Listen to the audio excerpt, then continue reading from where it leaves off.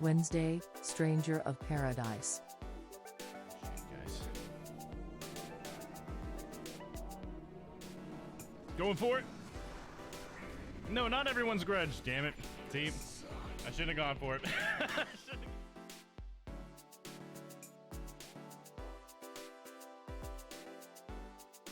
Thursday, Edgeworth Investigations.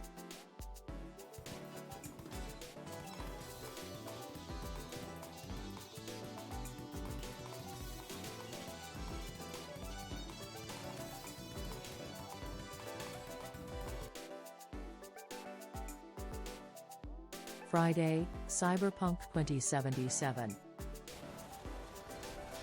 Damn, dude, that's my ride, dog. Damn, dog. No.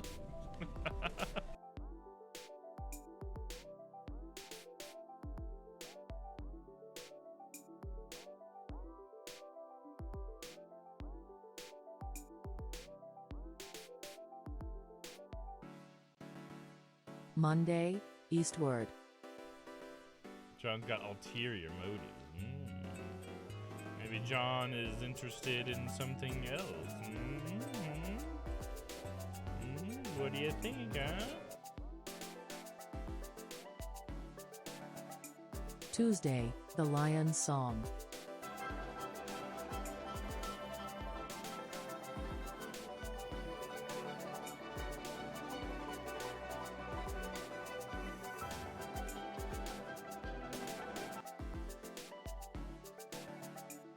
Wednesday, Stranger of Paradise. Guys. Going for it. No, not everyone's grudge, damn it. See, I shouldn't have gone for it.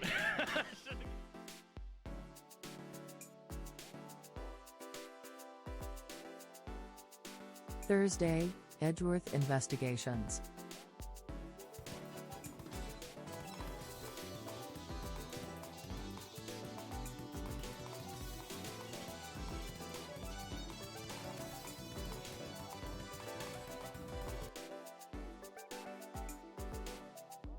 Friday, Cyberpunk 2077. Damn, dude, that's my ride, dog. Damn, dog. No.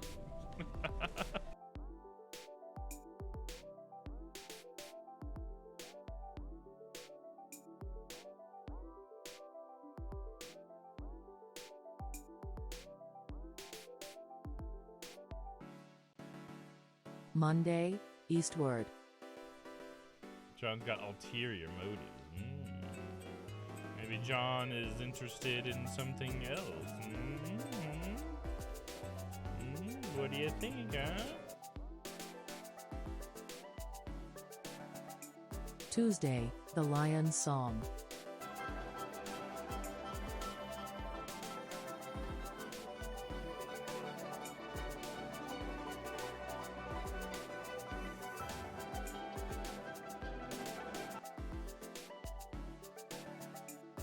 Wednesday, Stranger of Paradise.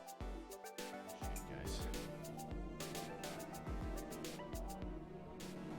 Going for it. No, not everyone's grudge, damn it. See, I shouldn't have gone for it.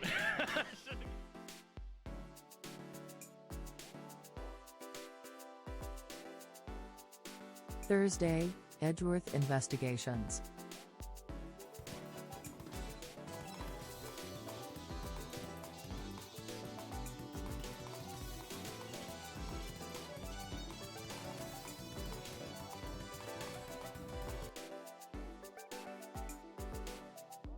Friday, Cyberpunk 2077.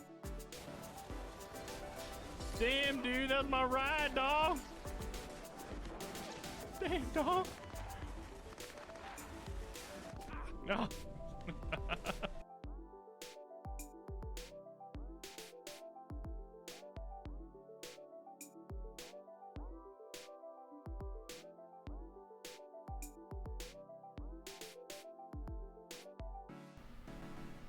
Monday. All right, happy Eastward. Thursday. Let's get started. I've got ulterior motives. You guys ready for some Ace Attorney Miles Edgeworth investigations? Got my new cosplay going. Got the best I could do with my wig so far. I hope you think it's okay. I think we get the point across, at least, with everything I have. I had enough pieces, right? I look enough like him. Probably more so than I look like Phoenix, at least, right? You'd think. Alright, let's see here. Well, we don't have anything to, like, recap from last time, since it's a new game. Not quite sure when this takes place, I guess, in the timeline, so hopefully it'll let us know that. Well, then we just get started, dude. Hey, there's Papa. What's up, Papa? How's it going? Thanks for the hype, dude. I appreciate it. Hopefully you're having a good one. I do have it set up to where I can cycle between the screens, so it doesn't have to be like this all the time. We can go to the top screen, or we can go to the bottom screen if we want, or we can go back to the both. So there you go, buddy. Hey, nice look. Loving it. Thanks, dude. Thank you. I appreciate it. I really wish I could have got my jacket, but that jacket I got from China was way too small. Crispy says, I'm on edge. Worth. There you go. Hell yeah. We got you. What's up, Crispy? Papa, anybody else who's back there? Hello, hello. How are you? You guys got here just in time to get started so we can see the beginning of this wonderful story. See who gets murdered or whatever. I don't know where we'll want to start. If we want to start on this screen, or probably just start with both. Would probably be the best thing, right?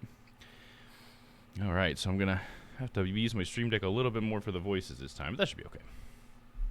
Looking beautiful, Dom. Thank you, Crispy. Thank you. I do need to do, like, Magpie had a good idea with the hair. If I could just get, like, maybe some wire or something to put in the hair to keep it up, to make it more anime. Because you know how Edgeworths, like, come up first and then they come down? Like, I couldn't get the up thing to happen. They just kept falling down. But I'm like, you know what? At least if you have the things here, maybe that's good enough. So I'm glad you guys like it. It's just like, you can see, like, the wig line, basically. It doesn't look much like a hairline. It looks like I'm wearing a fucking wig right here, I feel like. But, hey. It works. I'm glad you guys like it. And I have my little prosecutor's badge as well. You can't see it from there, but let me see. Can you see it if I zoom in? Yeah, there you go. Yeah, you see it?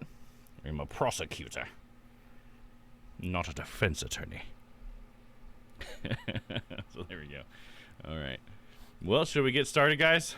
I think everything's been set up. We got a nice little background here. I put the courtroom as the backdrop. Looks like our connection's good. We haven't lost any frames. Yeah, I'd say we're good to go. 100%. Let's take a sip of my grape juice. Yummy, yummy. Means you're official with the badge. That's right. That means that I'm an official prosecutor with my fake badge, which I guess is probably illegal. If you really think about it. Because I don't know. I think it is based on the actual attorney's badge from Japan.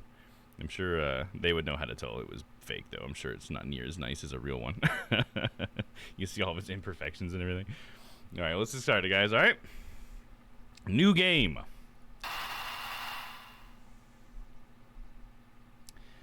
Turnabout visitor. It's always turnabout still. I like how we're keeping on with the turnabout stuff. That's cool. I don't need my controller for this one. Let me move some stuff around here. Get my controller off my desk. Okay, here we go. Turnabout visitor. March 14th, 1:16 a.m. Question marks.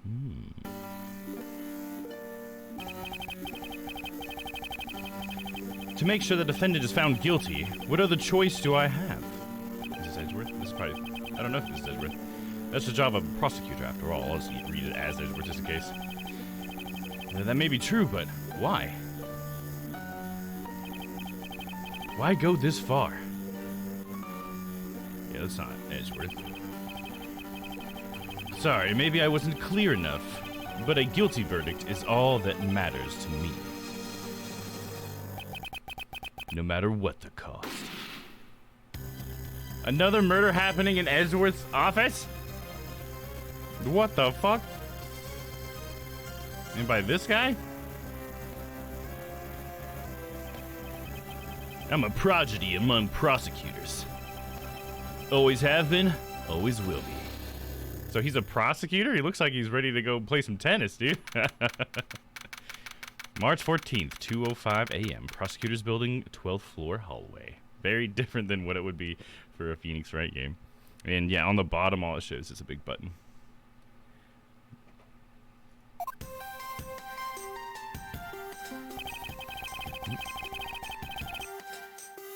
It's hard to believe that I've been away from my office for a whole month.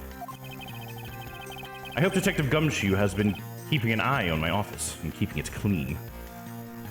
Now his hair would be hard to style on a wig. Wonder how long it takes him in the morning, right? Yeah, how long does it take? I guess in anime world, it's probably he just sleeps like that. It's just always like that. He wakes up and his hair is just fucking perfectly pointy and all that, you know?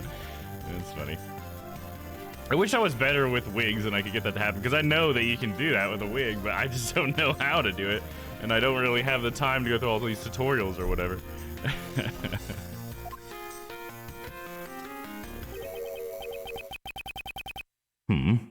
The door is unlocked.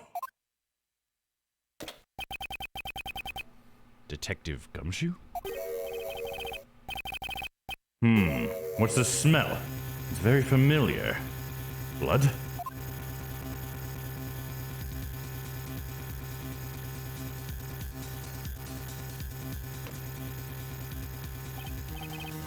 What the? There's a dead man in here, Edgeworth. What's the meaning of this? Freeze.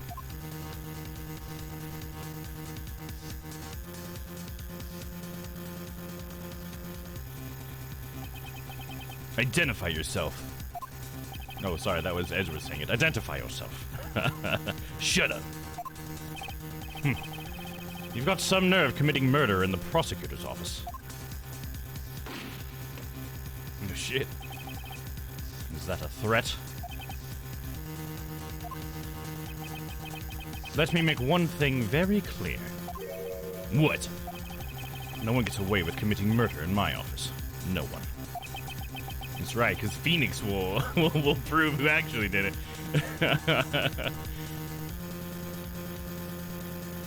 I'll look for a good Edgeworth gravity-defying bangs tutorial for you. Thank you. I appreciate that, Crispy. Yeah, link that in the Discord for sure. Let's see what I can do.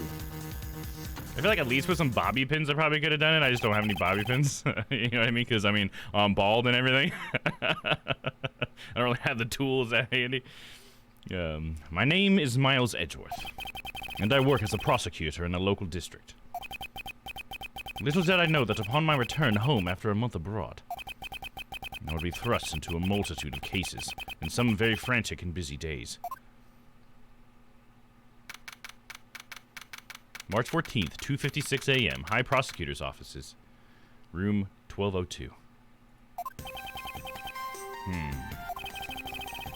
Now, I finished photographing the victim's body, sir. Very well. Please continue your investigation. Yes, sir!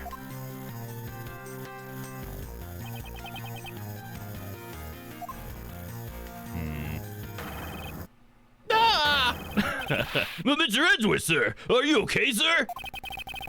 Keep it down, detective. This is a crime scene.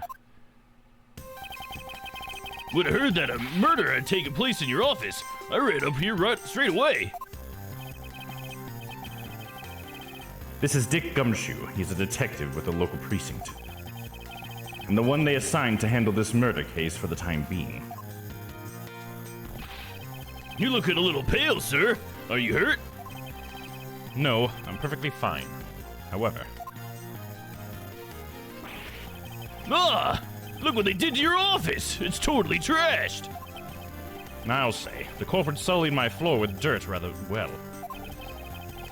No one gets away with tracking mud into my office. Whoa! Sounds like you're getting really burned up over this whole thing. This crime was committed in my office, so it is my responsibility to solve it. Oh, that's just like you, Mr. Edgeworth. Okay, time to do some investigating. Agreed. Our first course of action is to gather relevant facts and leads. We must not overlook anything, no matter how small, if we are to find the truth. So I'll keep my leads or information we find etched into the forefront of my mind. Speaking of things that pique my curiosity. Where of all places did the murder occur in my office?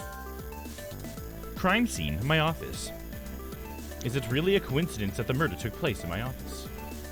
OMG, says Stella. How you doing? Hey, pal. How's it going, Stella? Welcome in. How you doing? You came here just in time. All we know is that a murder has happened in Edgeworth's office, and Edgeworth just got back from being abroad to find the crime scene, so there we go.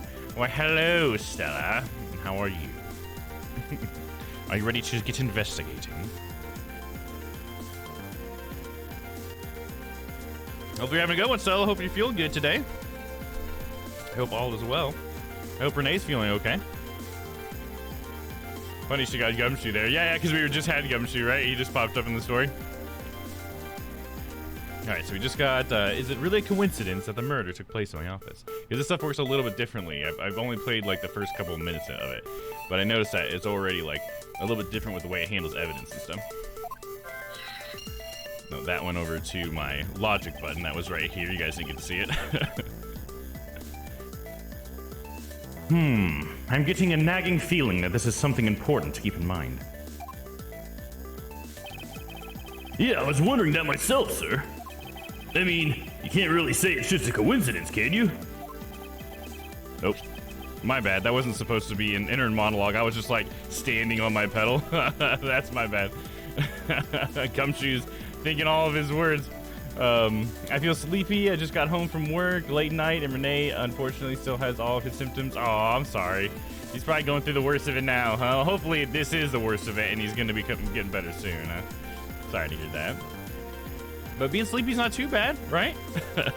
Maybe this exciting case will wake you up. You never know. Hmm? No, not really. Especially because of this. The key to your office? For security reasons, this office's door has a lock built into it. The office key.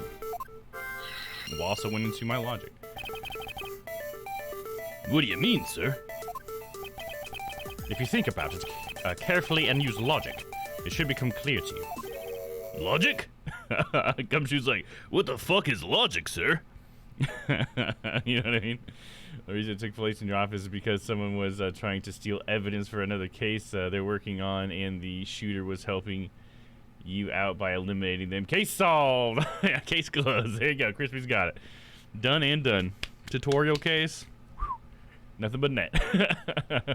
You did a great job setting the screen on. Thank you. Yeah, I got it to where we can flip through the top and the bottom, and then if we need, we can do both of them like that. So that's what I'm looking at all the time. But because it's more exciting to just see what's happening, I have it set where I can do that.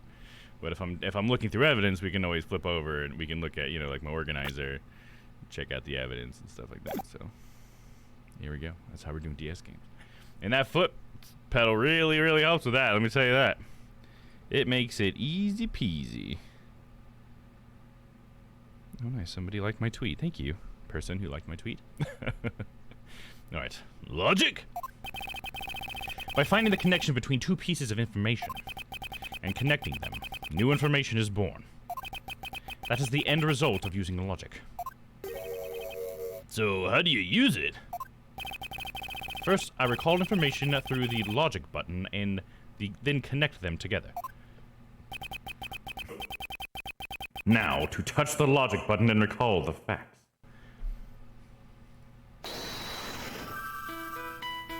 Oh, now we need to go to this one. So this is what it's like when we're doing this. Make my thoughts. I'm a real detective. Hell yeah, scientifically. You're like our Emma. So does it take place after everything in the last game or before the trilogy? It's not before the trilogy. It's the next in the sequence of events, but I don't know if there's any sort of like overlap. I didn't do enough like research as to why this is the next one in chronological order. I just saw like a graph that shows the games in chronological order, and this one comes right after it. In release order, if I remember right, Apollo Justice actually came out after Phoenix Wright did. After that trilogy, it would have been Apollo Justice in release order. But apparently in time chronological order, it would be Edgeworth Investigations. And that's all I know. I don't know exactly when in the timeline it takes place. But he was abroad and came back, but it seems like Edgeworth does that all the time. So I really have no idea. I'm hoping that we'll either like find some clues as to like where that we are. You know, maybe he'll reference the trilogy in some way or something, or we'll see another character and they'll mention it or something like that. Like maybe Lada will come up or something, and then Lada will give us some sort of hint as to where we are. But I honestly have no idea. I think it could be fun to not know and to try to figure it out as well. So I don't know that I'll look it up. If we don't ever figure it out, I'll look it up later. But let's try to see if we can let the game tell us, I guess. Let's see here. So this is the first time we're doing this. Crime scene, my office. So my office and then the office key. I just have to draw a line. Oh, I just have to click on both of them in a row. And then confirm. Oh, and then there's our health bar up there. Looks like I cropped a little bit of it on my main screen thing, but it's alright, you guys. Well, let me fix it a little bit. It shouldn't take very long to fix. Fix it once, never have to look at it again. I'm just cropping a little bit much of the screen. I need to crop a little less. So bring that down. There we go. Get a little bit smaller. Make it fit. Center it horizontally. Good to go. Okay, cool. Now you guys see the whole thing. Ah, damn it, but then I exposed too much this time. Alright, 1 second. This is what happens when you're a gosh darn perfectionist, guys.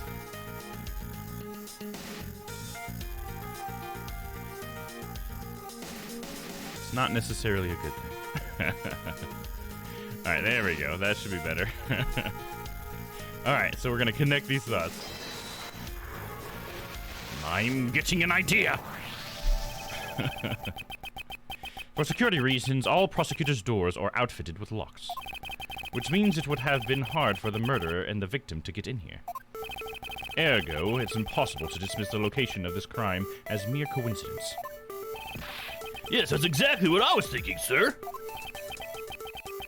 There must be a reason why someone infiltrated my room.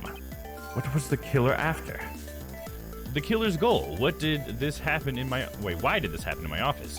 Why was the killer... What was the killer after? I'm mixing up my W words. That went into my logic button. You're really on the ball today, Mr. Edgeworth. That's some beautiful logic, sir. Yes, well, when you follow leads into their conclusion, only the truth remains.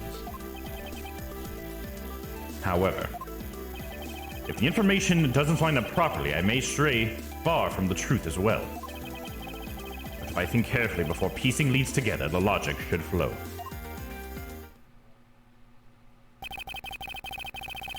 Well, let's get started with our investigation, shall we? Yes, sir. Begin investigation. High Prosecutor's Offices, room 1202. The basics of any good investigation is to examine everything, sir. I know that. And when I want to examine something, I simply touch the examine button. Oh, if you ever feel lost and want to talk, just touch the partner button, okay? I'll give you a great, precise advice as an ace investigator, sir. I'm sure you'll give me great advice. Yeah, for sure, Gumshoe. I think it's the partner button, so I wonder if our partner changes then. I've seen some other characters on the cover, so we might meet some cool partners. Maybe Emma will be one? I don't know. Something to try later if I have free time, I suppose. So now the bottom looks like this. Gumshoe's our partner. Then here's the office. I guess this is sort of like the layout of it. Oh, we can drag around. Oh, that's how I make Edgeworth walk. Whoa, that's pretty cool. I'll show you guys. So this is sort of like a giant D-pad in a way. This is the first time I've been able to walk around. Hell yeah, Ace Attorney time, Vince. Yeah, we're playing Edgeworth Investigations now, man. Pretty exciting. Oh yeah, Vince, I don't know. I don't think I've gotten to talk to you since, but I want to let you know, I know you were behind on the Ace Attorney episodes. I forgot to push the first episode of the last case on that last game for Ace Attorney. So unfortunately, you have to start on the part 2 of that case. So I just want to let you know, because I know you've been watching the VODs. So sorry, dude. I totally just made a goof and just didn't get an episode. I felt so stupid. I was like a day late. It was like the day after it got deleted, and then I went and pushed everything. There you go. But glad to have you here, bud. Teenage Pearl. Yeah, wouldn't that be crazy? That would be like way in the future then, right? Teenage Pearl. I would like to see that though. Elbowback comes back and but she's not dead. Yeah, me too. That would be pretty cool. Honestly, any side characters coming back would be great, but definitely one of the big memorable ones like Lotta or Old Bag or I'm trying to think of who else was really big. I guess Larry would be fun to see. Larry was in there a lot. I don't know, of all like the other people, I feel like those are the big ones, right? I've got to be missing somebody though. I mean, it'd be great to see Armstrong again. We only got to see him once, but he was a fun character. I think I should have been there. Oh no, that's cool. I mean, I should have also gotten it too, because that's like, I really want to be able to, have the entire game covered in my archives. Unfortunately, I'm just an idiot. But yeah, I do a recap at the beginning of each one, so hopefully that's enough, to give you something. But if you notice that I'm suddenly Edgeworth during the Ace Attorney stuff, it's because I forgot episode 1 when Phoenix got hurt. So, because you end up playing as Edgeworth. All right, let's see here. So now we get to investigate. So I'm like right next to the, how do I, okay, then I hit examine here, I guess, huh? Once they even knocked over our, ouch, they even knocked over your chess set. Had it all set up, ready for when you got back. I think we can play a few games. I had no idea you were interested in chess. Now, I'm actually pretty good at checkers, so I thought I'd give chess a try. In that case, I suppose I can set some time aside after we solve this case. Though I don't expect the games to tax my mental acuity much. Damn, dog. What was the name of the guy that played the samurai? Oh, well, Will Powers. Yeah, he reoccurred a couple times. Yeah, he'd be a good one. I guess Will Powers didn't have like a big impact, but he is a cool character. I do like Will a lot. Yeah, there you go. Vince has got it. Will Powers. Heck of a guy. We got a gun here. Examine that. What have we here? Could this perhaps be the murder weapon? If so, it would mean that the killer made their escape after disposing of their gun here. I think I've seen one of these before. Care to enlighten me as to where? Oh, I know. I was issued the exact same model. I think. Detective. I don't really like guns all that much. I mean, they're really dangerous. Oh, sorry, that's Gumshoe. It's like, that doesn't sound like something Edgeworth would say. They're really dangerous, but now that I think about it, you see this model around the precinct a lot, sir. So what he's saying is like, this is a police-issued gun, right? Especially in Japan, that would be like a bigger deal, I guess. You know what I mean? The way they handle guns, I believe. Took me a sec to remember the last name. Oh, yeah, right, yeah. Will is the easier one to remember, isn't it? For some reason, I always think of Austin Powers for some reason, even though it's just like, there's no reason for that. He's not like Austin Powers at all. I definitely wasn't Godot, otherwise there'd be coffee spilled all over the office, right? Yeah, that's true. Be coffee stains everywhere, dude. I don't use mine much except in emergencies, so that's why I didn't recognize it. So it's the same type of revolver as the ones used by this precinct's detectives. Revolver, found at the crime scene. It's the same model as those used by precinct detectives. Into the logic folder. We could talk to this man. You have anything to report? Sir, yes, sir. Nothing out of the ordinary right now, sir. And yet, there's something out of the ordinary right in front of my eyes. Talk about a contradiction. Something out of the ordinary, huh? To look around a bit more. Well, shouldn't he, like, tell me what it is?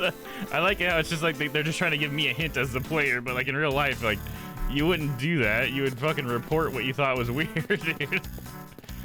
No, that's funny. What's this he's got on the ground here? Examine. Ouch, they even knocked over. We already did the chess. That didn't mean the chessboard.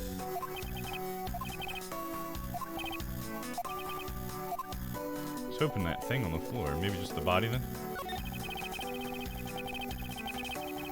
They finished photographing the body, so it should be alright to examine this area. I won't rest until I've inspected every suspicious-looking nook and cranny. Alright, so now we get to use the bottom screen to look around, I guess, huh? So let's go to this, I think. This is pretty cool. What do we have here? Hey, I think I've seen one of those before. It's a police badge, detective. Oh, hey! I have the exact same thing, actually. What a coinkydink. Let's take a look inside. I'll never get those out since that's right. Like Ezra's little finger moving up and down in pixel form. Oh yeah, that little on his head or whatever that he does. That guy in the background has been dusting the same spot for hours. Dude, he's trying to get prints. He's dusting for prints. He better be doing that. Let's see, we got a police department. Buddy Faith was his name. Ranked detective. This guy was a detective. Mr. Buddy Faith. It would appear that our victim was a detective, just like you. The victim was a detective. According to his badge and ID, Buddy Faith was a precinct detective.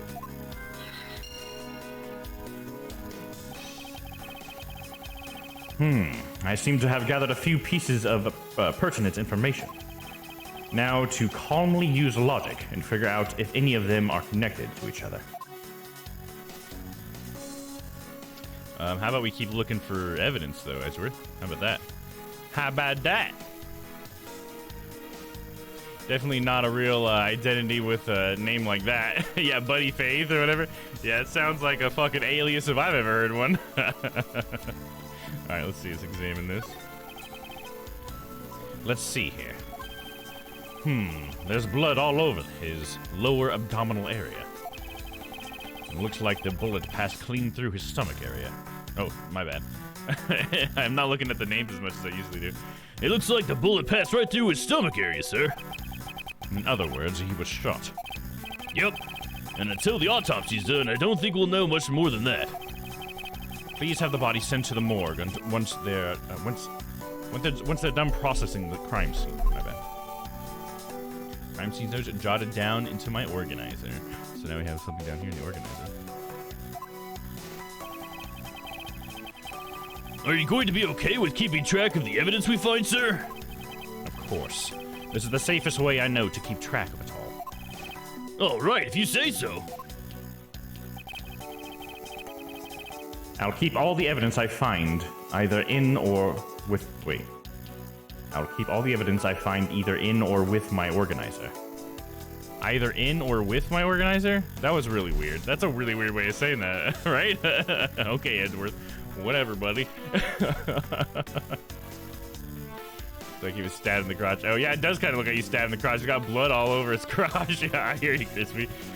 If they don't bring back the same judge, I hope it's another relative of his. Yeah, it would be funny because we found out it was his brother. Is that what it was, I think? His brother was the other one, the Canadian guy. That's funny. Yeah, it'll be interesting. I'm wondering how that's going to happen. Like, are we going to be a prosecutor or are we just going to investigate? Like, I kind of wonder how far it'll go into that part of it. Because, I mean, obviously Ezra is a prosecutor, but it's called Ace Attorney Investigations, so... You know what I mean? Hey, Sylvie! Congratulations on that promotion, by the way, that you were talking about in Discord. Hell yeah. Bet you're having a good one. Glad to see you coming by for some Edgeworth investigations, dude. It's been pretty cool so far. Yeah, I'm definitely feeling good about how I had the screen set up, too. I feel like it's really going. Thank you, Vince. Thank you, thank you. All right, here we go. When I want to re-examine a piece, I have but to touch the organizer button. But the organizer isn't only for evidence, I keep people's profiles on hand in it too. It's probably a good idea to make a habit of checking the facts often. Oh yeah, we'll make a habit of that. So let's check his crotch. Yeah, check that bloody crotch, dude. If I just turned and the DMV background check. So hopefully I can start official training soon. Nice, hell yeah, man. Sooner the better, get that extra cash flow coming in as well. Yeah, I'm so happy for you. That's great. Let's see here. There's blood all over his lower abdominal area. Okay, this is the exact same thing that we said before, okay. So we were just checking the entire body that time, I guess. There's books falling over here. Let's try that. Your files are all over the floor, sir. They probably fell during the struggle between the victim and his killer. Signs of a struggle. My files are a mess, pointing to a struggle between the victim and the killer. Oh, and I tried so hard to keep this place spotless while you were away. I mean, this just rendered all the time and effort I put in pointless. Oh, we're getting into the dungeon. There you go. Hell yeah. I'm so glad that I got my PC situated a little better than I had it yesterday. So we should be good for the dungeon today. Let me make sure Dolus is awake. There we go. I had some monitor issues yesterday with my streaming PC. He looks so peaceful. Yeah, he does. He's just sleeping, that's all. I don't recall ever asking you to clean my room. Well, I watered the flowers every day, just like you requested, sir. I just added cleaning to the list as a weekend special. For about half a day every Saturday, I'd come in and clean this place until it sparkled. Does he have a life? Alright, I think we're ready to maybe do some logic stuff. Here we go. The killer's goal. Why did this happen in my office? What was the killer after? Signs of a struggle. Victim was a detective. Killer's goal and signs of a struggle. Let's try to do that with that.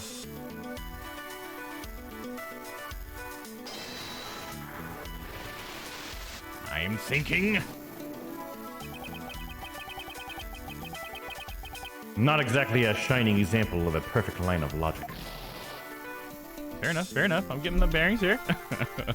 I guess I should probably do a save really quick. I don't know what the fuck I'm doing yet. Let's see here. How do I get to that? Oh, I guess I gotta like hit start or whatever.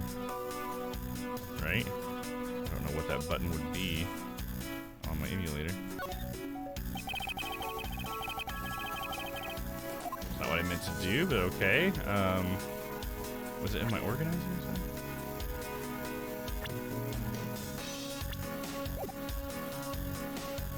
Alright, we'll get to the dungeon in just a second. I just want to figure out how to save you.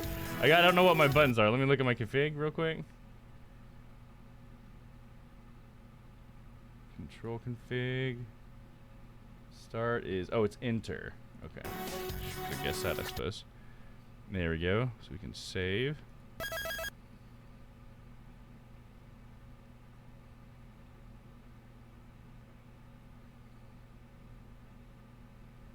Why did it suspend the game? That's kind of lame. Was there an option there I could have not suspended it from save point? Oh man, that would be so annoying. That's not very good for scum saving. Okay, let's go ahead and get in the dungeon real quick. Oh, what happened? Did the poll work?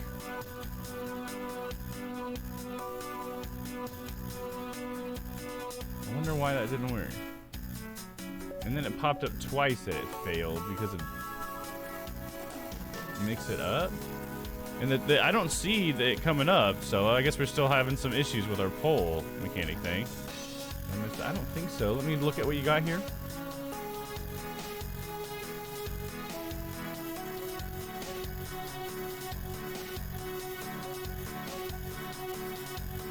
I don't think anything in there should have messed it up. I mean, maybe you could try not putting Dommworth in quotes, but I don't think that should have messed it up. Hell, maybe even that single quote in its did it, but it should be fine with that. It's just looking for the semicolons. Hey, what's up, Putty? How's it going, man? Sorry, we're about to get the dungeon here. Let's go into the dungeon. I'll think about the poll thing. We'll come back. We might just have to try it again. I don't know why it's not working. It's definitely something with... it's got to be something with my logic, though, right? Maybe I just like a timing thing, even.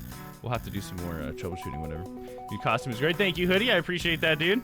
So far, the game has been great as well. All right, I'll see you guys here in just a second after we get back from the dungeon. So see you guys in a sec. Play that music.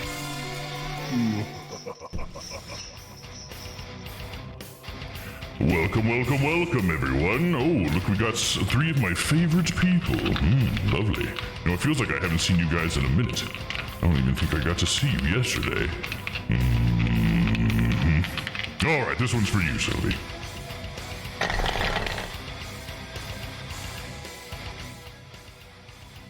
Turn down that racket a little bit. I think it's just a little bit overpowering. All right, so let's see. Did I win? Oh, I didn't. Oh, you son of a bitch, Sylvie. Why we gotta start it out that way? You barely beat me. All right, well, congratulations or whatever. All right, Crispy, here we go. You want to hang out, right? You don't want to hang out with Domm in his costume. You want to hang down with me in my robe, right? Right, there we go. There we go. This is what I'm talking about. Let's get some wins for Dolus. All right, Stella. Reporting for card duty. Wonderful. Wonderful. I hate dealing with those things. All right, Stella, this one's for you. Do you get any cards? No, you don't. Very good, very good. Looks like we only got one winner. You got away. Just squeaked by there, Sylvie. But at least I got Stella and Crispy to keep me company. Welcome back, everybody. And congratulations, Sylvie. Like Stella's gonna get your cards. Do I get a matching hoodie? Man, what if I should just make a Dolus hoodie, just a purple hoodie. It's just, that's all it is, just a purple hoodie. It's just like, that's a Dolus hoodie. Wouldn't that be funny? So let's get a free Stream Loose pack as well. There you go, hell yeah. All right, I'm gonna try the same poll information you tried, Stella, and we're gonna check this out really quick. Sorry guys who are here for the game, doing a little troubleshooting. I want Stella to be able to make polls, and for some reason it's not working. Okay, I'm gonna try the exact same thing that you did, and we'll see what happens.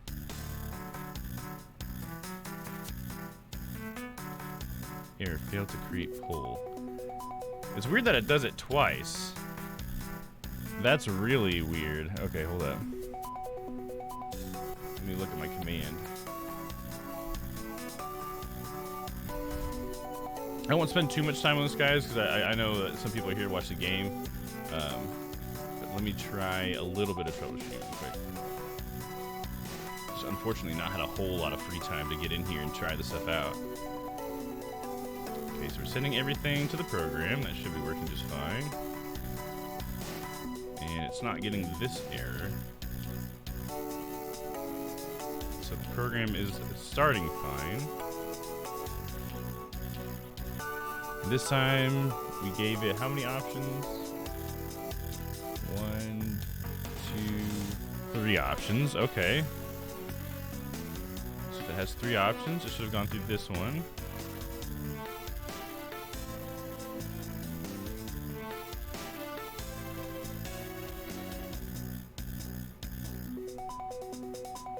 I don't see anything in here that's out of place, so I'm gonna have to deal with it later, unfortunately. But let me try one thing really quick first.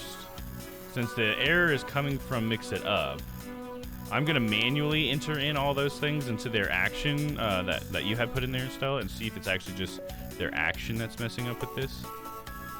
I have a feeling it's probably my program, because I think their action should work just fine. But I'll get that poll up for you, don't worry.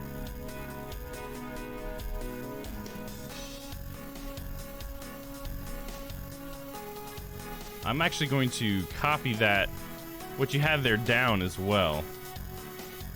And that way I can test with that, because it doesn't seem to like that at all.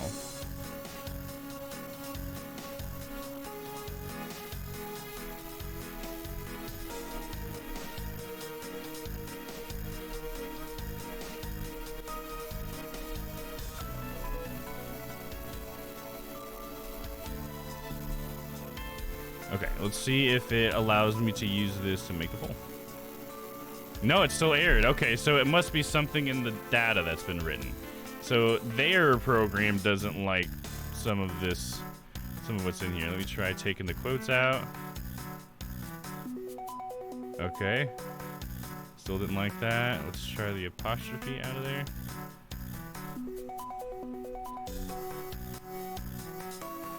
Something in here that's not. Okay. Just trying to take out all the punctuation, because that's the only thing I could think that would be screwing with it. Sorry about the errors, guys. Huh. It does not like these options. I don't know what it doesn't like, because I've taken out all of the punctuation now. All there is the question mark. I'll take the question mark out. Oh, okay. I don't know why it's not working. That's so weird. Okay, that merits a lot more troubleshooting. Okay, I'm sorry. I'll just make it manually for you. Oh gosh. What a mess. Okay, but it's their fault, not mine. I'm sorry about all the automod stuff. We'll get past that. You're very smart and good at troubleshooting. You will find the answer better. Butter, the point of the poll. The cosplay is awesome. Yeah, thank you. I appreciate that. Yeah, I'll go ahead and do a poll while we've... now that we've been talking about a poll so much, we better put one up, right?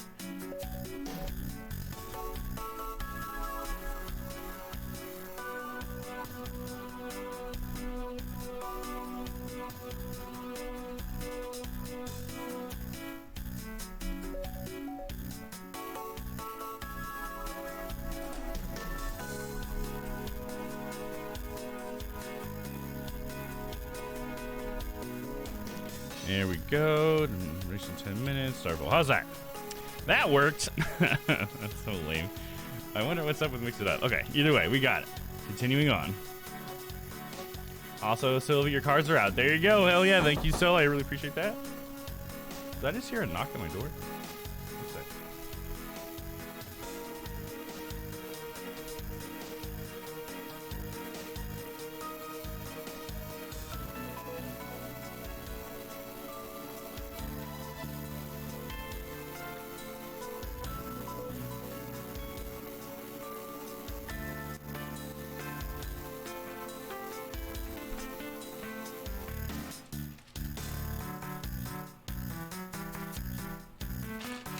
I got an Amazon package. Don't worry, label's not showing.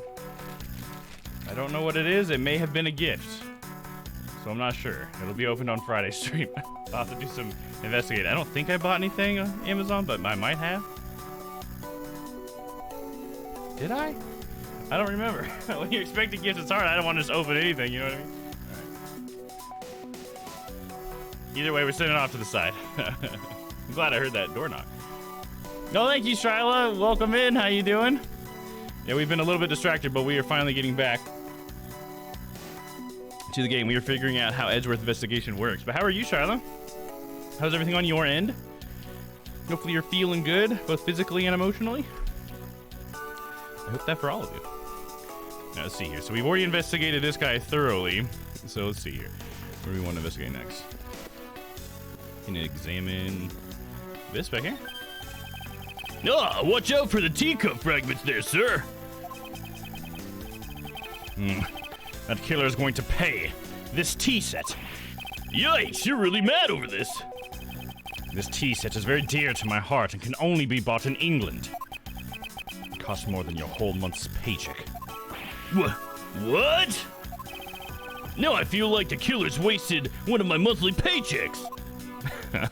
Nice one. I love that. Mostly good, yeah. Oh, I'm glad to hear that. How are you? I'm doing good. Some interesting and cool things happening lately, and I'm here hanging out with you guys, so how can I complain, you know? Gumshoe LMAO, I know, right? I love Gumshoe. I did have some cool advancements with the voice acting stuff. It seems like the creator has decided to use my voice for one of the characters, so that's cool. It's like a bandit character, I guess I can say, or whatever, which is pretty cool. Can't wait to work on it a little bit more. Had to give like a second audition. I think we were kind of testing how I take direction, but it seems like it went really well. So there you go. Might be able to show you guys a video soon. He's using your voice. Nobody that any of you guys know, I found a Discord where people post both paid and unpaid projects that they need voice actors for. And so I tried out for one that's like a Western one. It's guys making a machinima. Which what that means is like when you use a video game to make like a film, you know what I mean? Like you're making the characters emote and stuff and do stuff, and then you voice it or whatever, and you create your own story within like the video game's engine or whatever within the video game itself. Like that's what a machinima is. And so he's using Red Dead Redemption 2 to make a machinima. And I'll tell you only what he's put on his advertisement, because this is what's public about it, because, you know, he's still working on it and stuff, and I don't want to, like, betray that. But it's, yeah, he's using Red Dead Redemption 2, and the short is based off of a country western song called Big Iron by Marty Robbins. It was a song that was in New Vegas, Fallout New Vegas. So if you played New Vegas, you've heard the song before. But yeah, it's all about this Arizona Ranger that comes into town. He's looking for this bandit called Texas Red, and you know, in the end, you know, he ends up besting Red and then leaving, and nobody ever learns his name, kind of thing. So that's sort of like the premise of the story, because it's based on that. But that's about all I know, to be honest. He's definitely embellished quite a lot with it, but it's pretty cool. Like, he's showing me some of what he's got, and he does a pretty damn good job with some machinima stuff. So there you go. And that is so good what you talk about. So cool. Yeah, thank you, man. I really appreciate it. Yeah, I'm pretty excited for it. It's been pretty cool. I tried out for the main, like, hero character and this other side character, and I got the side character, so that's okay. I'm pretty excited. The side character is a little bit more, like, animated, so it was pretty fun to do some of the acting. So I can't wait to get the rest of the lines and stuff. I'm pretty excited, so just want to share that with you guys. Finally getting some experience as a voice actor. Maybe it'll go somewhere, or maybe it won't. Who knows? All right, let's see. Should we look at the Steel Samurai little dude here? What's a good thing my Steel Samurai doll was spared any harm? Speaking of which, I still haven't actually sat down and watched any of that show. What's it about again? Well, I don't know much about it myself, but the hero of the Steel Samurai, warrior of Neo-Old Tokyo, is the Steel Samurai. And his goal is to defeat the evil magistrate. It's a show geared towards kids. However, its high production values and riveting plot draws in a number of adults as well. Spin-offs like Pink Princess, Warrior of Little Old Tokyo, and The Nickel Samurai, along with the deluge of merchandise and even a new stage show, gives its presence. You sure know a lot. Are you sure about you not being, are you sure you're not some sort of rabbit fanboy? Of course not. Anyone that keeps up with this society knows at least this much. And that conversation lasted longer than expected. Let us return to the investigation. He's like embarrassed. He's like, what are you talking about? Yeah, Hoodie, isn't that crazy? Yeah, we're playing Edgeworth Investigations, and so now it's actually quite a bit different. So here's like the entire screen that I see right now. So we're playing it on DS here. So I actually have to use this bottom area as like my control stick, so I actually get to walk around and investigate stuff. It's pretty freaking cool so far. And then we can click on this to get like some advice from Gumshoe or whoever our partner is, I guess. And yeah, it's pretty cool. I really like it so far. And then we use logic to put pieces of like evidence together, like clues that we find, and then we can like draw out conclusions from it, which is pretty cool. And if I do this wrong and it doesn't actually come out with a goal, that actually counts against my health meter, which is pretty cool. And then we have our organizer for all of our clues and stuff. Give you a little close up here. So we got a dead guy, and then of course my prosecutor's badge, which is right here. Oh, a little bit. There we go. Yeah, it's pretty cool. Oh, is DS so interesting? Yeah, it is. I don't know what's like. Hey, Papa, if you're still around, is it because you can play it on Android too, like on your phone? Is it a lot different on the phone? I know Papa said he was playing it a little bit.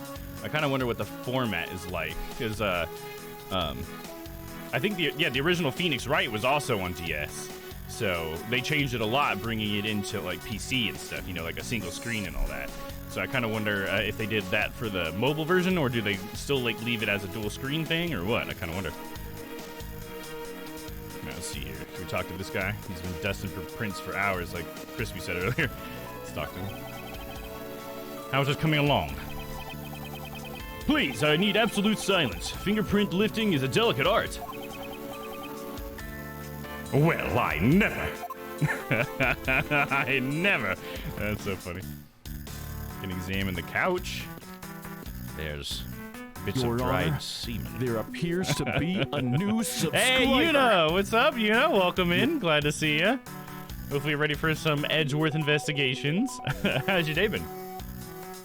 Oh, you have real badge? That is very cool. Real dedicated. Thank you. Yeah, absolutely. I got it on Amazon. I bought a prosecutor's badge, too. I mean, not a prosecutor's badge. I've also bought a defendant's badge, or defense attorney badge, but it never came in. Like, I ordered on Amazon. It came from China, and then, like, I think on the 19th of April, it said they attempted a delivery, but it still never shows as ever getting to America. But so I don't know how they attempted a delivery, and so now it's just in like limbo, like it's just out there somewhere, dude. It's just like, I guess I'll just never get it. Day's been good. Awesome, sounds good. You know, hell yeah, hell yeah. So what you up to tonight? You gonna be doing any streaming tonight? You know, I think we pretty much looked at everything. I don't know if we've looked at the desk. Is that what we're gonna examine here? It's been a while since I've sat at this desk. I know how I've missed you. I'm so tidy that it looks newer than when I first bought it. Oh yeah, that thing is so polished it makes mirrors jealous. Don't tell me you had no other work the entire time I was away, detective. Don't tell me you had no other work the entire time I was away, detective. I totally fucked that up. It's in space debris now. Yes, we'll be continuing The Witcher 3. Oh hell yeah, there you go, nice. How far are you in The Witcher? I don't think I've got to see you play it yet, you know? What part are you at? My job is to protect your office, sir. And you did such a good job protecting it that a murder occurred in it. That's harsh, sir.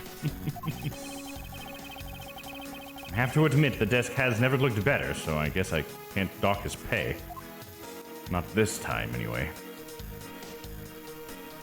Hey, nice! 25 for loved it. Thank you, Vince, for those 2,200 channel points. Hell yeah, man. I appreciate you, man. Ladies in the Woods, that's where I'm up to. Oh, okay. Yeah, I know what you're talking about. Like the witch ladies or something like that, right? Yeah, I know where you're at. Pretty early on, but it's also pretty far. I think you put a few hours into it for sure, right? But I might do some side quests. Some of them are fun. Oh, yeah. I think they're all great. You know, when I played through it, I just finished it. When did I finish it? Like January or something? It took me like 7 months. And yeah, I did all the side quests, all the question marks. I think there was only one side quest I couldn't do because it was Walter's. And Walter bugged out for me, as a lot of us know from the email here that I have. There's Walter from The Witcher 3. I never got Walter's quest, but I tried. Yeah, it's been 20 hours. Yeah, 20 hours, right? Yeah, I knew you were a good chunk in there. Well, 7 months, yeah. Have you seen Walter yet, you know? You probably aren't actually to Walter yet. He's a Novigrad. You might find him. He's a very common bug where what he'll do is he'll just, he'll get triggered to, like, bang on this door, right? And then he'll just get stuck like that. And he has a quest, so if he wasn't stuck banging on the door, he'd give you a quest, and you could start a side quest. But for me, it was just a quest I could never start because he was just banging on that door non-stop. I couldn't get him. Like, I tried to talk to him, he would just tell me to fuck off, and the door would open, he'd still just be banging on nothing, dude. That's how I got that emo, was I made it after I recorded him just banging on nothing on the inside of the doorway. Like, what the fuck you doing, Walter? Can't wait to see him. Yeah, I kind of hope it happens to you, you know, so you get to see what I'm talking about. Yeah, that's what I talk about. I'm doing the Walter whenever I do my dance parties. I like to do the Walter. That's what I'm talking about. Yeah, I definitely recommend doing the side quest, 100%. We got the broken tea set. We got the body, chessboard, the weapon. I don't know that there's anything else in here to... Okay, let's talk to this guy. He gave us a hint that there was something still to fight in here. Maybe he'll say that we're good now. Do you have anything to report? Sir, yes, sir. Nothing out of the ordinary right now, sir. And yet there's something out of the ordinary right in front of my eyes. Talk about a contradiction. Something out of the ordinary, huh? I should look around a bit more. Okay, so there's something I haven't examined yet. I mean, maybe it could have been on the body? We've already examined the gun, right? So the detectives of this precinct all use the same model of revolver? I guess. I don't really like guns, but at least I do know the different types out there. At least he knows something related to his job. The chessboard, which we already talked about. Yeah, talked about that. Also, I feel like I haven't hung out lately, but I have been painting. Nice! I posted in Brag About It. Is that right? Yeah, that's right. Yeah. I will check it out here in just a second, Shyla. We will see pearls in this game, right? I'm not gonna promise you anything, Crispy. Honestly, I'm just hoping that we get to see Emma. I think Emma is enough to ask for, but if we can see like Maya or anything, that'd be great. One second.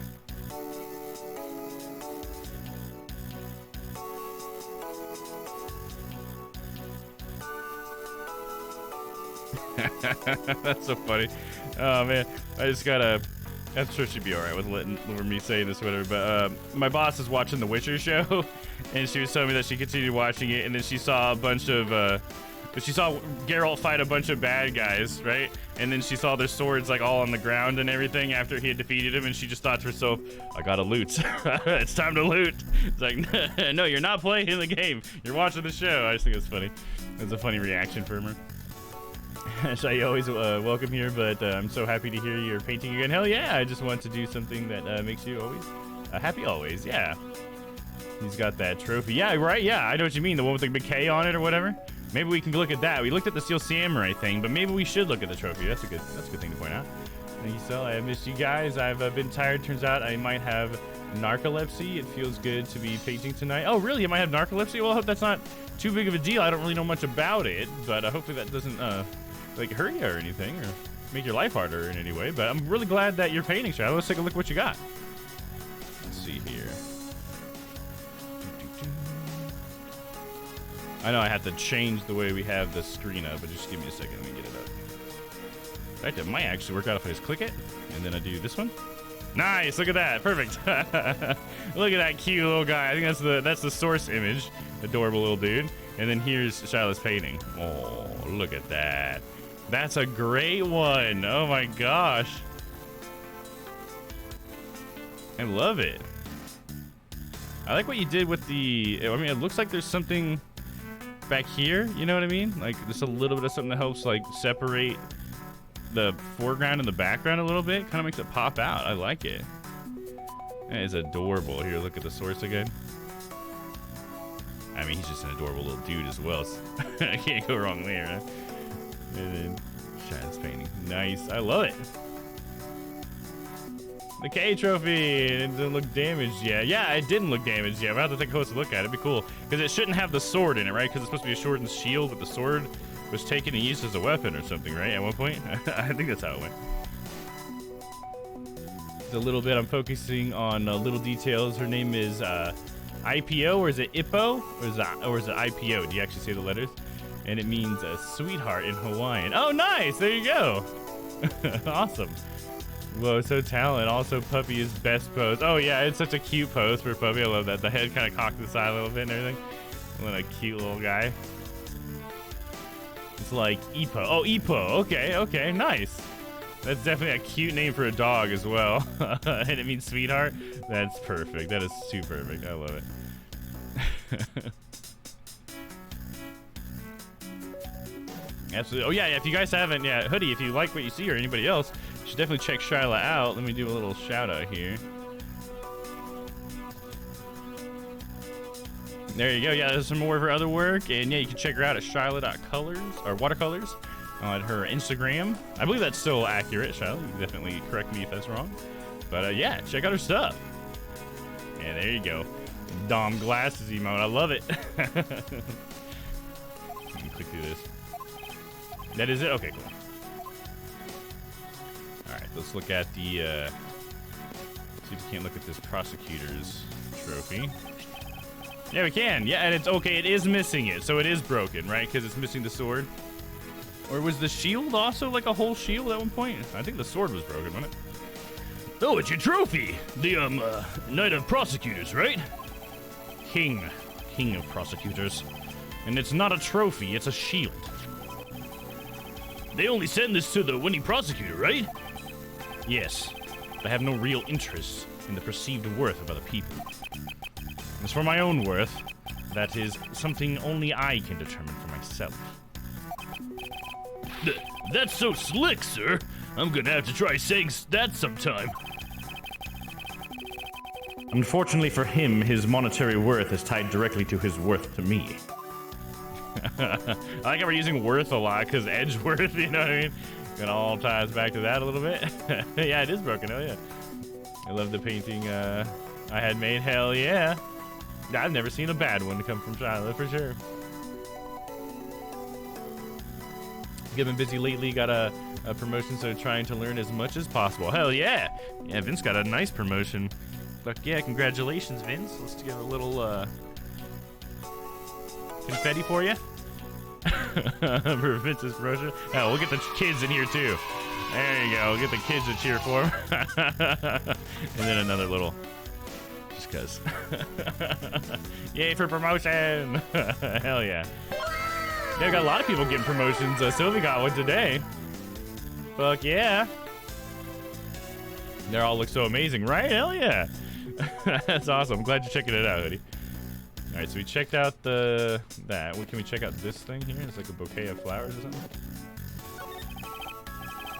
Is this yet another batch of fresh flowers? The ones that come with the card attached every month like clockwork for you. Yep. Speaking of that, let's see what's on the card this month, sir. All will be resolved. Wendy. Oh, Wendy. Wendy. You guys know who Wendy is, right? You guys remember? She was mentioned earlier as a character people want to see come back, so maybe that's the same Wendy. Unless they use that name for someone else. Oh, Miss Irony, how painful are thy thorns. Wendy, isn't that the name of that old lady with the whiny voice that stopped? That's enough, detective. You need not remind me further. It's Wendy's old bag, dude. Wendy old bag. Fuck yeah, I love that. Already a reference to a character we've seen before. Do we need to investigate the body more, you think?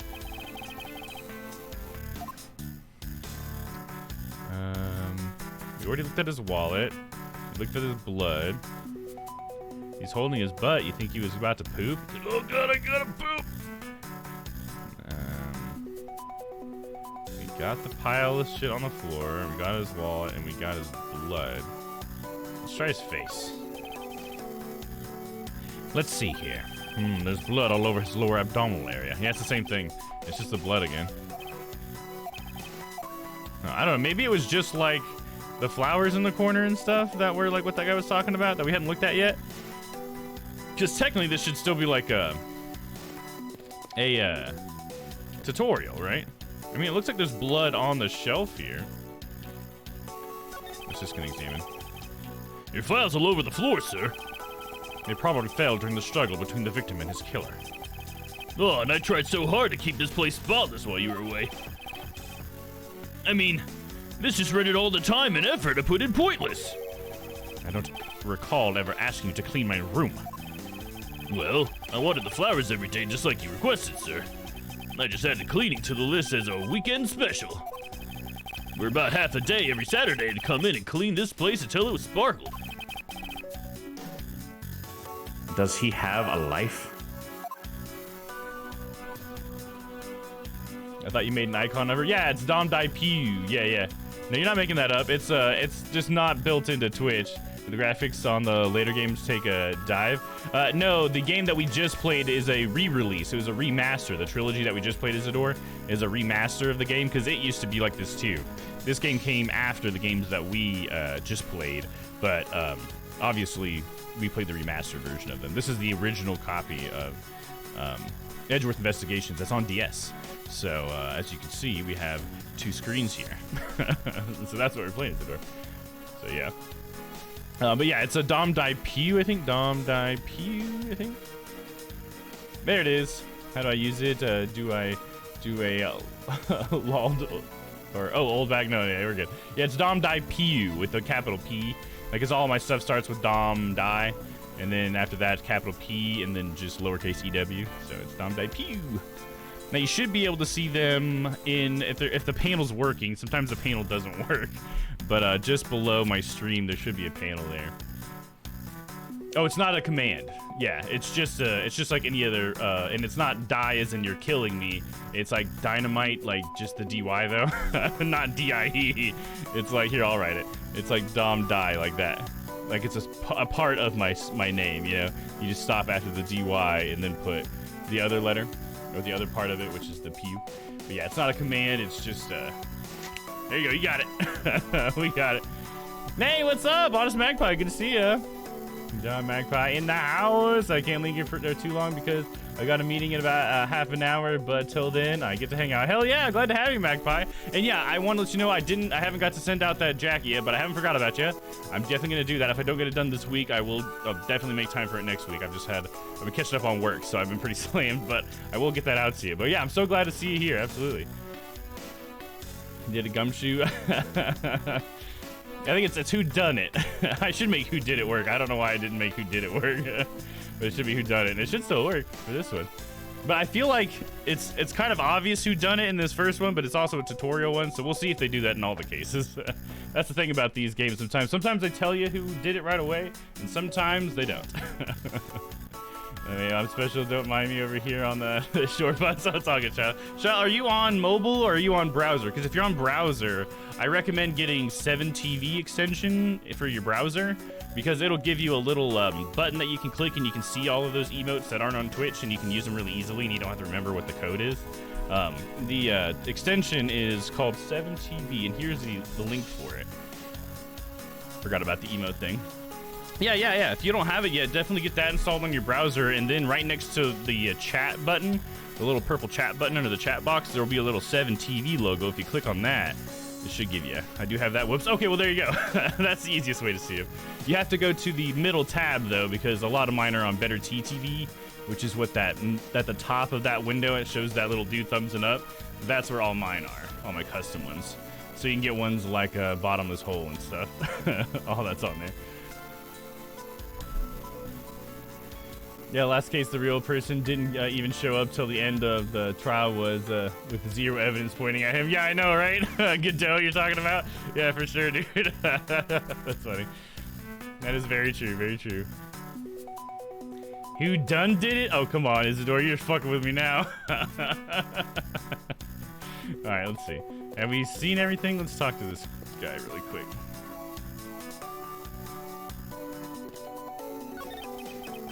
Do you have anything to report? Sir, yes, sir. Nothing out of the ordinary right now, sir.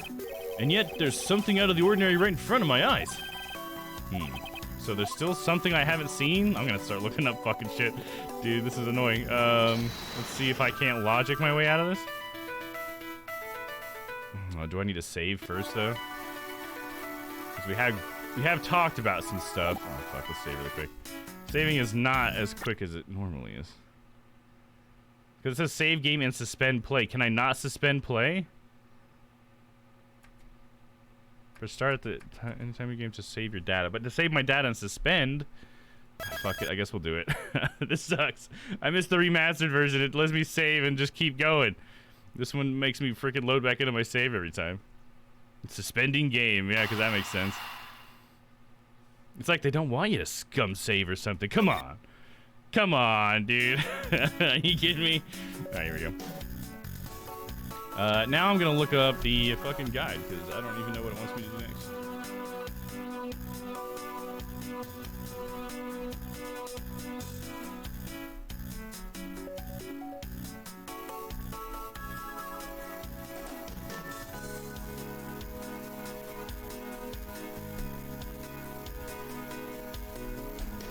Before I look at the walkthrough, though, I'm going to try some logic stuff since we just saved.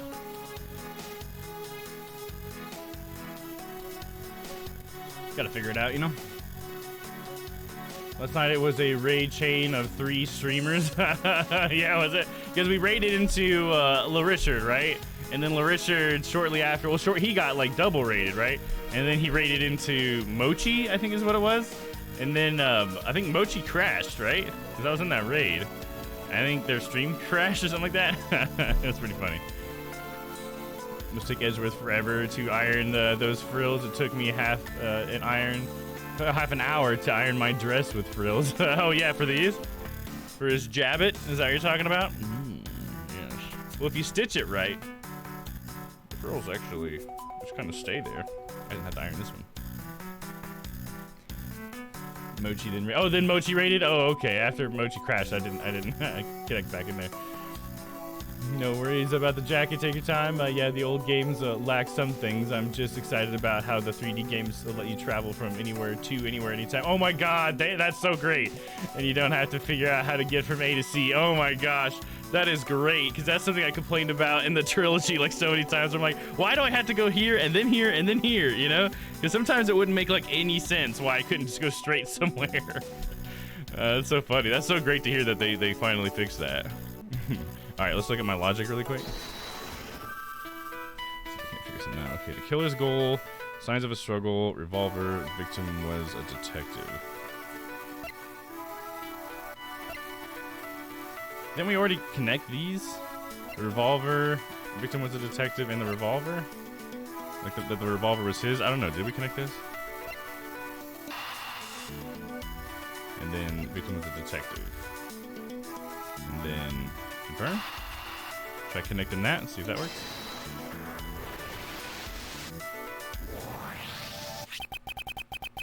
The revolver, the standard model used by detectives. Could it have belonged to our recently departed? Detective Gumshoe, could you please thoroughly check the victim's body one more time? Yes, sir. On it now, sir. Excuse me, pal. Let's see. What have we got here? Oh, here, let's go ahead and give you guys the big one. Mr. Edgeworth, sir. This guy's wearing a gun holster. So it appears that our killer somehow managed to take the victim's gun from him. Victim's revolver data jotted down in my organizer, and we're putting it in our evidence folder.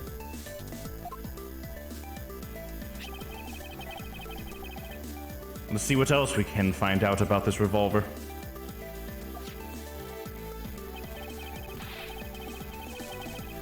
As I always say, you've got to look real carefully at each piece of evidence. You can use the scroll wheels to rotate an object. There's no such thing as a bad angle.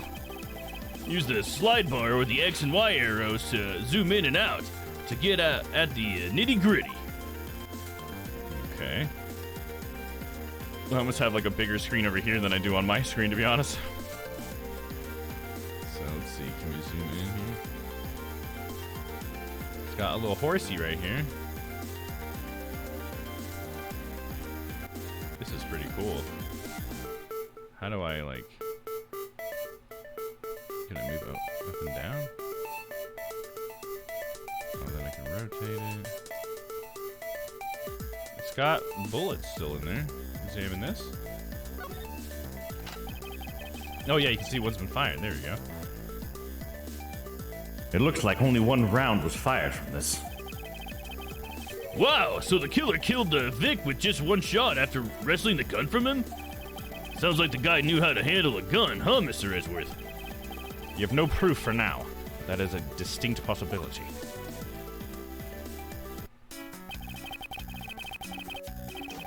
I guess this is about all we're going to find out. We should send the body to Odd. Jim! I don't know who that is. Oh, look who it is, guys. For those of you who are here at the very beginning, look who that is. That's funny. Let me catch up here.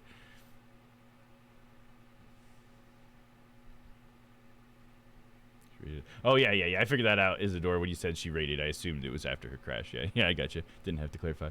Yeah, that thing, maybe he never washes it.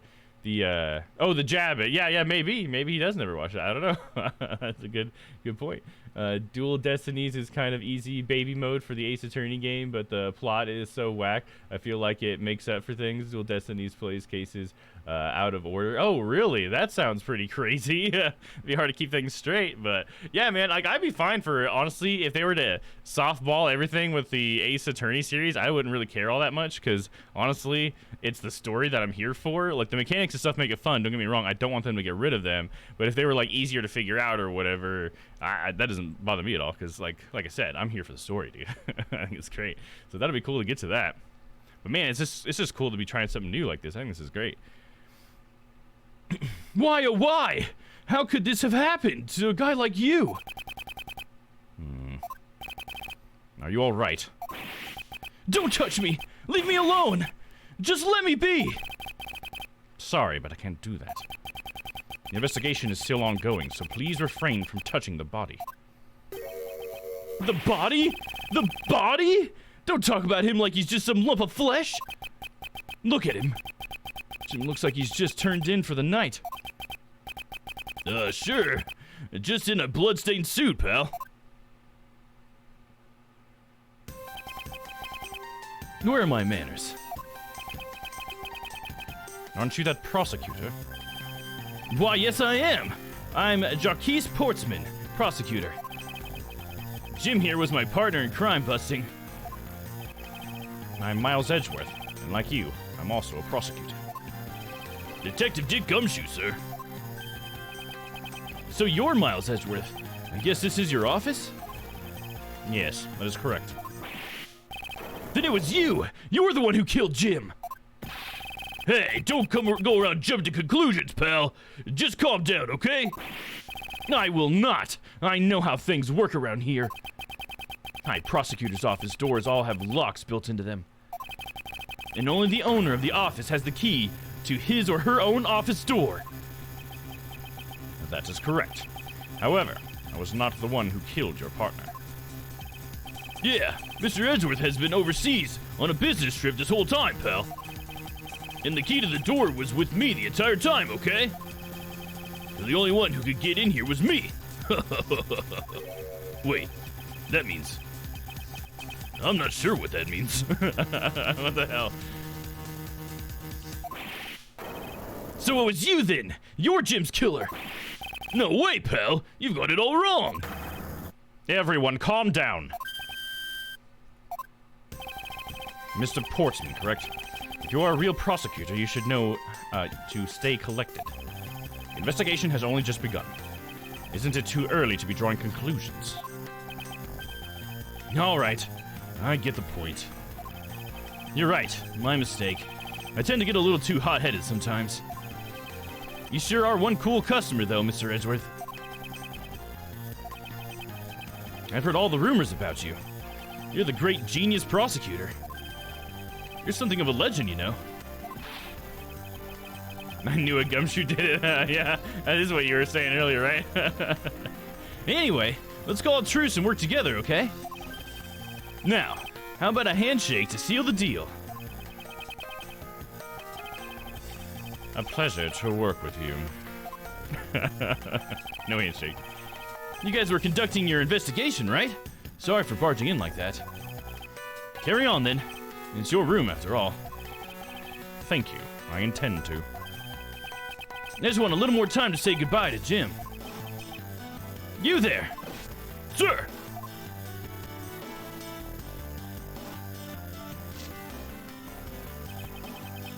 I want you to capture this scene on film for me. My final farewell to my partner, Jim.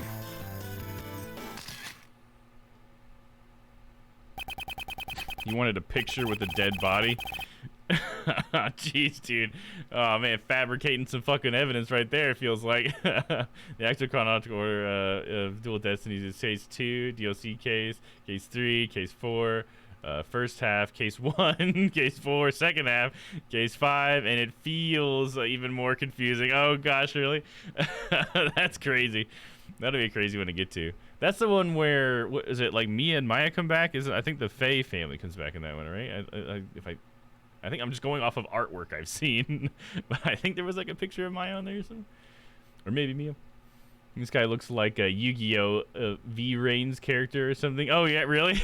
Yeah, I can see a little Yu-Gi-Oh! In there. I don't know what you mean by V Reigns character. Maybe that's somebody I just didn't get to. Dual Destinies is the only game that does this, and it's also the only M-rated Ace Attorney game. Oh, I didn't know it was M-rated. That's interesting. Haven't got there yet. Sadly, they did not give Black Quill any F-bombs, which is a dire mistake on Capcom's part, in my opinion. Oh, really? Okay. Gotcha. I guess we'll find that out when we get there.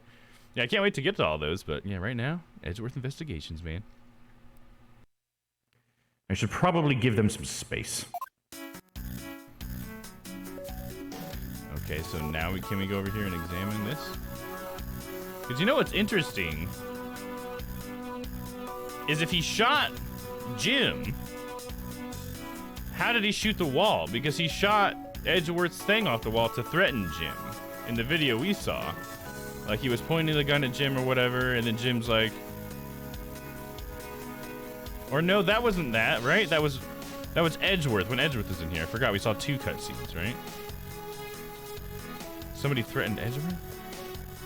Fuck, I don't remember. I've already forgot what the beginning of this fucking game was. Apparently it comes back in a Spirit of a Spirit of Justice. That's what it was. Not Destiny, it was Spirit of Justice. Rose comes back in the DLC case. She's adorable. Mia doesn't show up at all. I gotcha. Gotcha. Yeah, you don't. I should stop asking questions because I want to find this stuff out for myself, to be honest, Magpie. So I'm gonna shut up. I'll stop asking questions about that stuff because I want to just like suddenly like bump into the character again. So yeah, if you could keep that now to yourself. Now that I'm saying that, because I think it's really fun to be like, oh look who it is, you know, rather than like, oh well I know in this one this person's gonna, you know what I mean. He raises the one of the other Yu-Gi-Oh series with bikes and technology, I think. Oh, okay. I've never watched that at all. I didn't even know it existed. That's crazy. Card games on motorcycles. Oh, they're on motorcycles? Dude, that sounds crazy. They got real crazy real quick, didn't they? No wonder I didn't keep up with it. All right, let's examine this real quick. Ah, your jacket, sir. What's it doing on the floor? It must have fallen off the wall when the killer tried to threaten me by firing a round. Right, yeah, that was what it was with Edgeworth, right on.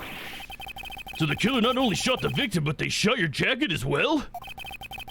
They dared to shoot the ultra special jacket that you made your prosecutorial debut in? Prosecutorial is a hard word, dude. Fair enough. I'm just excited because I love Black Quill and Dual Destinies in particular. Yeah, I got you. I know. I get. It's definitely excitement that drives a lot of stuff. But like to me, a person who doesn't even know who Black Quill is, it's like hard for me to like really identify with that. You know what I mean? And so I'd rather just like experience it for the first time without any like introduction first, you know, so that the game can introduce it to me the same way it introduced it to you. So yeah, that's the only reason why I say that stuff, because like, yeah, I want to know, I want to ask, you know what I mean? But at the same time, I want the game to show me it, you know what I mean?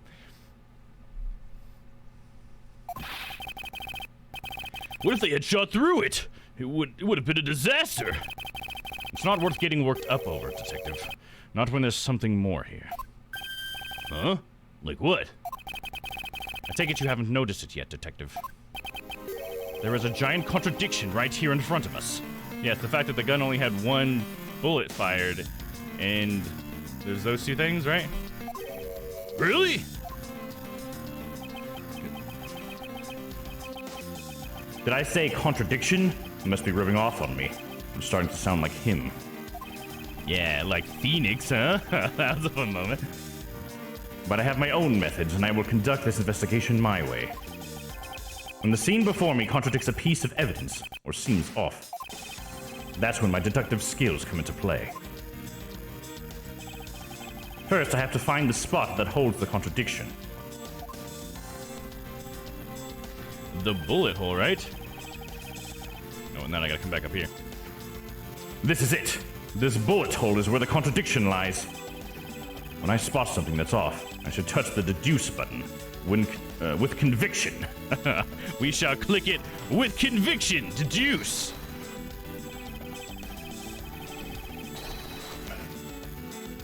And when I have found sufficient proof to prove the contradiction, I present it. This is how I do things. Point out the contradiction. I guess it would be the gun, right? Only 1 shot fired. This should be it. So then I present it. Right? Yeah. Eureka! Nice. I love how it's Eureka. That's new, right? That's with refusing to mention his boyfriend even in his own inner monologue. Oh, yes. Him. Yeah, he won't even like say him by name. I think it's so funny. He feels like he's got like such like a vendetta against him or whatever. He's like, he loves him, but he's just got this arm's length thing, man. You just got to bring us in, Edgeworth. Come on, come in for a hug, brother. Do we know if Phoenix will play a part in this game? I do not know, Crispy. I have no idea. It would be really cool. I would love that. It would be so cool to get to see Phoenix, but we'll see. You know, we'll see. What do you mean, sir? We're ready to go for the top.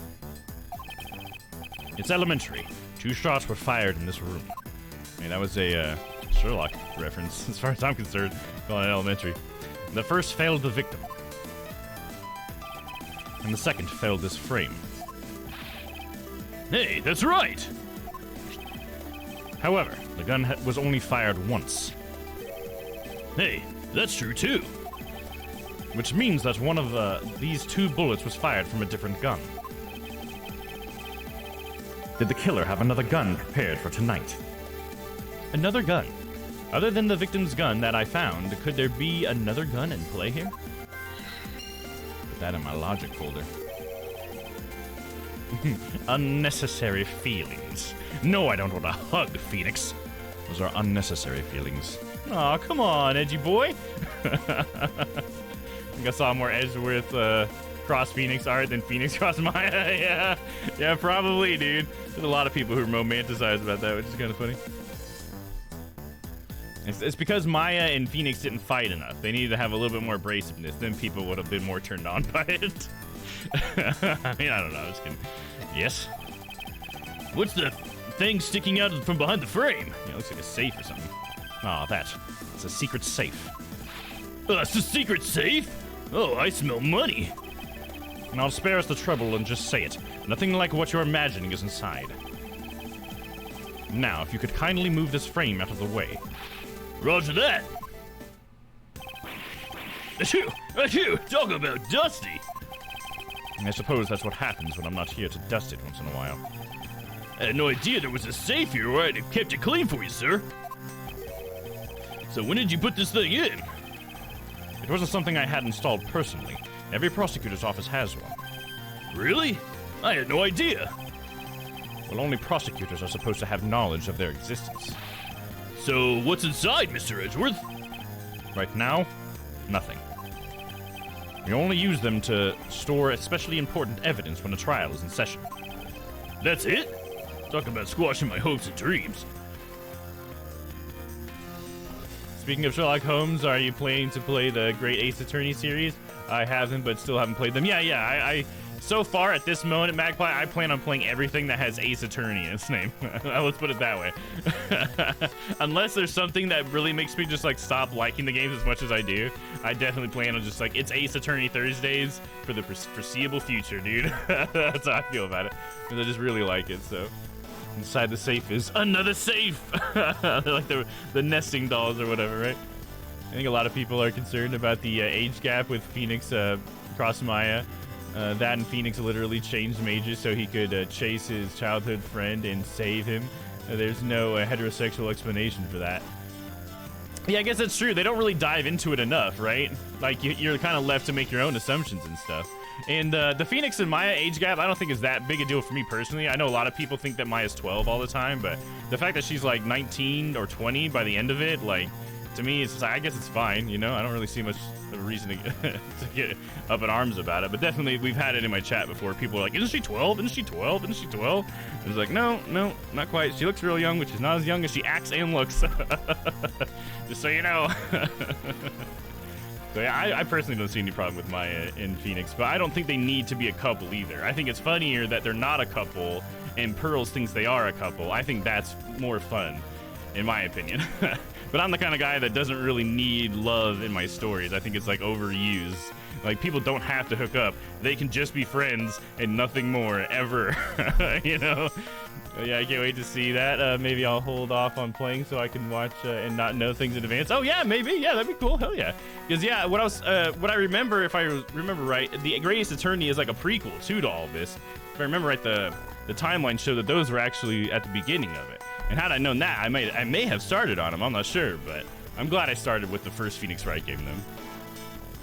But I do like to play things in chronological order a lot. That's how I did Red Dead Redemption. I did 2 and then 1, and oh my god. That was the best way to play that story, I think, hands down. Can't change my mind. You should play that game 2 and then 1 if you've never played it before. That's it? Talk about squashing my hopes and dreams. Secret safe data jotted down in my organizer. Type evidence discovered in my office. We're getting that in the organizer.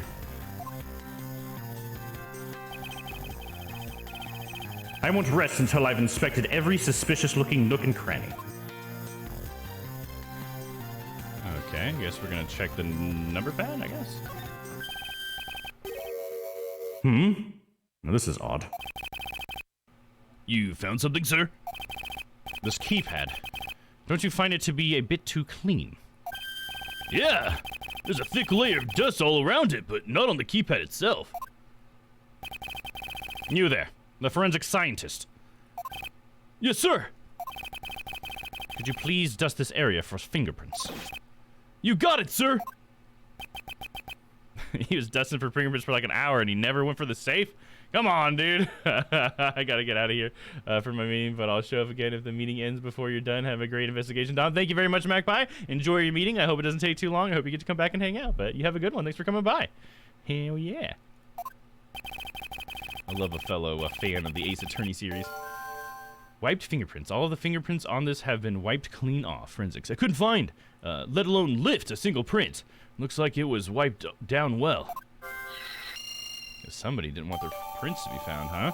Put that in the old organizer as well. Secret safe data updating the organizer. As I thought. It appears that logic is the only way around this setback. I'm to rationally and calmly connect the dots with the information we have. Okay, so now it's definitely time for logic stuff. Let's go ahead and do a little quick save-a-rooski. It's not so quick, but you know, we're gonna go as fast as we can.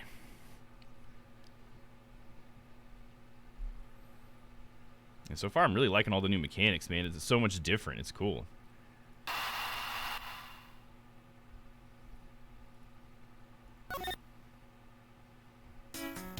There we go. All right, logic. Okay, signs of struggle, another handgun, wiped fingerprints. Wiped fingerprints in the killer's goal. They would probably be put together, right? Let's try that. Connect! I'm thinking. What do I have with this one? I believe I figured out what the murder was after. Well, what is it, sir? The fact that the safe was wiped clean of fingerprints suggests that the criminal had at least attempted to open my safe, making the culprit's motive for breaking and entering theft, I believe.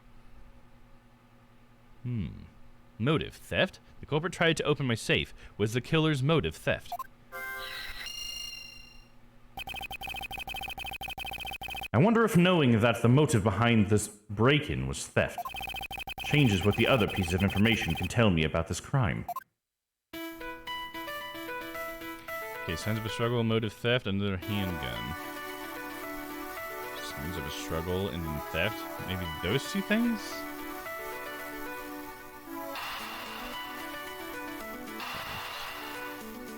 We're gonna try it. This was going into lurk mode, hanging out, but playing some Tales of Arise. Alright, sounds good, man. Yeah, I saw that Mochi was playing Tales of Arise when we went over to raid them, but yeah, since their stream crashed out, I ended up leaving, but I was actually kind of excited to see it. From what little I saw, it actually looks like it's a really nice looking game for sure, so I'm going to be looking at those Tales games. Faux show.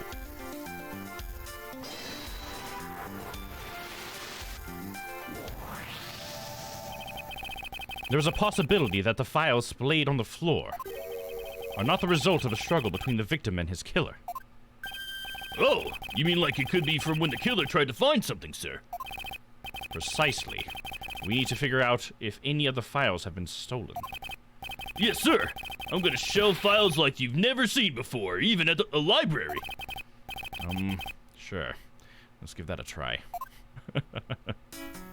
You'll like it from the types of games you like, heavy in story? Oh, hell yeah. You know me, dude. Why do all the good ones always die young? Surely you must ponder that every once in a while, Mr. Edgeworth. No matter how much we lament, the dead will not come back to life. All we can do is search for truth.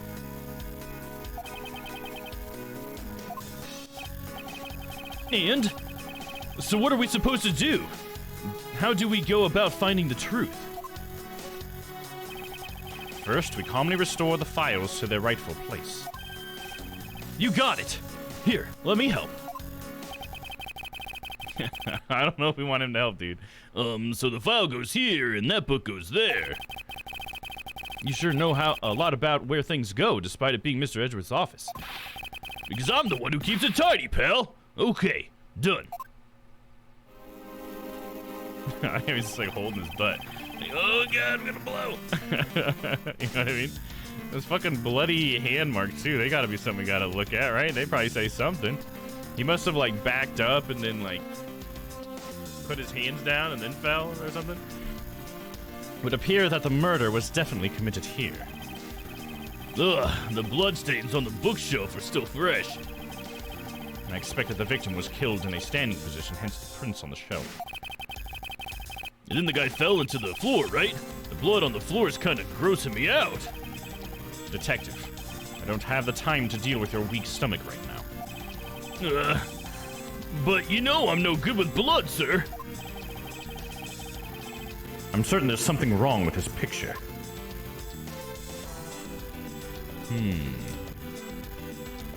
There's bloody handprints on the floor and up here. So he must have, like, stabilized himself and then fell to the floor. And maybe that's where this is like an ass print down here. And then put his hands on the floor and then fell over. But he would have... How did he fall that far over? I wonder if that's part of it. Let's see. His worst nightmares, die while poop, yeah. While he's at the poop, dude, he's probably got a fucking big dump in his pants. When you die, all your muscles just let go and you just dump yourself. Alright, let's see. Let's look at these fingerprints first. Examine. The victim's handprints. He must have tried to support himself with his hands after being shot. Hands here after being shot. There are prints on the floor, too. Those must have been made when... unable to stay standing, he dropped to the floor. Alright. Oh, sorry, I forgot to switch the thing for you guys, my bad. So, can we look at him holding his dump in? The killer moved the body because he was leaning against the bookshelf. Nope, let me come back up here. The blood on the guy's pants proves that pretty well. In a sense, I suppose. I see. I'm not completely useless, Mr. Edgeworth. Or see, I'm not completely useless, Mr. Edgeworth. That's how I should have said it. My bad. Shiloh's lurking as well. Gotta go pick up the man at work since I borrowed his car. Sounds good, Shiloh. Hell yeah. Hopefully Ryan's having a good day. We got some blood splatter here. Can we examine that? So this is where the bullet lodged itself after it went through the victim, huh? Oh, that's the bullet hole. I didn't even see that. Nice one, Gumshoe. For the bullet to have lodged so squarely in a file's spine indicates that the files were ransacked after the shooting had occurred. Well, that seems pretty relevant. Then I guess the victim was moved because he was in the killer's way. Right, so that seems significant.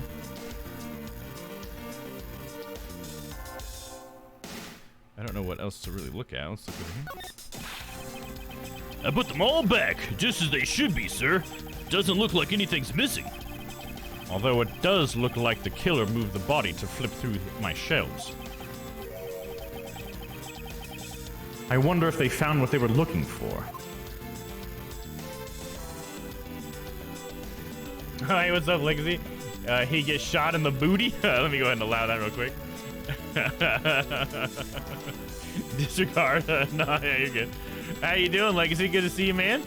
He got shot in the stomach from the front. But yeah, I always keep pointing out how he's like holding his butt or whatever.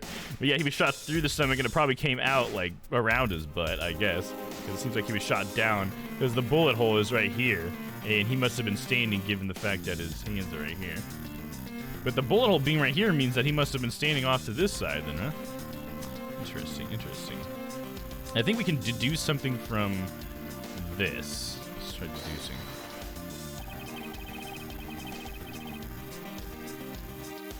Is this spot somehow connected to any of the evidence I hold?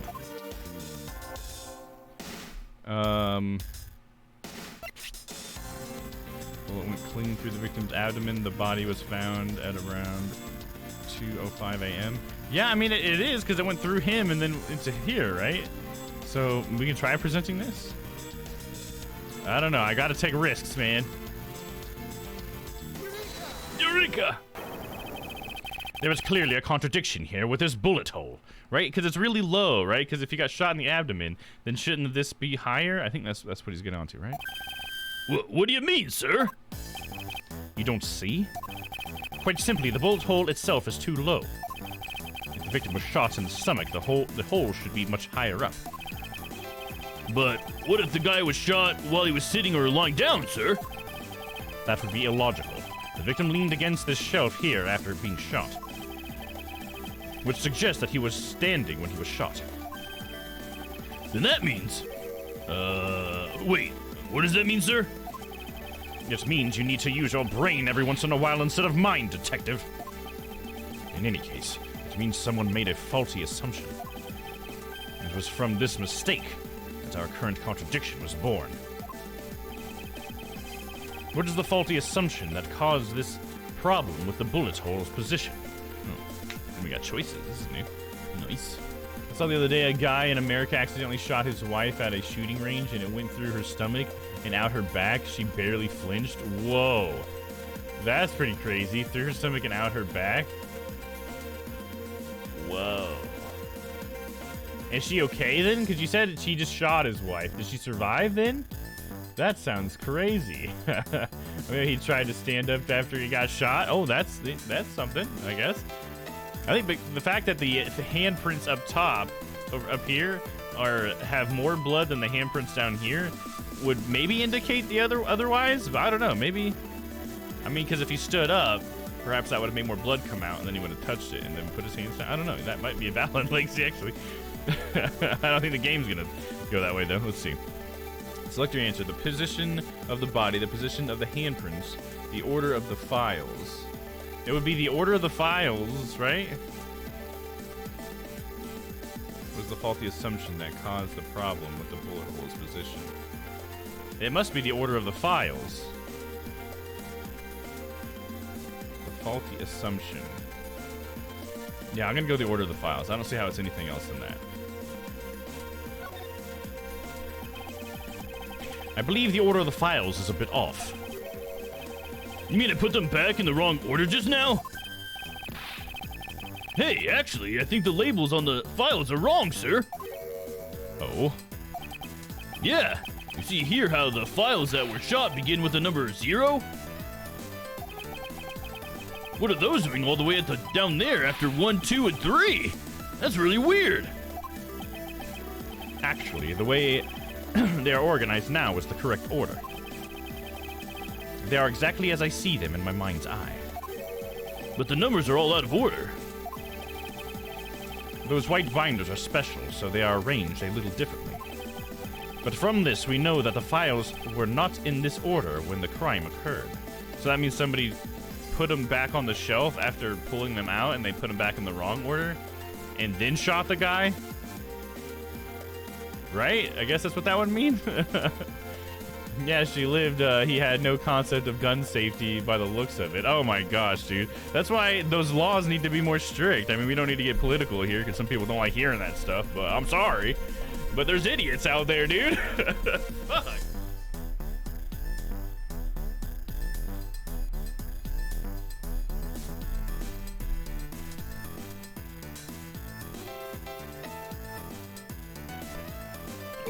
Time to have a seat for Mr. Domm Edgeworth.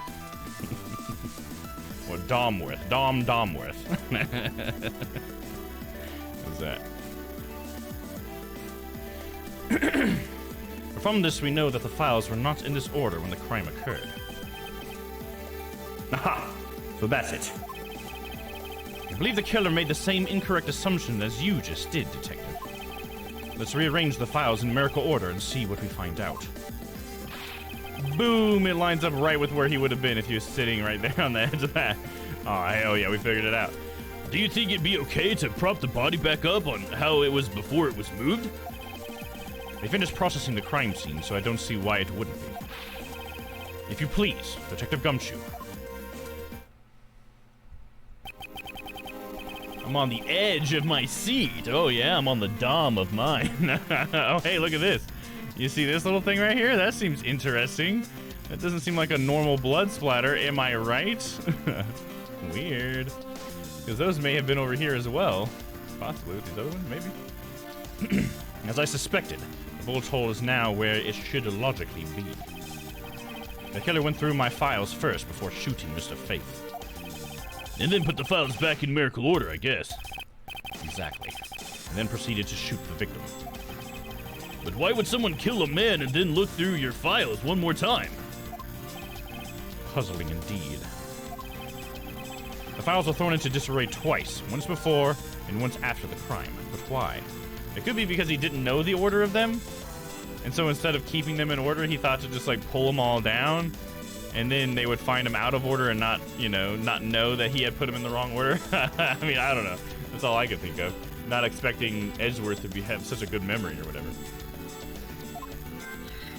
Let's see here.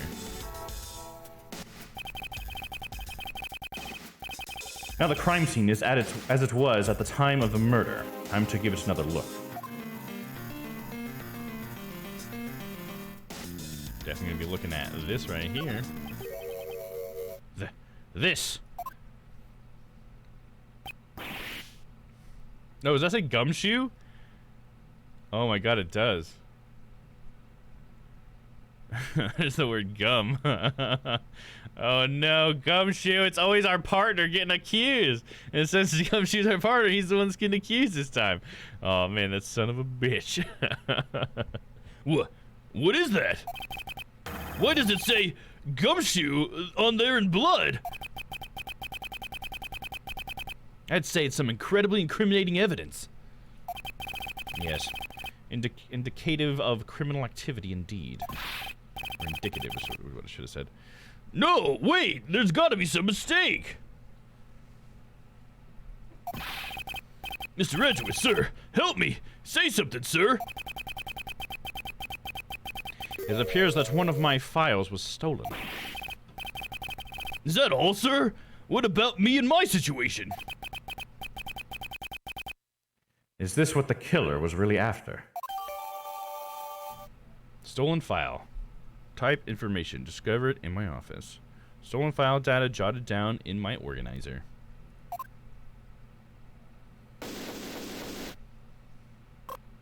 No, it's a shoe gum. The evil brother. Shoe gum. And it's just, he just got like a mustache and a little goatee thing or whatever. But other than that, he's just the same fucking gumshoe. That'd be pretty funny. Looks like Jim was able to leave us the name of his killer in the end. And this most important message managed to reach us. Well, I'm telling you, it wasn't me! You can't be terribly pleased to hear that your beloved partner is the guilty party. If you are going to accuse Detective Gumshoe of being the culprit, I sincerely hope you have some proof to back it up. Jim's words. They're more than enough, wouldn't you say? If that's how you want to play it, then at least allow me to understand your reasoning. You got it.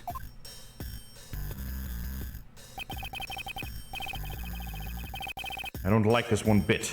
There's something strange about this man's attitude.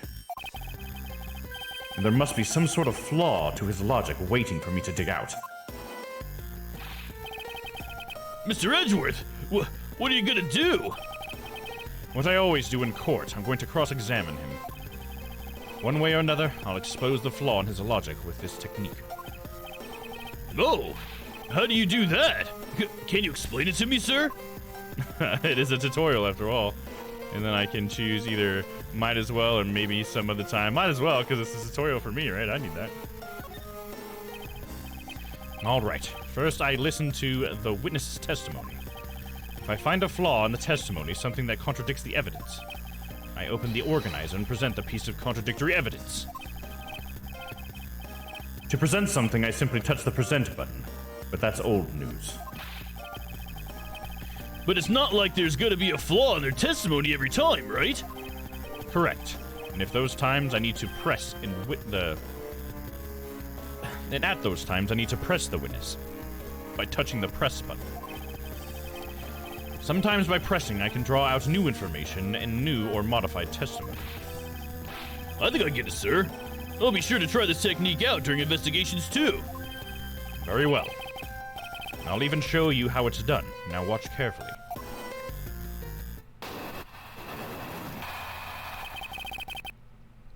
Mr. Portsman's logic.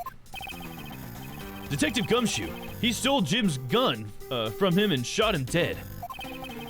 Further, you messed up the files to make it look like you had committed theft instead. That's when you moved Jim's body that was sitting in front of the bookshelf. But thanks to that, you didn't notice the bloody letters his body was hiding. And it will be by his final words that you will be brought to justice. But what about the safe? Safe had nothing in that testimony, huh? Oh, man. One of the hairs got my eye. Stop it, Edgeworth. You intend to argue that the victim's dying message points to his killer. How many times have we seen that? You know what I mean? And this game pulls that like every fucking time. Like, oh, and then they wrote the name down, but of course it's not. It's never the fucking name that's written down. We've never seen that actually happen in one of these. It's always a fake. I think it's so funny.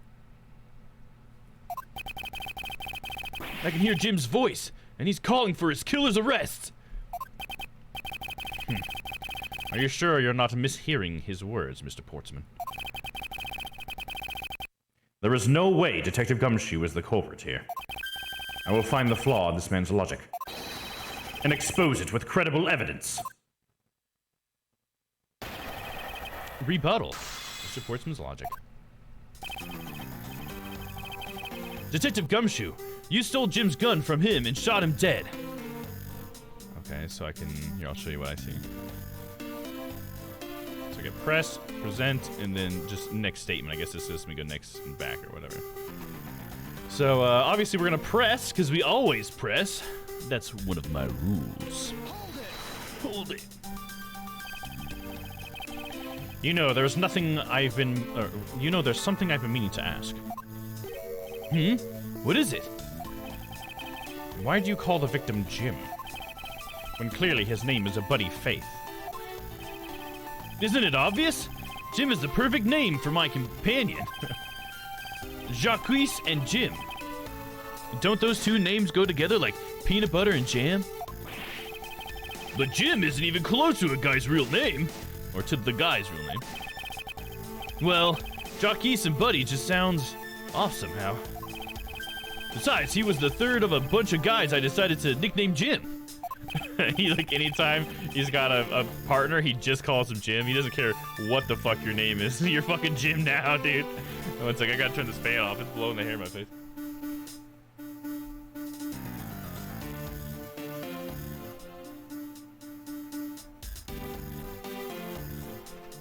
I tried aiming it differently, so maybe that'll help. Gotta keep myself cool in all of this cosplay, you know what I'm saying?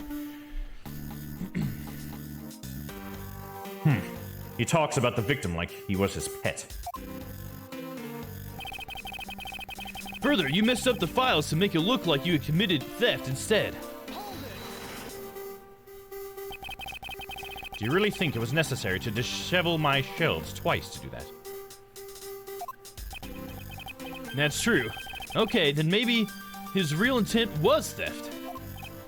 Hey, are you accusing me from stealing something from Mr. Edgeworth? It's a possibility. Maybe your salary's been cut so much that life is getting a little too rough to handle? I'll have you know that I eat 3 square meals every day, pal.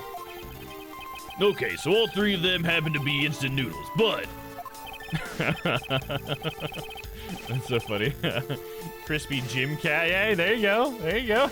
You want to be his Jim? Your Portsman's new Jim?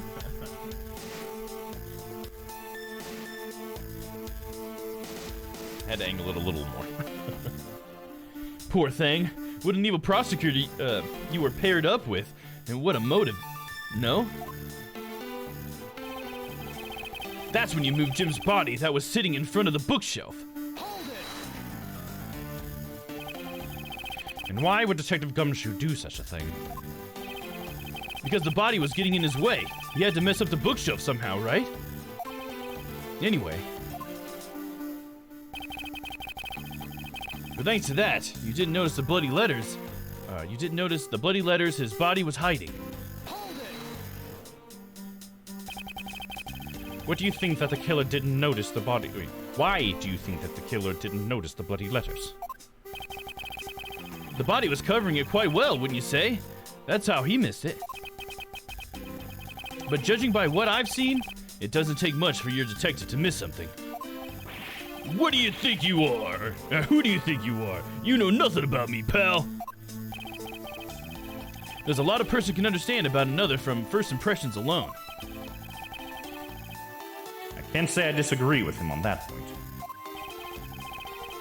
Jamela Stella. Jim is just Dom. And then Crispy Jim. Yeah, there you go. I like how I'm just Jim with an extra M, though. That's fun. Why don't you say something, sir? Not you, too, Mr. Edgeworth.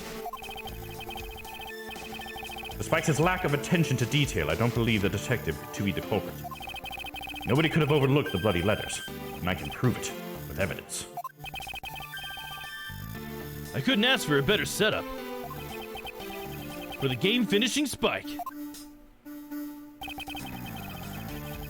And it will be his final words that will be brought to justice. Wait. And it will be by his final words that you will be brought to justice. I read that totally wrong. Are you saying that those letters are intended for you? Yep. Jim was an outstanding detective.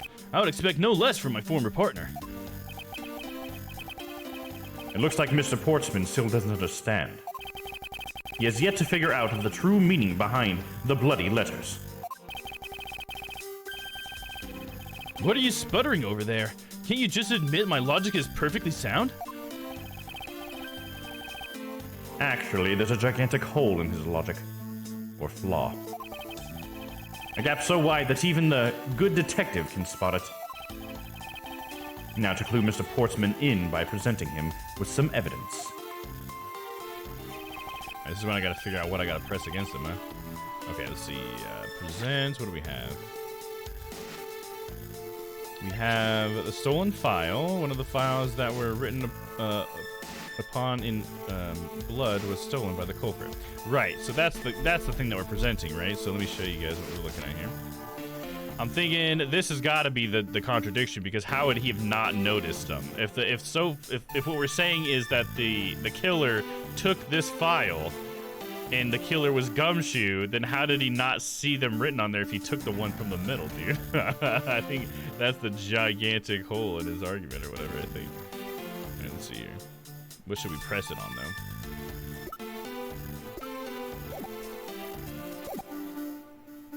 Okay, Detective Gumshoe stole Jim's gun from him, shot him dead. Further, you messed up the files to make them look like you had committed theft instead. That's when you moved Jim's body and he was sitting in front of the bookshelf. Thankful that you didn't notice the bloody letters. I think maybe this one. What's the last one, though? Yeah, I think it's this one, because he talks about how he didn't notice them. So then present. Here we go, gonna present it.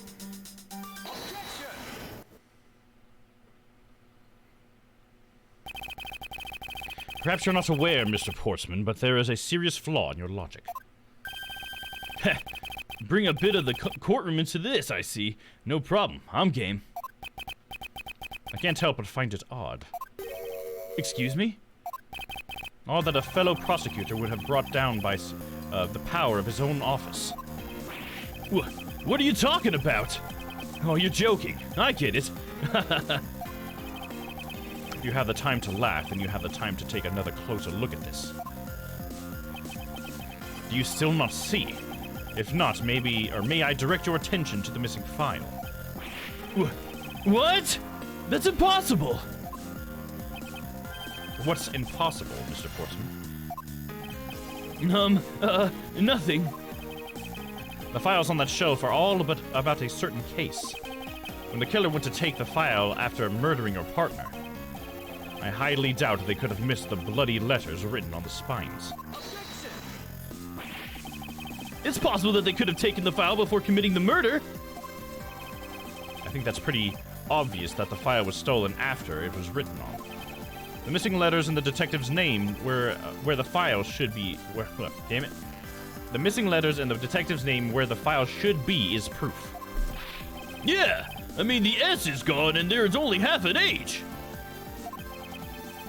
If Detective Gumshoe really was the culprit of this case, I highly doubt that even he could overlook his own name written in blood on the files. Especially as a detective who can't stand the sight of blood. Which means, what exactly? What does that make this dying message? It makes it a work of a criminal intended on tampering with the crime scene. I was onto something with my guest earlier, stealing evidence. Yeah, you were.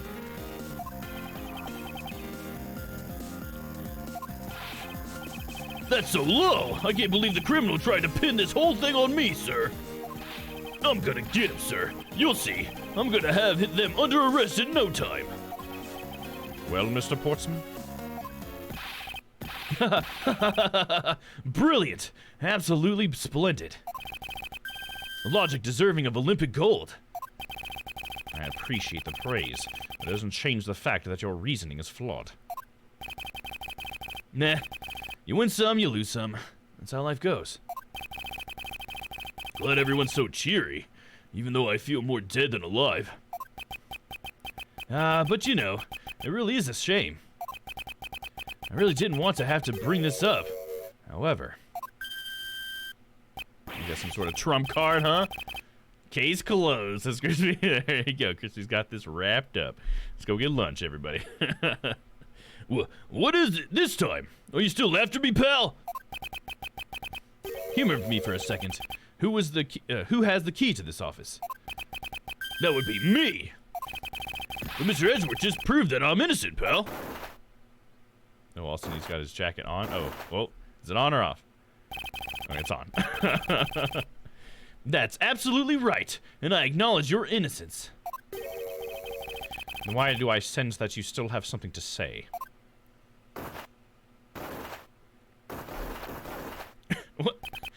What is he doing there? Well, I was thinking, did you know there is one other person with a key to this office?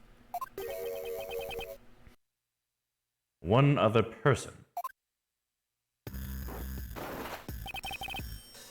Hey, you there? Yes, sir. What is it, sir?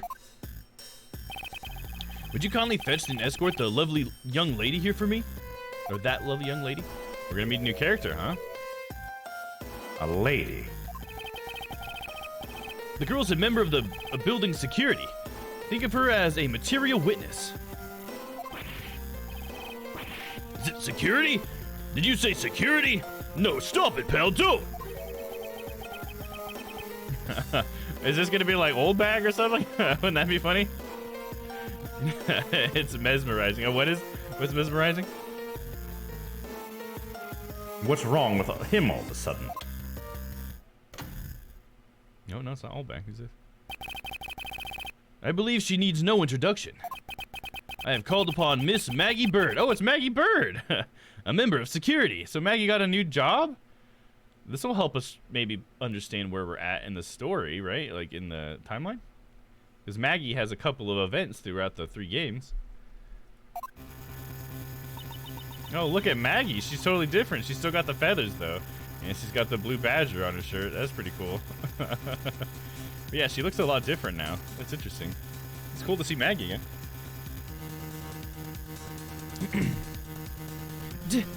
Detective Gumshoe, sir. Oh, his jacket. Oh, yeah, because he keeps doing the flapping thing. Is that what you're talking about? Maggie! Miss Bird is the security guard on watch tonight. I see. And your point is? My point is that she could very well have used it. And by it, I mean the master key, which can open all the office doors in this building. What? If you're not the guilty party, Detective Gumshoe, then the only other person with access to this room is Miss Bird. How dare you! I would never sneak into someone's room! That's right. I refuse to believe that Maggie's the culprit, pal. It was me. That's right, I did it. Can we take that as a confession, Detective? Well, it wasn't really me. But it definitely wasn't Maggie, pal. So yeah, it was me. If it was, you'd have no problems with that, right? Please refrain from flying off the handle, Detective. There's no need for such theatrics. Listen to your boss, Detective. He understands what I'm saying here. And off again.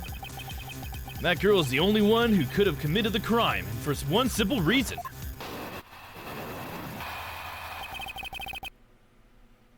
Okay, but he's giving reason, but you have to have motive, right? Because Maggie has, like, zero motive, huh? Nobody beats Adrian. Yeah, I get you. I know, Crispy, you got that love for Adrian. She is a lovely lady, Adrian Andrews. AA. It's pretty obvious that Miss Bird snuck into your room using the master key. I mean, if Detective Gumshoe isn't the one who opened the door, then that leaves only Miss Bird as our prime suspect. On top of which, she knows our good detective, doesn't she? Making it all the more probable that she was the one who faked the dying message. So you're saying she used the master key? Master key. Type evidence received from Miss Maggie Bird. Master key data jotted down in my organizer. Incredibly incriminating evidence, wouldn't you say? That's what you claimed about the evidence earlier as well. That was then. This is now. The flow of a good match always changes during a rally. It's all about your reflexes and reaction time, especially for an athlete like me. I figured he's an athlete with how he's dressed. He's got the gold medal too. I like how they go so far sometimes with like the character like traits or whatever. Like him wearing a gold medal all the time. Wonder if there was anyone else other than Miss Bird who could have used the master key. Seems that the only way to get Mr. Portsman to give me more details is to press him.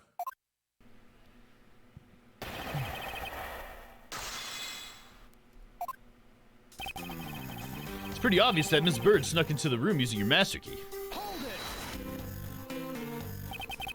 Are you sure Miss Bird is the only member of security who could have used the master key?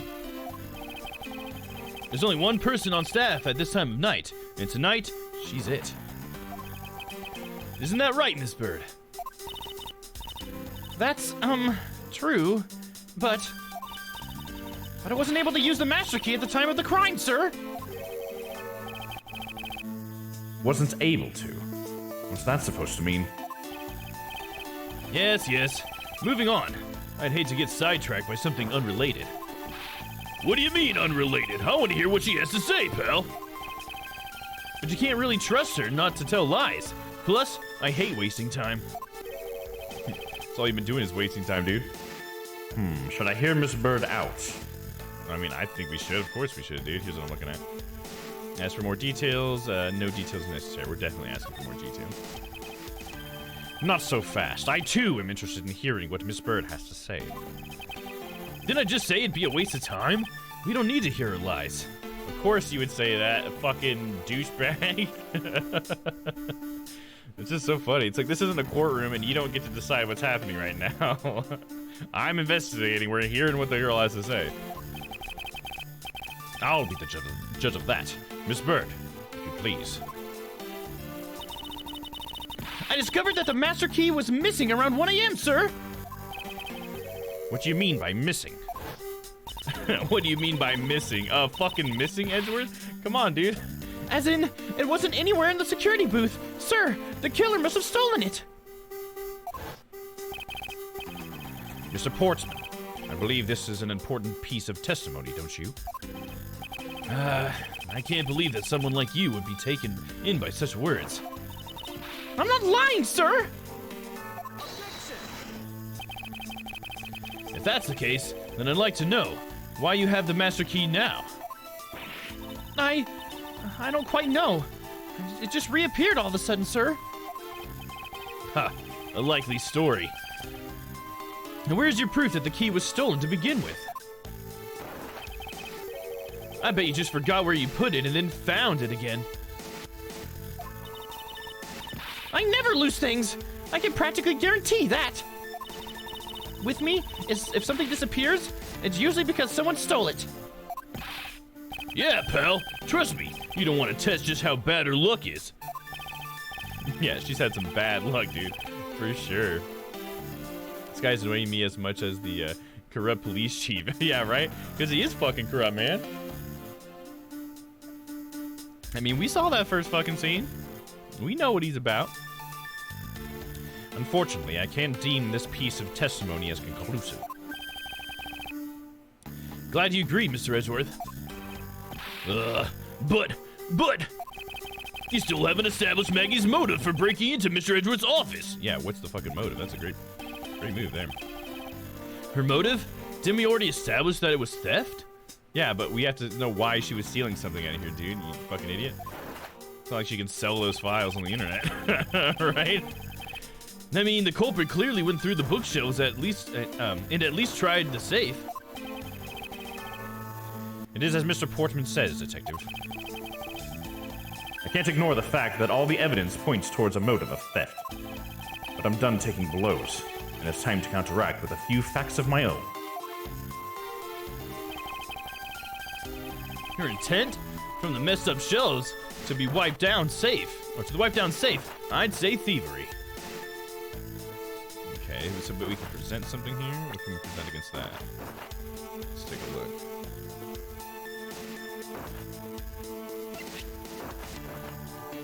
She has her own in the office, only they know them. Prints for wipes.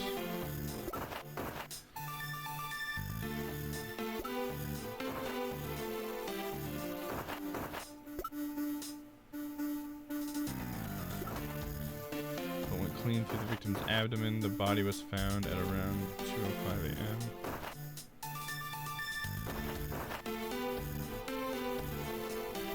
Well, the body was found around 2:05 a.m. That definitely makes it, since she lost it at 1, the key at 1, that definitely leaves room for the murder to have happened. The victim is believed to be the murder weapon, only 1 shot fired.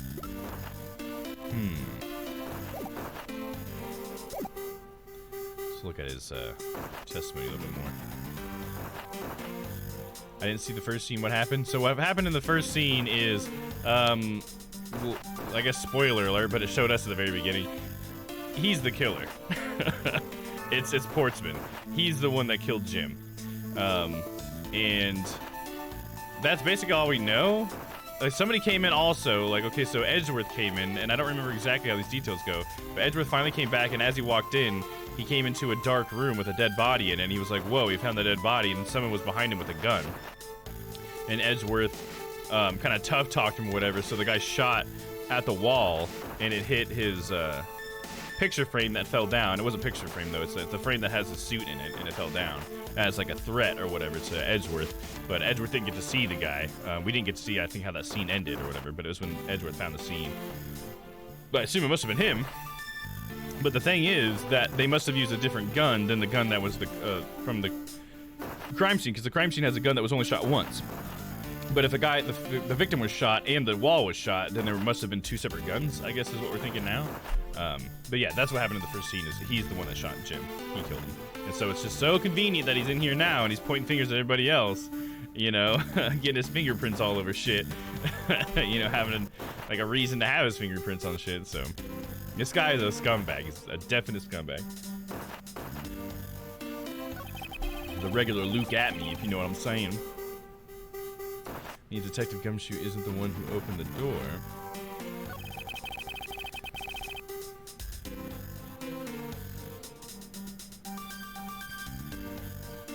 I don't think I pressed everything, right? I think we can still press stuff. Let's press it.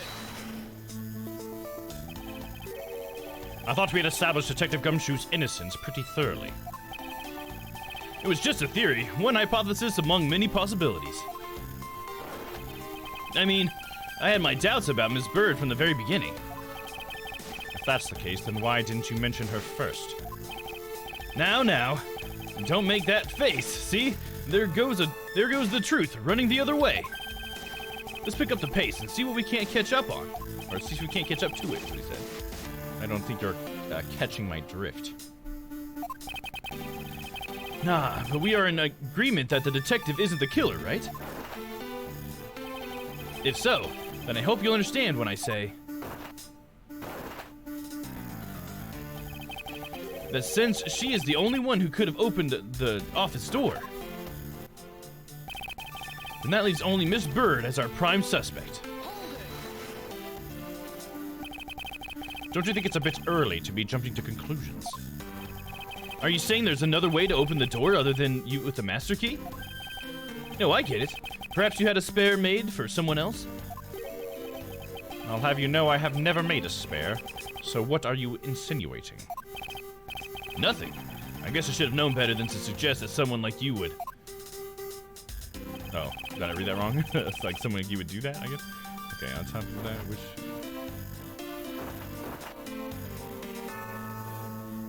Was that after what you just said? Oh, okay. I forgot how much was to this testimony. Holy crap. Okay, let's push this. On top of which, she knows you're a good detective, doesn't she?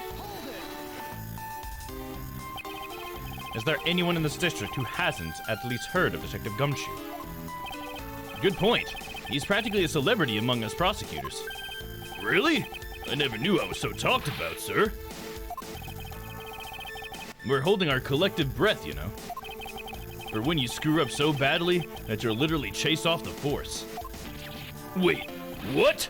Is that true, Mr. Edgeworth? Of course not. That's hogwash. Ew, don't scare me like that. I almost had a heart attack there. Making it all that more probable that she was the one who faked the dying message. By dying message, you mean the bloody letters that spell out Gumshoe. I figured that whoever wrote his name must have wanted to frame him. And just the act of choosing his name was proof enough that the two knew each other well. Mr. Edgeworth, what are you waiting for? Hurry up and present some evidence. I would love to. But first we should listen a little bit more and digest what he is saying. And press him for more information.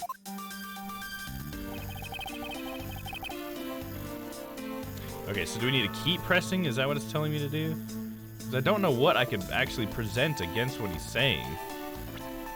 Based on what I have, we've got the body. Bullet went clean through the victim's abdomen. The body was found at around 2:05 a.m.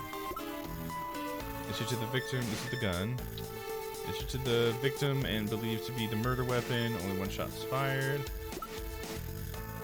The secret safe. Each prosecutor has one in their office. Only they know of them. Prints were wiped.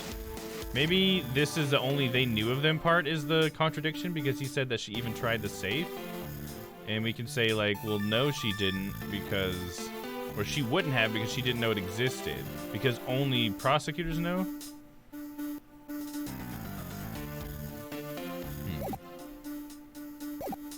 Might have to do a save really quick. Can we save in the middle of this? Oh, we can. Cool. Let's go ahead and save really quick.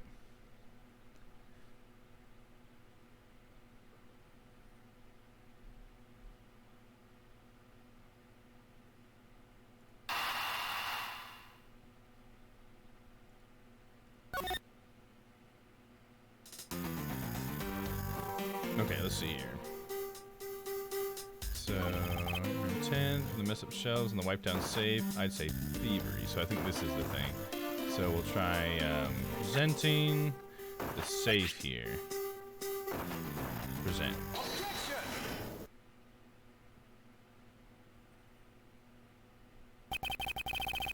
Do you wish to continue insisting that Miss Bird was set on stealing something? Why not? It's the truth after all. It was also by your logic that we came to the whole thievery conclusion anyway. That may be, but you must also be aware of the fact that the safe is a secret safe. The existence of which is only privy to prosecutors. Ah! I find it a little hard to believe that a hidden safe was a part of her cunning plan. But she could have found it by accident while she was turning everything else upside down. I highly doubt that. I'd say the culprits knew exactly what they were looking for. After all, only the bookshelf and the safe were targeted. He's biting his metal. Yeah, even I didn't know about the safe, pal. And that means there's no way Maggie could have known about it either. Then are you proposing that the killer is a prosecutor? Yeah, you better be sweating if we're saying that, dude. Interesting conclusion. That's definitely looking more and more probable. What's wrong, prosecutor?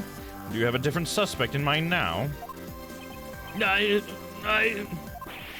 Curses! Why? What made you... What's with the angry face all of a sudden?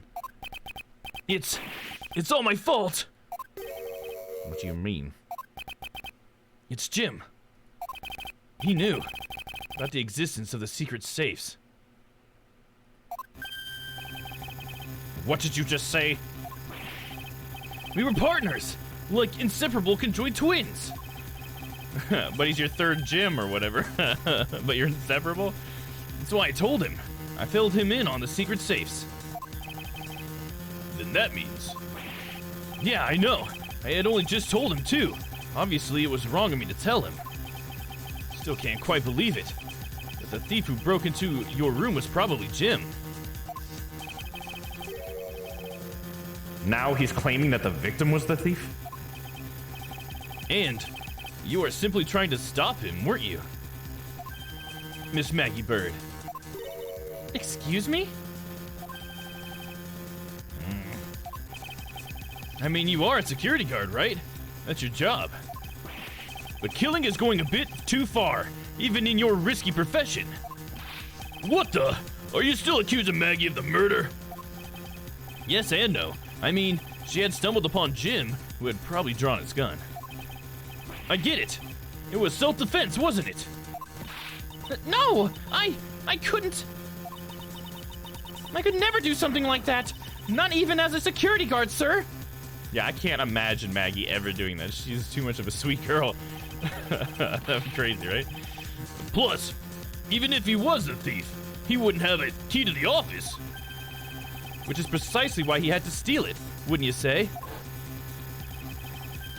It was Jim who stole the master key. Ah! It's funny is that he's just like, okay, now I care about having listened to that detail, now that I can make it suit my narrative. Right? What the hell? Insane. We're doing pretty good tonight, too. I haven't actually had to look at the walkthrough. Fuck yeah, good job, Dom. Tutorial case? You can do it. Don't be so fucking proud of yourself, dude. Pretty impossible for a supposedly stolen key to be here with us, unless... Well, unless you retrieved it from Jim after you killed him. Mr. Portsman, are you honestly accusing your own partner of being a thief? I don't want to admit it. It's the only way for anything else, everything else to make sense. Has he no honor? Now then, I think we're done here. The investigation waits for no man. Would you people be so kind as to see yourselves out? You can't kick us out. This is Mr. Edgeworth's office. Ah, but I'm the one who's been assigned to this case. You are all suspects to varying degrees, and therefore ineligible to run this show. Listen, pal. How many times do I have to say this? Maggie can't be the culprit. Detective Gumshoe, calm yourself. But, sir... You have no choice but to accommodate his request. For now. Haha! Thank you, Mr. Edgeworth. At least one of you understands. Now then, if you could remove yourselves from my crime scene, I'd be most grateful. Mark my words, Mr. Portsman. We will meet again. If that's a formal request from the legendary prosecutor himself, then I suppose so. Now don't disappoint me, you hear? To be continued. Alright, we're halfway through it. How much time we got? Plenty of time to keep going. We got another hour and a half. Yeah, we want to save. But don't suspend.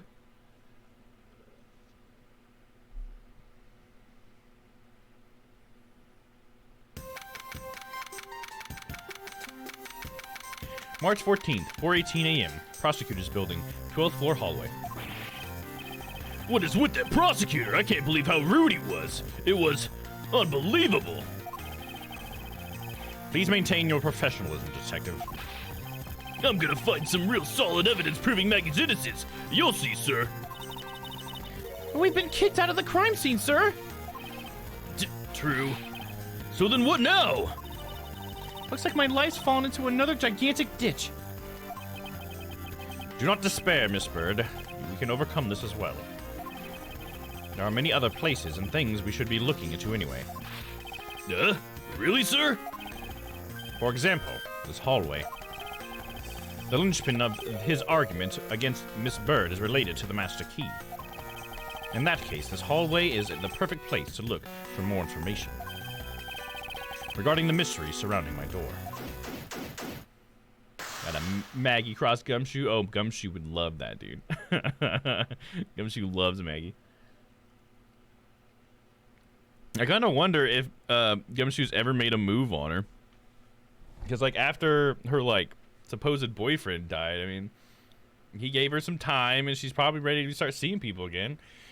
Come on, Gumshoe, why not? I know at first he was, like, the one that trained her, I think, back when she was a cop. And so I think at some point he said how he thought that would be, like, crossing the line or whatever, or something like that.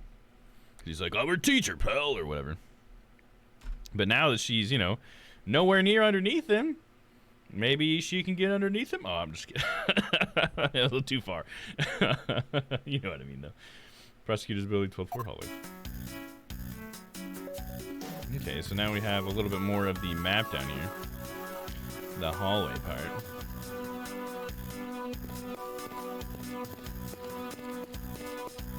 Got there's a basketball in this hallway? What the fuck?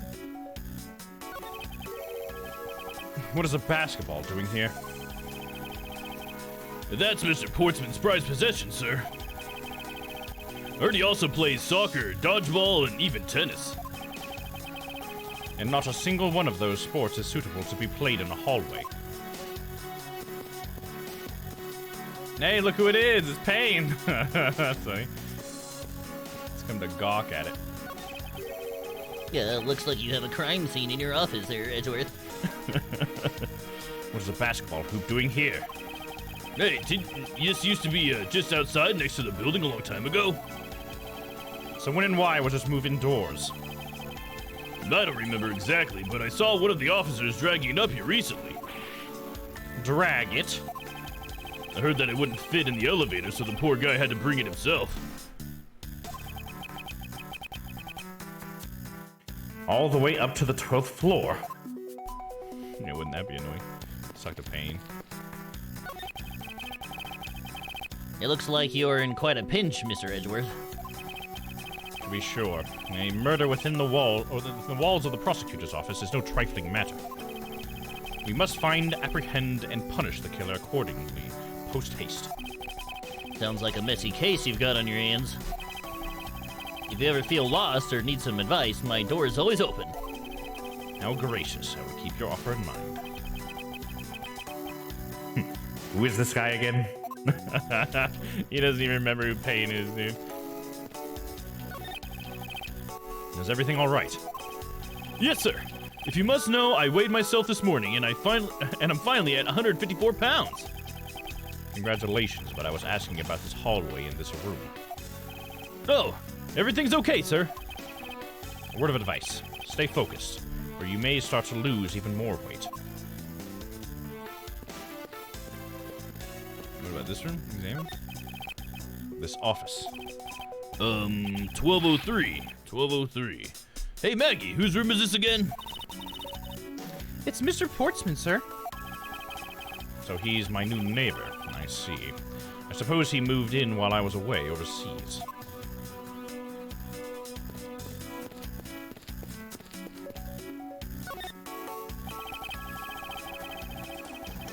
I won't rest until I've inspected every suspicious-looking nook and cranny. And look what we got right down here. Is that the missing file? It's... Ah! Isn't this the missing O series or 0 series file, sir? No doubt about it. The bloody letters mark is clear as day. There seem to be a few pages missing. Our thief took only what was necessary and left the rest behind. So, what are these 0 files about, sir? I guess they've got something worth stealing in them, huh? Not particularly. It's just a collection of court case files, however. Now, the case within these files are not mine. Huh? They belong to a high prosecutor that used to occupy my current office. I have my reasons, but let's just say I was charged with keeping them as they were. Then that means that the thief must have also wanted the file for a specific reason, right? It would seem so. Only the pages related to the case from 10 years ago are missing. I wonder why anyone would care that much about an old case. Yeah, I don't know, man. Is there anything else here? I don't think there's anything else to examine. I guess I can just examine the seat, huh? A well-crafted, high-quality sofa for visitors. The stitching is excellent. Talk about a luxury waiting area. These babies are also great for napping, you know. You would sleep even out here, Detective, in a hallway. Wherever I do, or whenever I do, I always wind up dreaming about giving testimony up on the stand. It always ends the same way, me getting trounced by a lawyer. Isn't that awful? Maybe I should give it a try sometime to envision myself winning, naturally. Let's see. I think we're ready maybe for some logic.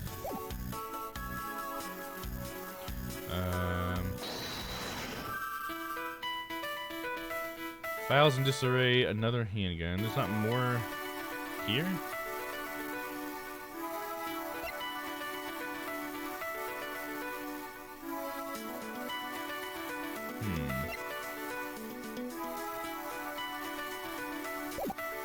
Is there something I could do with my organizer?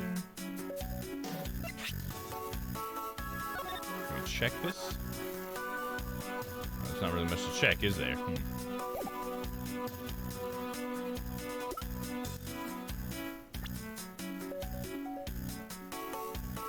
Buddy, age 29. Detective in the precinct and the victim. Why was he killed in my office? Oh, it's a detective at the local precinct in charge of the initial investigation. A high prosecutor with his prosecutor's office. Oh, sorry, with this prosecutor's office. It's my first time speaking with him. If you knew her from when she was an officer, she now works as nighttime security. That's all I got, okay.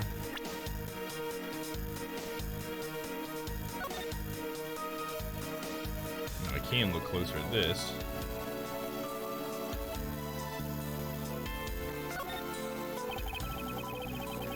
This is the master key to every office in the building. Okay, how about the tag? Anything there? Just the key part?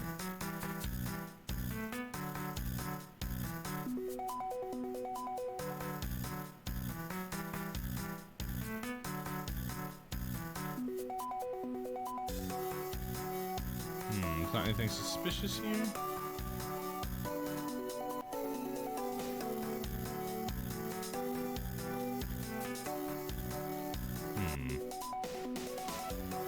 Nothing to examine. It's cool to be able to look at stuff like that, I gotta say. Can we look at the prosecutor's badge like that? Oh, dude, we can. It's a 3D rendering of it, man. That's pretty cool. Fancy. Let's examine it. This badge design is said to reflect the relentlessness and discipline of law enforcement. It comes from the authority vested in us as strict prosecutors of the law and executors of sentences, much like harsh winter frosts and blazing summer days. To wear it is to identify oneself as a prosecutor, but I have no interest in doing so. Interesting. Crime scene notes. What do we have here? Nothing. It's just a picture. Okay.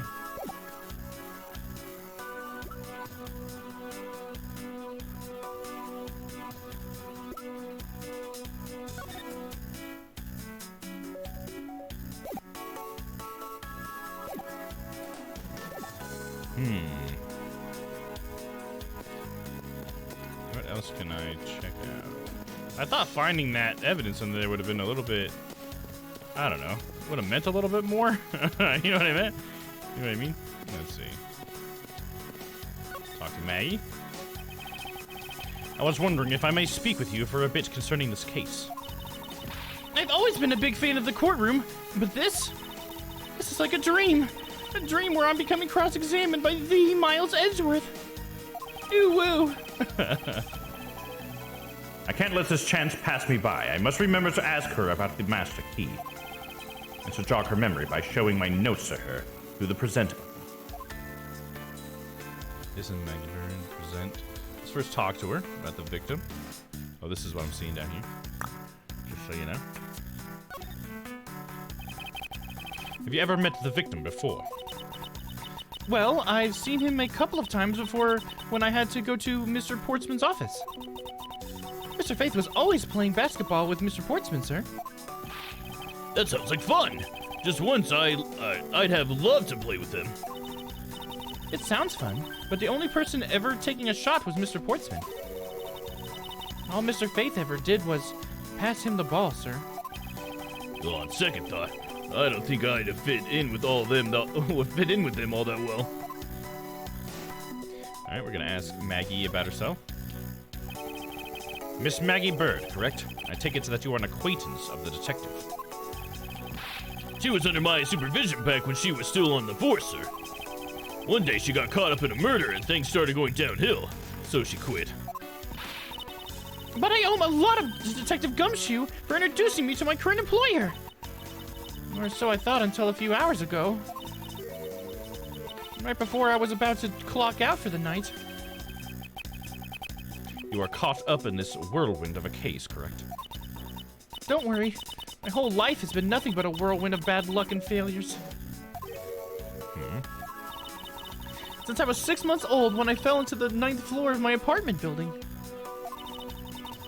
I have been hit by all sorts of vehicles, gotten sick from all sorts of foods. Failed at almost every test I've taken, experienced almost every kind of disaster. And now, I even managed to be named a criminal just when I became a security guard. That's a lot to go through in one lifetime. I know! And just when I thought I had finally found my happiness, I wind up getting you and Detective Gumshoe involved in my bad luck. You don't need to worry about me, Miss Bird, nor do you need to worry about yourself. I will solve this case and prove your innocence. All I ask in return is your cooperation. Yes, sir, Mr. Edgeworth, you can count me in. I'll do all I can to help. Look at that starry eyes. Present the master key. Present. So when you did you discover that the master key was missing? At the time I realized it, I think it was around 1 a.m., sir. But I noticed it was back at around 2:30 a.m. It was just sitting there on a ledge where the security room's reception window is.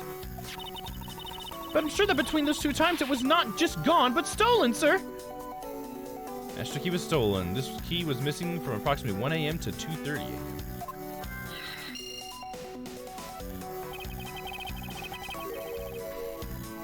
Why is such an important key stored in such an insecure place? Ah, it's not like that, sir. We always keep the key further inside the room, away from the window. Always, you say? Except for this time, correct? Well, I admit that was a bit careless, but I had my reasons. I left it out because I was sort of using it at the time. It was after I had used it that I had left it sitting out on the ledge. She used the master key. What did she use it on? Can we ask her about that now? We can use the master key. What did you mean by use the master key? Oh, I had to use it to open a door from this prosecutor who had forgotten his key.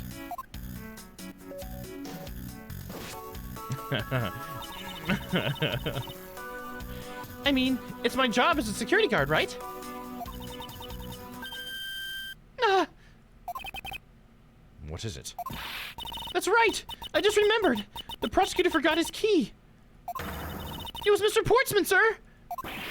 What? Please tell me more, Miss Bird, quickly. The forgetful Mr. Portsman is what we're going with next. It was around 12 a.m. Mr. Portsman had forgotten his office key, so he came down to security, sir. And that's when you loaned the master key to him. No way! It's against regulations to loan the master key out to anyone. I walked with Mr. Portsman to his office and opened the door with him personally. Sir? I see. And then? What happened after that? Well, he called for me to come close up to his office as he was leaving to go home. That was around 1:30 a.m., I think. So in summary, for the sake of one forgetful prosecutor, you used the master key twice tonight. Use the master key. This key was used to unlock Portsman's office at 12 a.m. and 1:30 a.m.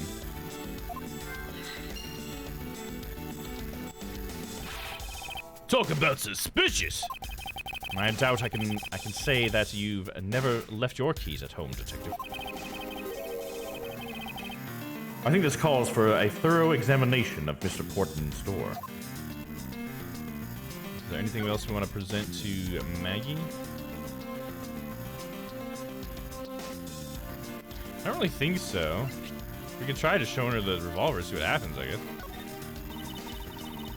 I'm just a low-elite security guard, so I'm not sure what I should do with that other than to guard it. It's like talking to another gumshoe.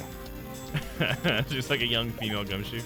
I like the idea of that. That sounds funny. Alright, let's go look at his door.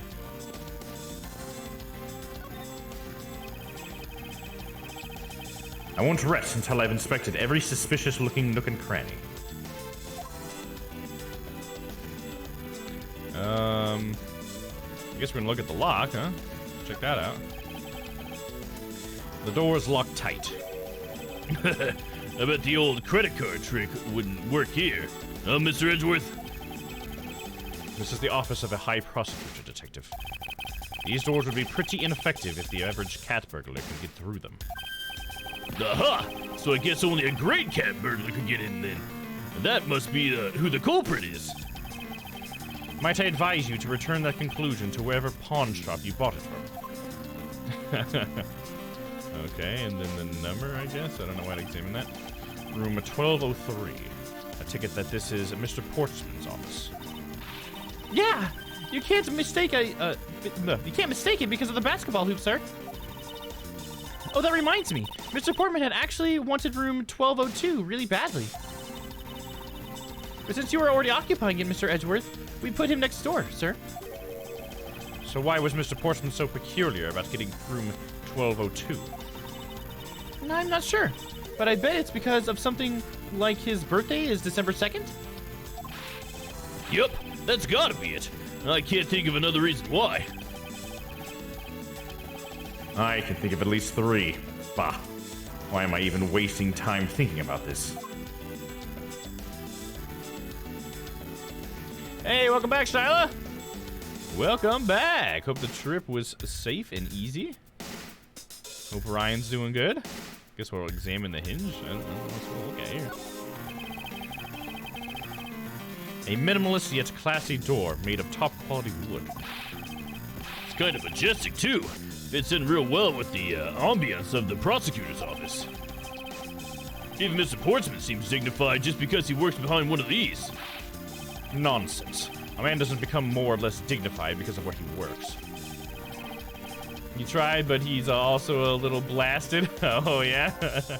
Everybody's pretty tired for tonight. Maybe just gotta call it a night early or something, huh? Get some rest. Well, he still seems more dignified than Mr. Payne. Mr. Payne. I suppose custodial work can also be dignified. Did he just call Mr. Payne a custodian, dude?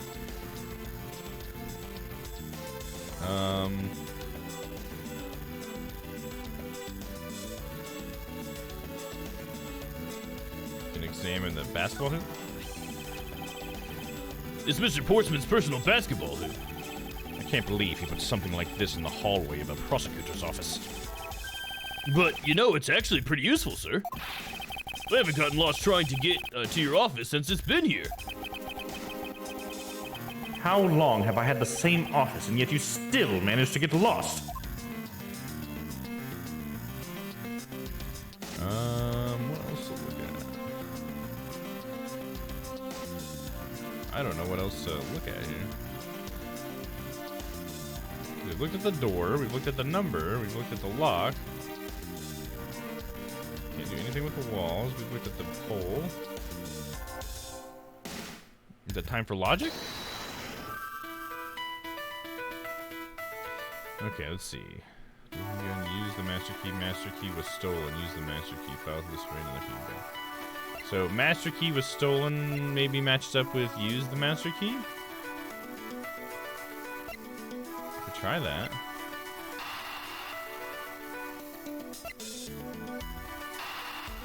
Looks like we got a full health bar at some point. That's cool that that recharges. Let's try connecting these, see if we get anything from this.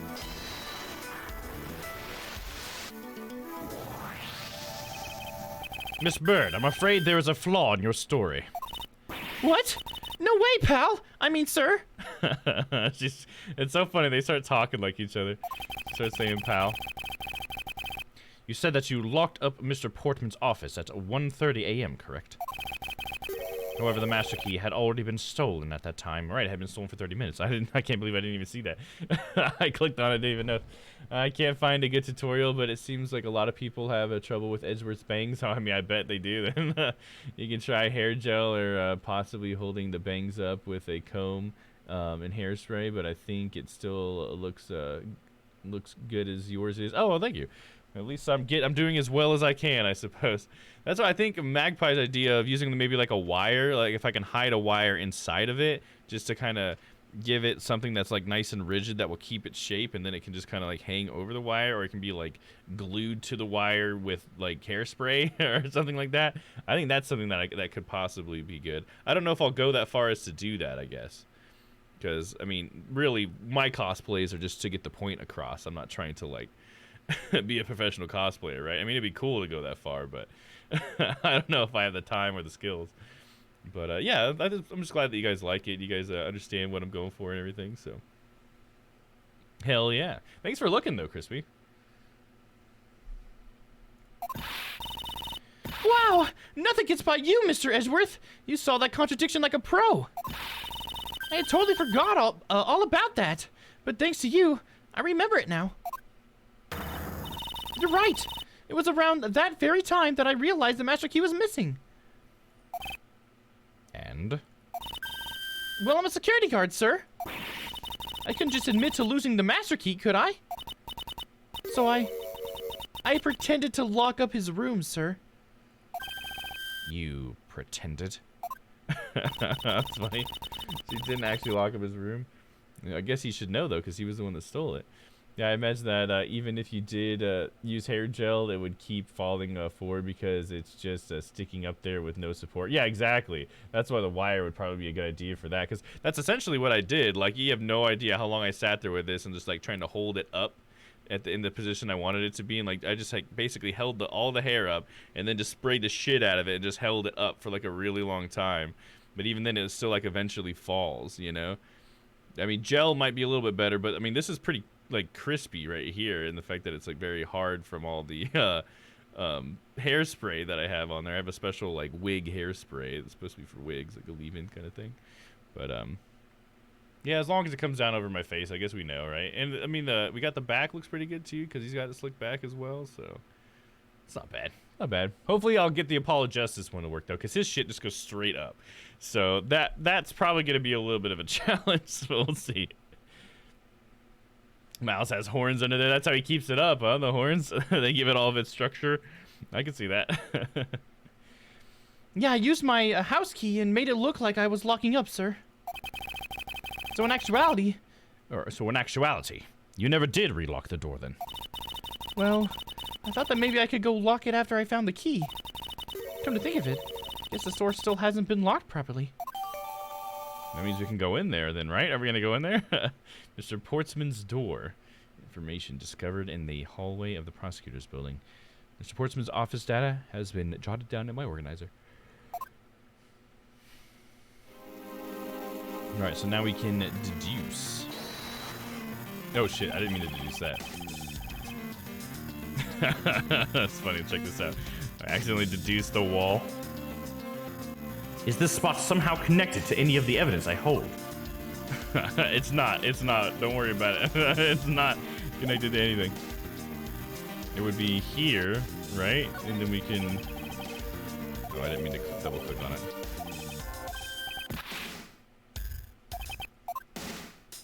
I meant to deduce. There we go.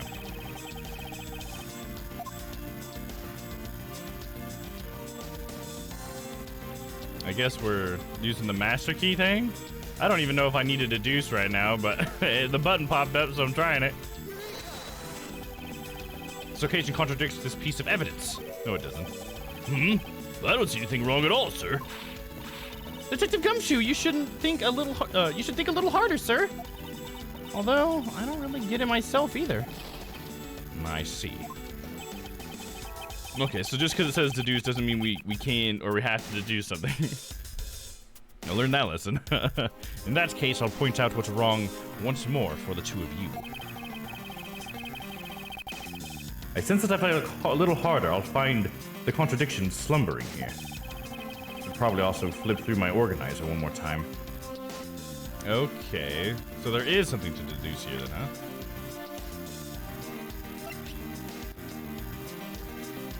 Master key was stolen, so it should not... But it is locked up, right? So is this the evidence, I guess? The door itself is the evidence that contradicts the door, because it shouldn't be locked up, but it is. I guess that's what we're saying. So I was right to deduce on this. Okay, there we go. Sorry, I didn't show the evidence, my bad. I was looking at evidence. And it contradicts with the door. So I'm clicking on this. We're going to present it. There was a contradiction here between reality and the evidence. What Miss Bird has said is true. And why is this door locked tight? Huh? You know, you're right. Miss Bird, are you sure you didn't relock this door? I am certain of it, sir.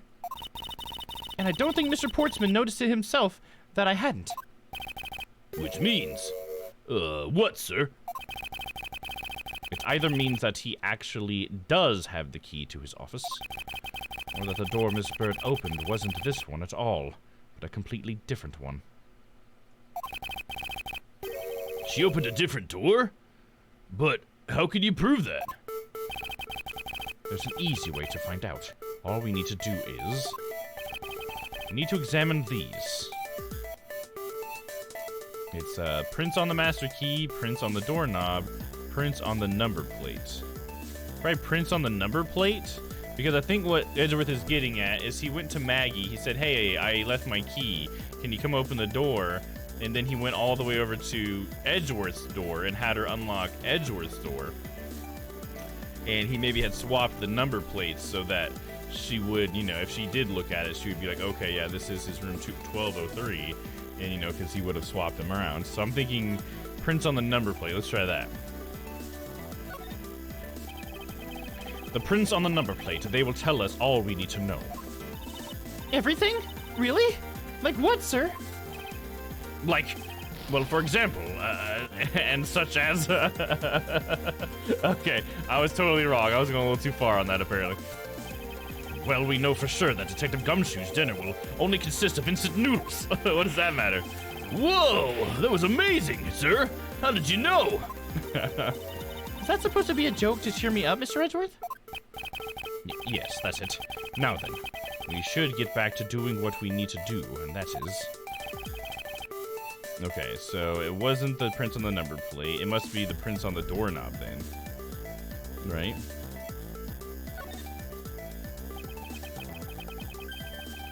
The prints on the doorknob will tell us everything. Hey, you! Yeah, you, pal! Do us a favor and see what you can lift from this, okay? So, what'd you find out? I wish we get to Desperate Prince, dude. Where's Emma at? We need Emma. There's no need for such belligerent nostril flaring, Detective. Sir, I have found only Mr. Portsman's and Mr. Fate's prints on this doorknob. So only two people's prints were found on this, huh? That's pretty decisive. Huh? I'm lost, sir. Maggie's print should have been on it, too. Thinking logically, a certain other person's print should be on this knob as well.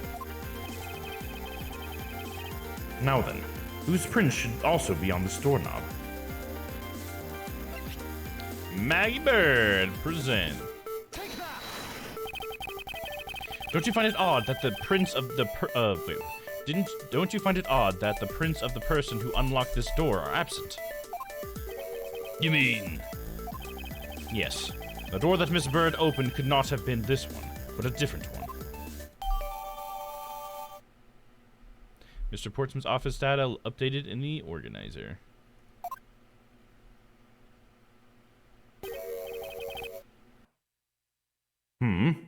What have we here? Oh, a little slip of paper, huh? I won't rest until I've inspected every suspicious-looking nook and cranny. Definitely examining that. What is this? Looks like a scrap of paper. I'll get it, sir. Let's see. Oh, there's something written on it. I brought the 3 pieces of evidence by, just like we talked about on the phone, but it looks like you're out. Guess I'll catch up to you later, buddy. Looks like a note from the victim. Yeah, and it's for Mr. Portsman. Note left by victim, data jotted down in the organizer.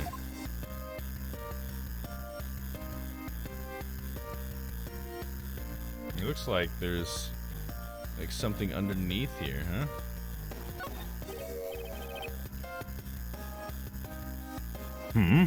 What's this? What are you looking at, sir? Oh, hey, how about a game? That's okay, detective. I just found the position of the hoop to be a little off. Hey, you're right, sir. I guess it shifted when someone made a seriously sweet slam dunk. The positioning of the hoop is definitely unnatural. I'd better take note of this. So maybe it wasn't like the number plate that he moved, but the hoop? Maybe he moved that next to Edgeworth's door to trick Maggie?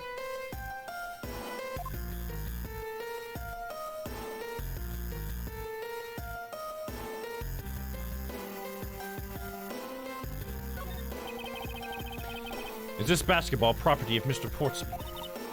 Yes, sir. He's always ready for a match. Basketball, soccer, dodgeball, tennis, it doesn't matter what sport it is, he's game. Although, I think it'd be a little hard to play tennis with this ball. That isn't the point you should be focusing on, detective. You're right, sir. Now I know what I should be focusing on. Bad Mr. Portsman. Someone should teach him to clean up his toys after he's done playing. I think we've reached the end of this conversation. I fucking love Gumshoe, dude. Go up. Oh, okay, so now I can go up and down. Interesting. I've already examined the door. Is it going to be any different? Minimal safe. Classy door. Yeah, we went over this. I think we're pretty much good here now. So we try logicking, maybe?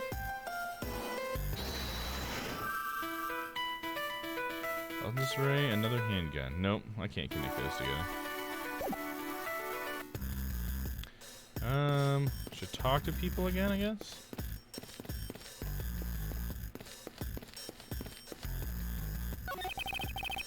Is everything all right? Yes, sir. If you must know, I weighed myself this morning and I'm finally 154 pounds. Okay, same thing you said last time. Pain. Yeah, he's saying the same thing.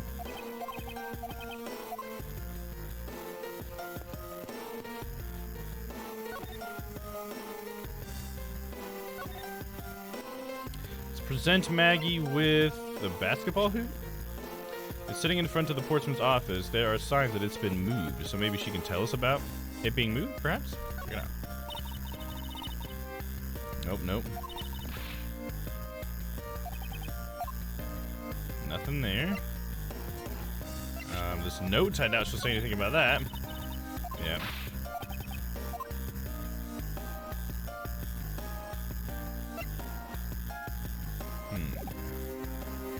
anything to ask her about?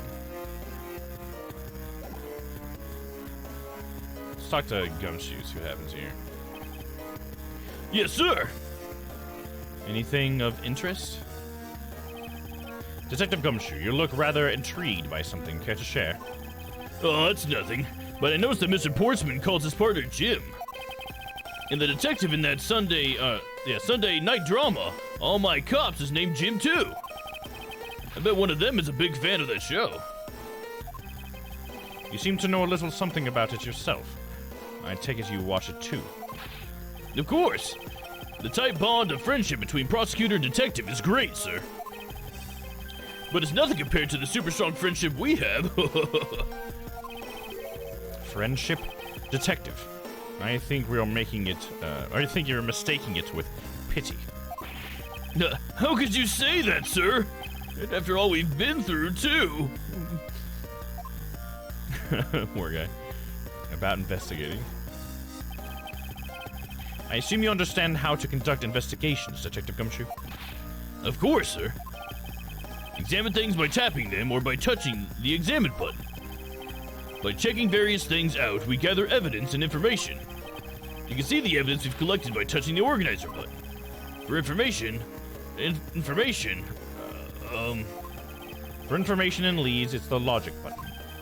That's it. Great job, sir. Deductive reasonable is the way to go? I think it means reasoning? Okay, he addresses it. It's called deductive reasoning, Detective. Clearly something you lack. Okay, so we can talk about the witness, Ace Investigator. Let's talk about the witness. We're talking to the witness. This seems all tutorial stuff, but I'll see if he's got anything in here, you know? About Miss Bird. No way she's a killer. Please don't tell me you buy into that accusation, sir. Rest assured, I think she's innocent. However, I need to ask her a few things regarding her security guard position. Well, if you're only asking, that's okay. Just stand next to her and then touch the talk button. Then you can talk about whatever topic you pick. When you want to ask her about evidence, all you have to do is present it. After you choose what to show her, touch present again, and off you two go. Recommend showing different people different things. You'd be surprised by what they say. Thank you for the explanation, though I don't recall asking for one. Oh, just so you know, sir, you can show me evidence in the same way, too. I do believe it's time to get down to business and ask some questions of Miss Bird. Ignored again. Oh. Alright, and the last thing we can ask him about is Ace Investigator. I was wondering about the investigation. Oh, I've been waiting for this. Let a real seasoned pro teach you how it's done. A real seasoned pro of instant noodle cuisine, perhaps. You know that you can always check out that really important sports in more detail, right? Or sorry, really important spots in more detail, right? Yes. And if the area's too big, you can always use the arrow buttons in the bottom right. No, but don't worry, sir. The arrows only show up when you need to use them to see more. I knew that as well.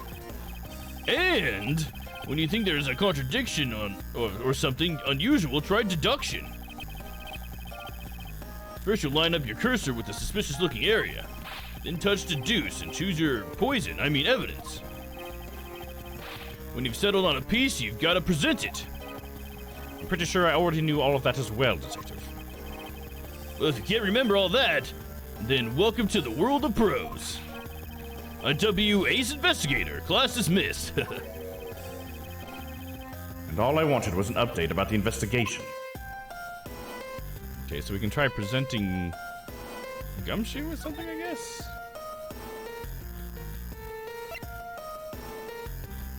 I'll present him the basketball. Hey, I love basketball.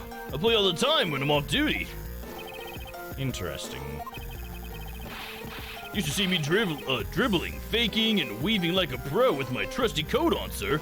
That'd be kind of funny. Why would you play in a coat, man? That'd be horrible. He's got like a blazer and a coat on. They call me the Green Supernova.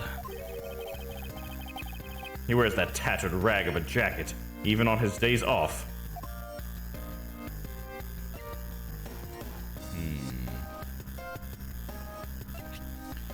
The stolen 0 series file. We'll try presenting that. Let me check it real quick. Oh yeah, checking it just shows me this. So let's just try to present it. I'm just low detective, so I'm not sure what I should do with that. Okay. Nothing to arrest it. That's the only talent you have. No, wait. I'm not sure what we need to do now.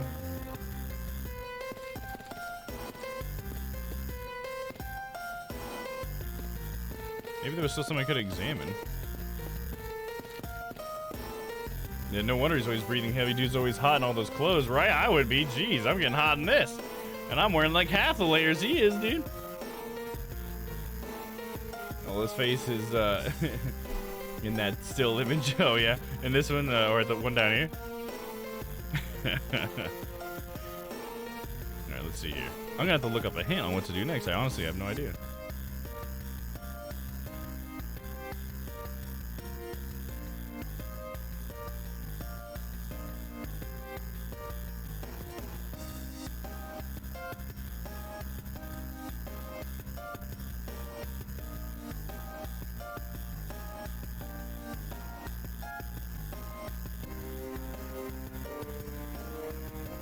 Oh, okay. I should have known to do this, my bad. So we checked out the doorknob on Portsman's door.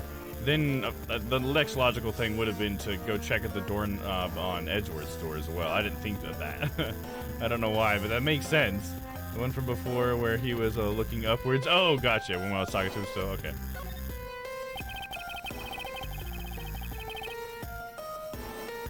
Yeah, I got you when I was just talking to him. I won't rest until I've inspected every suspicious-looking nook and cranny. Okay, so we're definitely checking out the lock.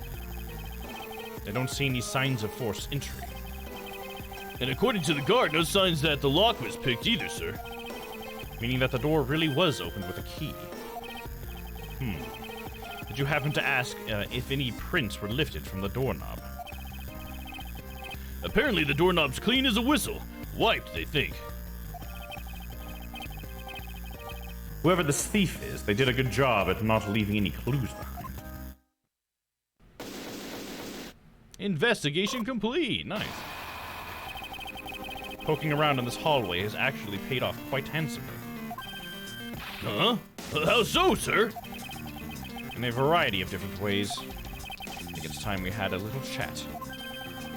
With the real culprit in this case. You know who the killer is? Wow, Mr. Edgeworth. As long as my logic is sound, then yes. The mastermind behind this murder is none other than Mr. Portsman. What? Mr. Portsman? I knew it! That's exactly what my logic senses were telling me, too. I suspected it was him from the instant he accused Maggie of being the killer, sir. That is anything but logical. Lady and gentlemen, prepare yourselves. Come what may, it's time to knock on truth's door.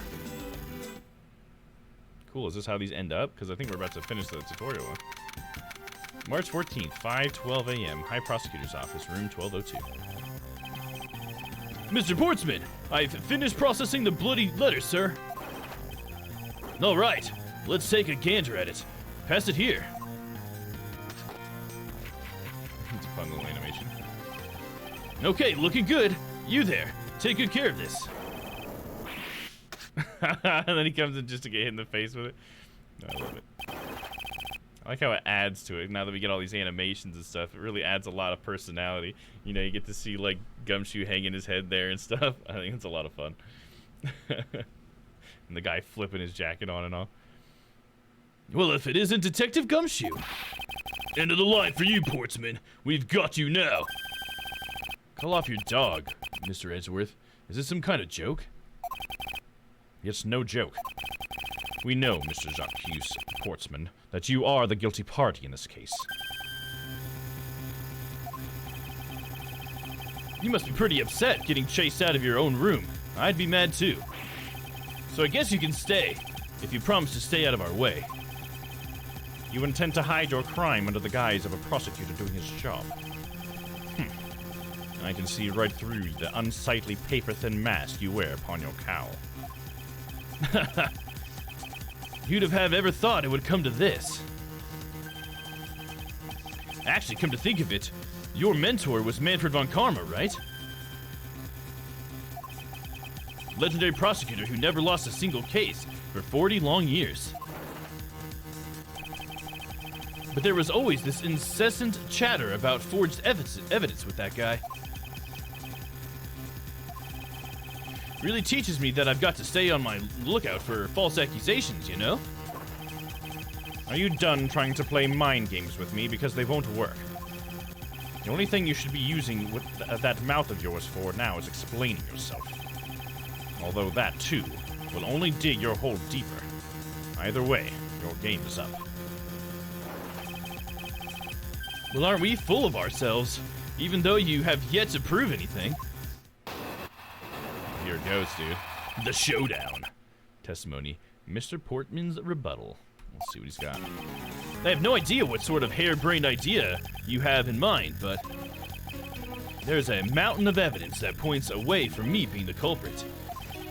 Besides, how, may I ask, do you propose I unlocked your door and got in here? Look, I feel bad doing this to you, but I've got work to do, so we're done here. Sorry, but we are not finished yet. Boy, you're stubborn. I suppose you're basing your accusations on something. I'll show you what I'm basing my accusations on. With evidence. Rebuttal. I have no idea what sort of harebrained idea you have in mind, but My accusation is a harebrained idea, is it? you tell me. I'd say it is. After all,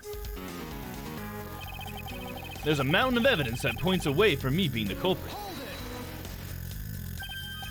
Oh, and what, pray tell, kind of evidence are we talking about here? Jim was my partner, so you can't say I had a motive for killing him. And that's it. That's not even an anthill, let alone a mountain. But it's more than enough, wouldn't you agree? Might I recommend that you review what the word evidence means? It doesn't change the fact that the evidence doesn't point to me as the killer. Besides, how, may I ask, do you propose Besides, how, may I ask, do you propose I unlocked the door and got in here? Unfortunately, I believe I have already shown how earlier. Your speculations mean nothing, as I still insist that I could not gain access to your room. What should I do now? Should I raise an objection? Oh yeah, of course I'll raise an objection. It's one of our rules. You claim to have had no way to open my door. However, is that really the honest truth? All right, I'll humor you. Go ahead, shoot. Very well then. I propose that you use this to open my door. The master key, I guess. I was gonna use a profile until you used Maggie, but I guess Maggie ended up using the master key, so he basically, in a way, roundabout way, used the master key, right? I believe you were able to open my office door with a master key, no less. Wait. Hold on for a sec. I never laid a finger on that key, as you already know. Precisely. You were able to open my door without lifting a single finger. Well, maybe you did, but only to direct. That's right. You use your finger to direct this person to open the door with the key. And that's going to be Maggie Bird. You would ask Miss Bird to open your own office door for you, yes? Yeah, I kind of forgot my key at home. Happens a bit too often for my taste, you know? But the room you had Miss Bird open at the time was not your own, was it? What? You have quite the imagination. But why don't you ask the girl herself whose door she opened, shall we? I'm certain that it was Mr. Portsman's door, sir. I checked the number plate and make sure it was opening the right door, sir. See? Miss Bird backs up my story. Yet what if you had misled her, to fool her into thinking that's what you wanted? Ha! And how do you suppose I did that? By switching the number plates on our doors, for example. Yeah, so why was I so wrong about checking the fingerprints on the fucking number plates, huh? Why was I so wrong about that, huh? If we're gonna bring it up here, Edgy, come on, dude. Fucking busting my balls over here. That's right. They do slide out pretty easily. Furthermore, you then used one other thing to give a very strong impression. That the door she was opening was yours and not, in fact, mine.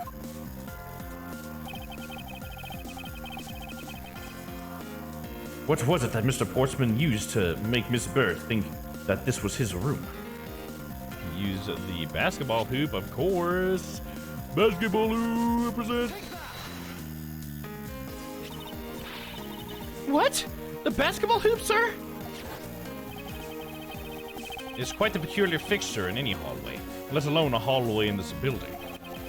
Which is why it's left an unusually strong impression on me. It's an object perfectly suited to sit just outside the office of a peculiar prosecutor. Gah! That's very true, sir, because there was a basketball hoop sitting there. I thought the door I was opening had to be Mr. Portsman's. There are signs that the hoop had been moved. To sit in front of my office, to be sure. I see. So that's how you throw suspicion on people. Thanks for the tip. But I think your conjecture is a little off the racetrack. Oh. Conjecture's rebuttal. Oh, is this how this works? Okay. He's gonna try to get another chance. Fat chance, dude. Now you're just spouting nonsense. 1 second.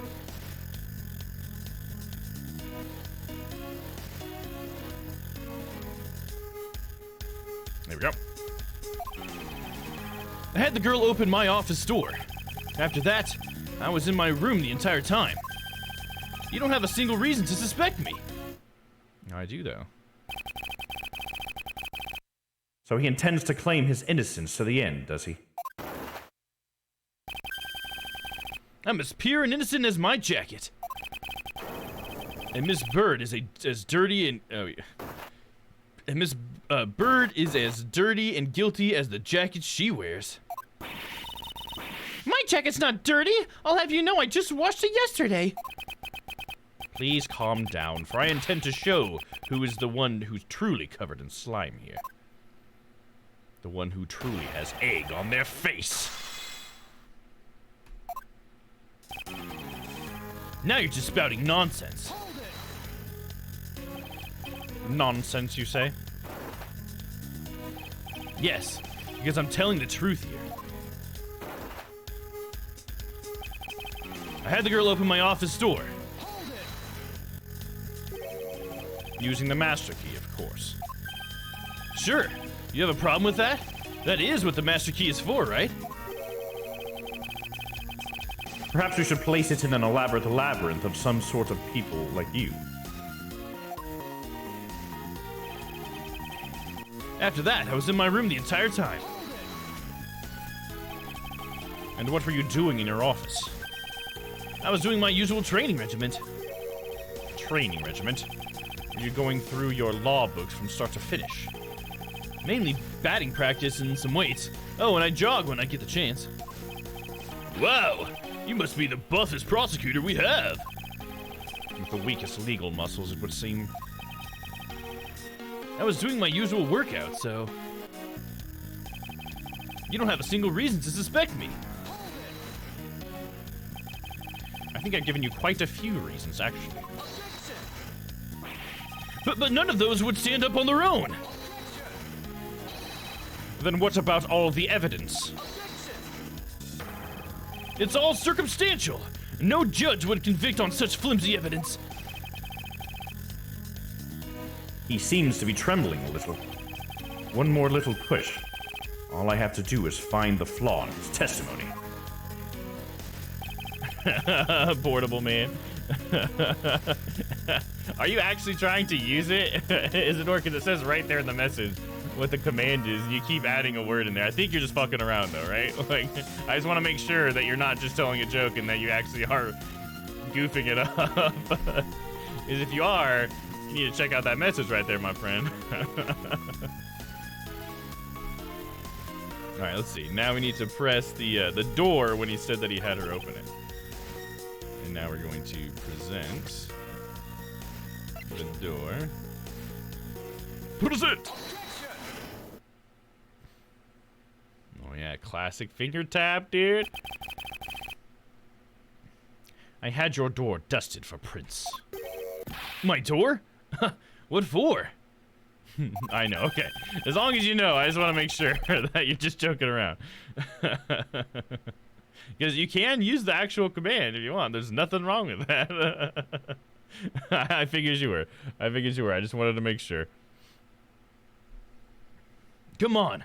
I bet you didn't find anything. You sure are good at wasting time. You're right. I didn't find anything. And definitely not Miss Bird's fingerprints. Her prints? What do they have to do with anything? Let's put it this way. If she really was the one who opened your door, then her print should naturally be on the doorknob she touched. Nah! Further, all the prints on my office door's knobs have been wiped clean off. I can only assume it's because Miss Bird's fingerprints were on it. But it doesn't change the fact that I was in my room the entire time. Is that really a fact, or is it fiction? Hey! Would I lie to you? I have here proof that you are not in your room the entire time as you claim. Oh shit, because of this, the note. Right? Because we have the note left by the victim. If you check it out, it says, I brought 3 pieces of evidence by you just like we talked about on the phone. It looks like you were out. So I'll talk to you later. That was from the victim himself. Generally use it when I will obsess over who really committed the crime. Okay, sounds good. Meaning got away this time, and next time she will go down. Hell yeah, dude. I believe it. I believe in you, Isadora. We will take her down next time. You got it, huh? I'm gonna give you one of these. A zoom in. You got it, huh? A little Edgeworth finger tap. Alright, let's present. And this is the note that the victim left for you, Mr. Portsmouth. A note? It was left under your door. Or did you not notice? And right here it says, but you're out. You were not in your room when the victim came to call on you. So then, where were you and what were you doing? Ah! Don't you think it's time you gave up your charade? We know you stole into my office with the intent of stealing something from me. You stole into his office? Oh, thank you. I appreciate that. Getting my honor score up. Hell yeah, we're getting justice, dude. What more good boy thing could I do? And Detective Faith found you out. Possibly because he heard sounds coming from a room whose occupant was on leave. Mr. Portman, you killed Mr. Faith to silence him. And I had the misfortune to return when I did. You had to threaten me as you escaped.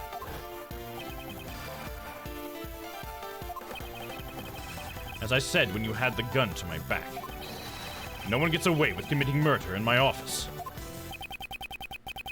That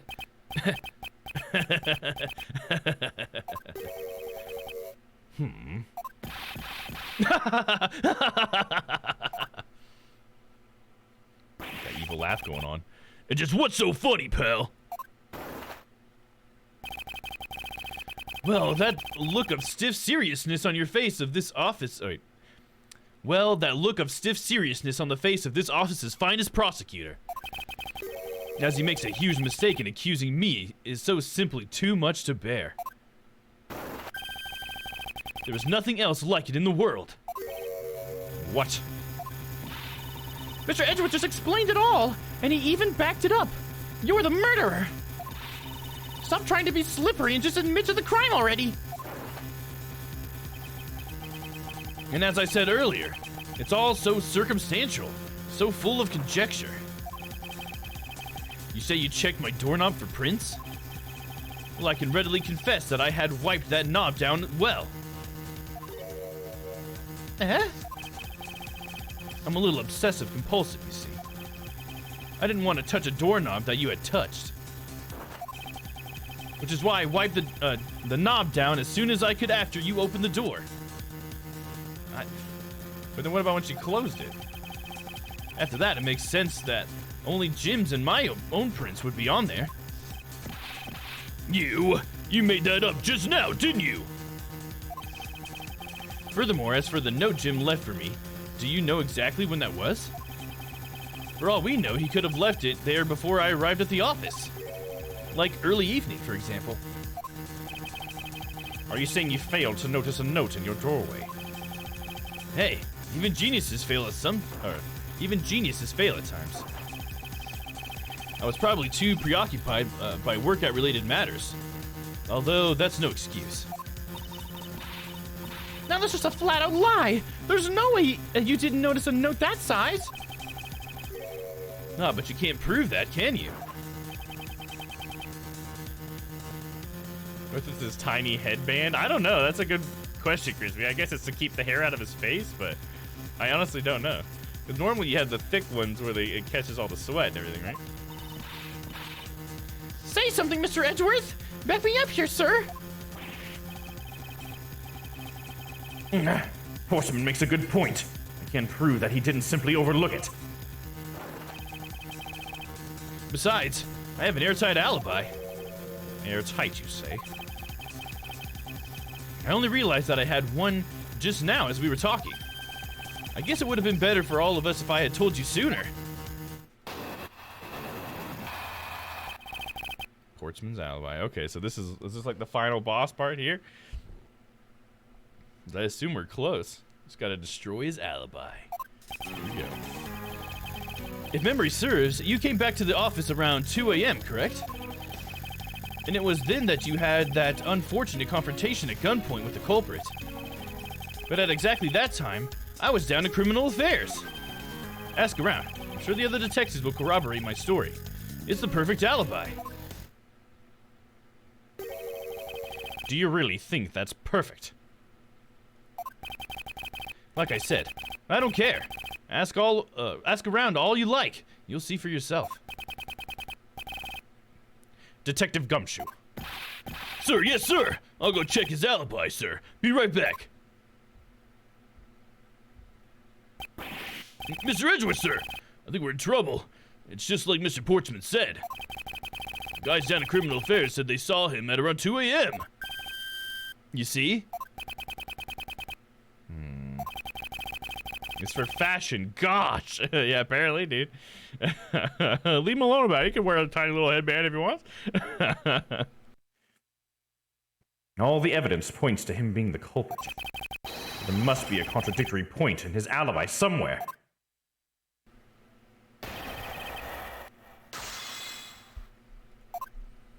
If memory serves, you came back to this office around 2 a.m., correct?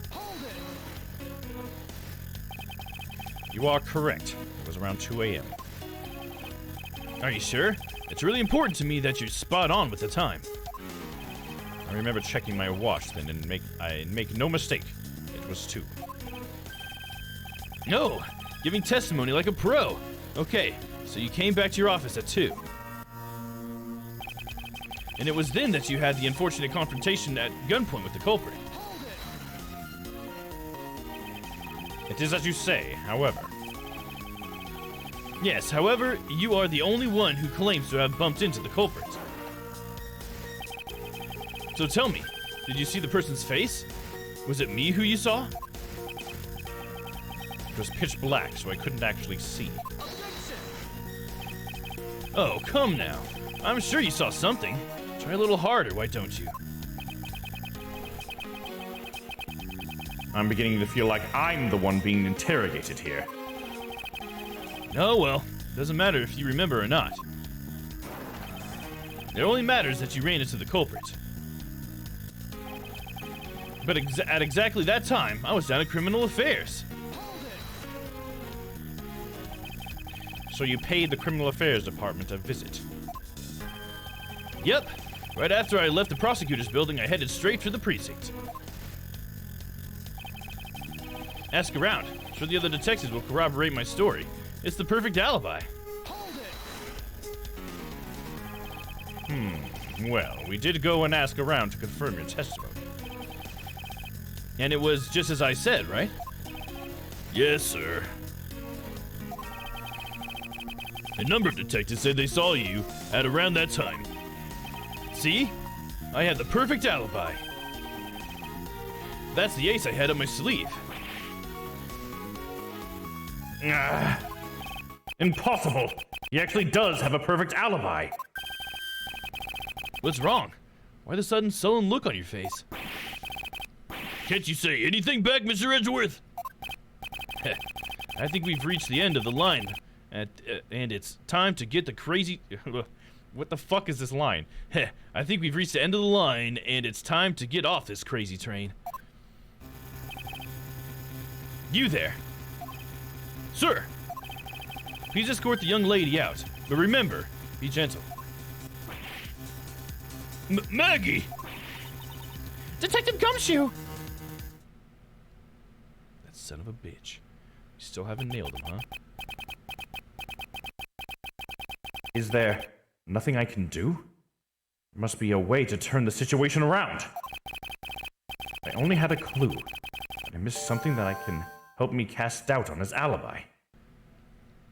Mr. Portman's alibi. The intruder I met could not have been Portsman.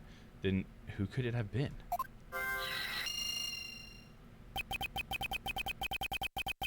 I need to calmly think this through.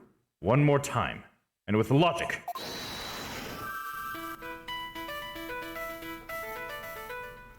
Okay, files in disarray, another handgun, Mr. Portsman's alibi. Mr. Portsman's alibi and another handgun, I think.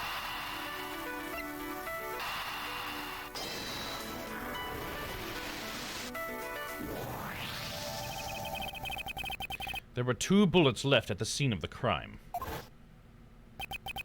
One that robbed Mr. Faith of his life. And one that nearly robbed me of my jacket. However, the murder weapon only shows signs of being fired once. Meaning that it is entirely possible that a second gun was used in my office tonight. But seeing as how the killer had to steal Mr. Faith's gun, I doubt the killer had another gun up their sleeve. Therefore, the second gun could have been the property of an entirely different person. Which could mean that there was another person who paid a visit to my office tonight. Another visitor. Maybe the victim and his killer weren't the only visitors in my office tonight. Okay, back to logic. Files in disarray and another visitor. That's all I got left. Someone Your came Honor, to clean up the room? There appears to be a new subscriber. There you go. Hey, what's up, Lemur? 20 months already. Hell yeah, man. Loving the cosplay, Domm. Thank you. Thank you, sir. Thank you. This is my Edgeworth cosplay. Yeah, we're playing some Edgeworth Investigations now, man. It's been pretty cool. It's quite a bit different than Phoenix Wright. I mean, there's definitely a lot of similarities, but it's a different format for sure. Like, we're not doing anything in a courtroom so far with this one. It's all just been like accusing people and kind of like doing it right there in front of them wherever we're at, which is pretty cool. Were these Nintendo DS games? Yeah. Phoenix Wright was originally a DS game. Yeah, it came out for the DS. And so the trilogy we played was a remastering of it that came out on Steam. And so now, since we're done with that, we're back to the DS games because they haven't remastered all of them. So yeah, this one is called Ace Attorney Investigations Miles Edgeworth, I think. And there's 2 of these that we'll be going through. And then after that, we're going on to Apollo Justice, which I don't know if they've remastered those, but there's been a couple other ones I think that they've remastered, maybe? Maybe? There's a couple other ones on the Switch, I think. But I don't think this one was. And then I guess Magpie was telling me about how, I guess the sequel to this game, the Edgeworth Investigations 2 never even was released in America, but there's like a fan mod that translates it. And so I'll be trying to play that after this as well, so that could be cool. Yeah, so I got my setup here so I can go between the screens. Bing, bang, boom, and then both screens. Boom. So I'm trying to, you know, keep everything on the screen and keep it nice and big when I can. So yeah, now we're connecting two pieces of evidence to try to make some sort of conclusion. Because we basically reached the point in this case where we're right at the end, but he somehow slipped away from us. And so we're having to, like, think about all of these things and make deductions so that we can then prove that he is indeed the murderer. So that's where we're at now. So yeah, that is a good setup. Thanks, man. I appreciate it. All right, we're going to connect these two, and hopefully they connect. Supposing there was yet another visitor tonight. That would also resolve the issue of why my shelves were upended twice. You know that the shelves were disturbed once before and once after the murder. So it shouldn't be much of a stretch to think that it was the work of two different people. Once by the person who stole the victim's gun and then killed him with it. And once again after the murder by the second culprit. Who was the owner of the second gun? If we suppose that the second culprit's gun was the one that was pointed at my back.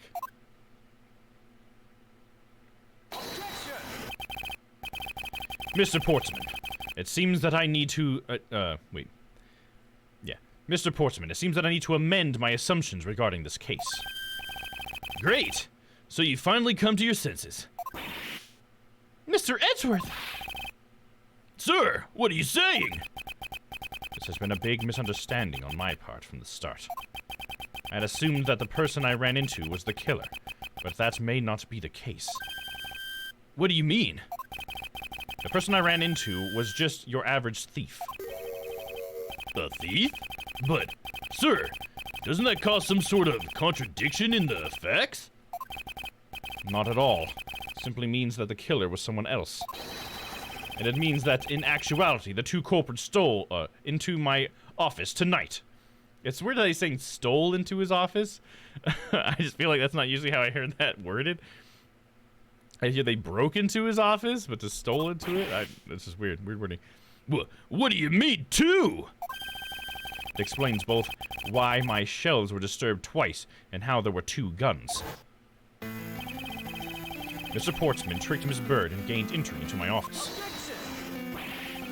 Now you're just leading the argument. You still don't have any actual proof, you know. If you could please go along with my hypothetical scenario for now, Mr. Portsman. In the end, you really are innocent.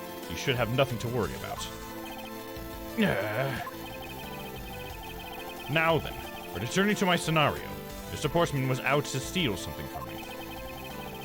Which is why he checked my secret safe and ransacked my shelves.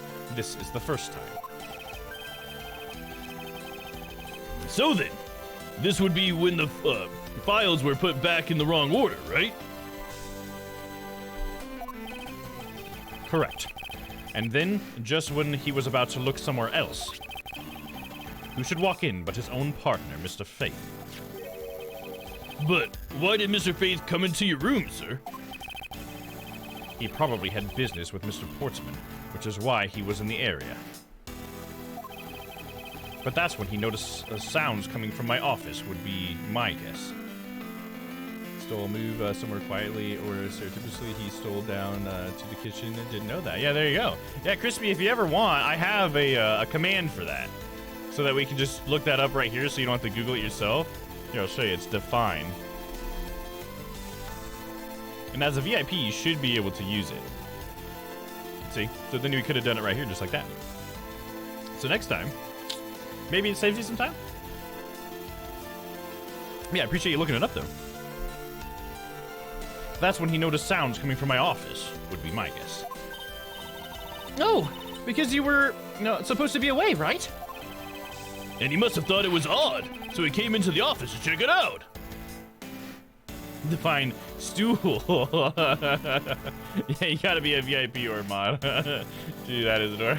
But we can do that. I'm not cool enough. You could be cool enough, Isidore. Who knows? Maybe one day we'll get you a VIP, my dude. Or I mean, if you want to be a mod, I like to give people a mod who just want to use it. So if you want to use my mod actions or whatever, if you're down, I think I trust you enough. You know, if you ever use them incorrectly, I would just unmod you. So if you want to be a mod, Isidore, I can give you a mod. If there are meanie definitions, does it work? Yeah, it only shows the first one. It shows like the most common one, I think, which is the first one in the API. So yeah, I guess if you want to get more detailed information about it, you can. But as you can see here, in this case, and in every case we've ever come across, it's given us the right definition. So I think it's pretty good to trust it. But if it ever says something and you don't believe it, maybe then you could try looking it up yourself. But I mean, you do whatever you want. Just know that the tool is there. That's all I care about. But anyways, the definition of stool, a seat, especially for one person, and without armrest. So that's different than the other stool. See, that's one I could have multiple definitions. I'll regard your channel with my wrist. All right, you're saying, do you want me to knight you, Isidore? Is that what you're saying? You'll guard my channel? Sounds like you're offering a knighthood here, huh? Or requesting a knighthood. I'm offering a knighthood.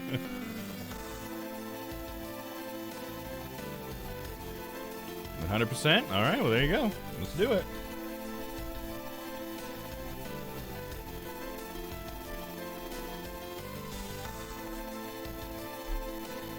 Bows down.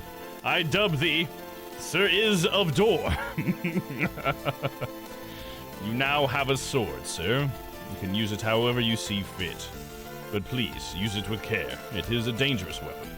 For with great responsibility comes, or wait, with great strength comes great responsibility. I fucked that up. Let me see. But when they stole into Edgeworth's office, that's not the right definition, right? Take illegally or without the owner's permission, something owned by someone else? Oh, I see what you mean. Yeah, my bad. Yeah, I didn't read it thoroughly enough. You are right. Yeah, it is a different version of the word stole. Yeah, you're totally right. My definition bot wouldn't have caught that. So there you go. Good catch, Crispy. I didn't even notice that. Hold the door. That Game of Thrones reference. Hell yeah, dude. I'm with it. I'm for it. All right, back to the case. And he must have thought it was all odd, so he came back into the office to check it out. Correct. And as a detective, that was the right thing to do. But when he came in, he found his own partner standing there. Because it was Mr. Portsman. Mr. Faith probably lets his guard down. But Mr. Portsman was not so merciful as to let him leave alive. He waited for a chance and stole Mr. Faith's gun from him. And then he killed him. He silenced Mr. Faith for catching him in the act of stealing.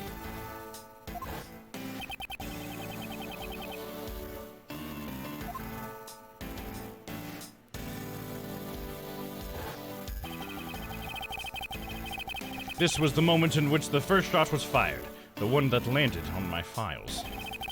Following that, Mr. Portsman wiped the gun down and left it behind as he made his exit. He could afford to do that because he had also left the fake dying message behind. You're such a complicated troublemaker, you know that? Well, if things were as simple as that, then all would be solved. However, there was yet another visitor to my room, and this is where it gets complicated. There was another? Visitor, sir? Yes, and this other person's objective was also to steal something from me. Man, don't chew that gold medal, you leave an imprint, right? Yeah, dude. I keep expecting him to, like, bite off a piece and it's actually, like, chocolate or something. Wouldn't that be kind of funny to have that as be, like, it actually reveals as he bites it off that it's actually just, like, a chocolate medal or whatever, you know, wrapped in foil? I think that'd be a funny little gag. Now then, even after Mr. Portsman left, the door to my office remained unlocked. However, this new visitor had no way of knowing that, and so they stole the master key from the security guard's room. Okay, that's the version of stole that my definition bot got. That's funny. That's the same use case. And then entered my room and searched through my shelves. This was the second time they were disturbed, and it seems the thief found their prize. The stolen zero file, right, sir? Why'd they leave it underneath the bench out there, right? Correct. Only just as the thief was about to leave with the file, I appeared. The thief then threatened me with her own gun and made their escape. The second bolt was fired during that brief encounter. So the shelves getting messed up twice in the 2 bullets. It was all because 2 different people were doing those things at 2 different times. Precisely. And now do you see, Mr. Portsman?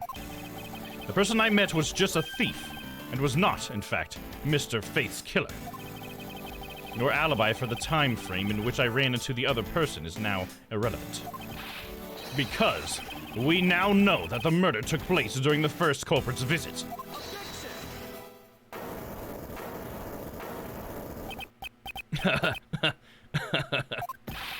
What's so funny, pal? Absolutely splendid. Your scenario explains everything. Of course it does. It's Mr. Edgeworth after all. But you know, it still doesn't change the fact that it's all circumstantial. Supposing if, and that's a big if, your theory is right, it would indeed render my alibi, which has withstood scrutiny, mind you, irrelevant.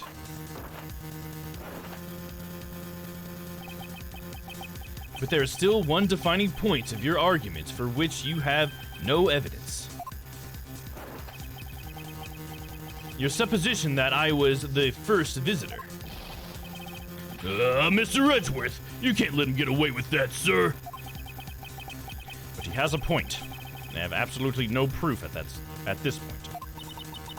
Don't say that, sir. I don't believe this. Don't worry, Maggie. I'll do something if I must. You know something? I find your attitude to be somewhat peculiar, Mr. Edgeworth. If the person you met really was just a plain old thief, why is that person not your main suspect? That is, if your theory is correct. Another testimony, dude. Portsman's Alibi Part 2. Here we go, dude. Classic case in these games. That thief you ran into should be your real suspect, wouldn't you say? We should be out there looking for that thief right now. They might still be nearby. I hate to repeat myself, but as I've already said, I was training in my room. And when Jim came to deliver me some evidence to me, I was down in criminal affairs. So I can't be expected to know what happened around here after I left. So you think we should be out here looking for the thief? Of course. Now isn't the time to be wasting time on dead-end discussions. I don't think it's at all a dead end. I find your alibi to be fascinating. Let's continue where we left off, shall we?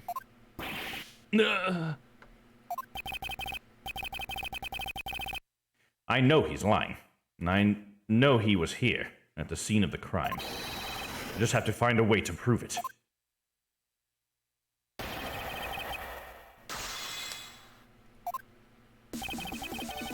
That thief you ran into should be your real suspect, wouldn't you say? Actually, no, I wouldn't. Why not? That's elementary, the dying message, of course. Mr. Faith's killer very clearly left those letters on the spines of those files. And it was after they were on there that the thief stole one of them. You mean the 0 files, right? And that's how we also know the letters themselves were a setup, and not from Mr. Faith. If the thief was the killer, do you think they would try to undermine themselves? So here's maybe I'm getting ahead of the game here really quick. So we found the file that was stolen, and there was stuff missing from the file.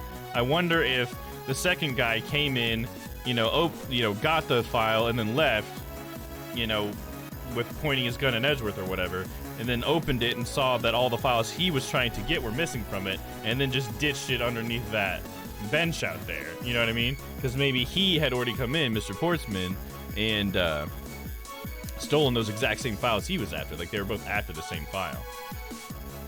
I could see that. That's all I can think of so far. Let's see. If the thief was the killer, do you think they would try to undermine themselves? Nah! Maybe the killer just didn't think of that either. Yes, that must be it. Maybe, just maybe. We should be out there looking for that thief right now. They might still be nearby. Mr. Portkey certainly done did it. Absolutely, dude. Faux show, though. Once escaped, I highly doubt a thief would linger nearby. Well, you never know. Maybe they didn't get what they were really after. Oh? You talk like you know quite a bit about this thief. No, it's nothing like that. I have no idea about anything after all. I hate to repeat myself, but I've already said I was training in my room. Yeah, just look at that sweat, dude. That's some sweat of guilt right there. Just Edge would just lick his face and be like, tastes like guilty sweat. But according to Mr. Faith's note... Hold on, I thought we already cleared that up. Didn't we say that Jim left that note for me in the early evening? If you have proof that he left it at a different time, say, just before he was murdered. I don't have any, no. You see? So I insist again that it was in my office the entire time. Or I was in my office the entire time. And when Jim came to deliver some evidence to me, I was down at Criminal Affairs.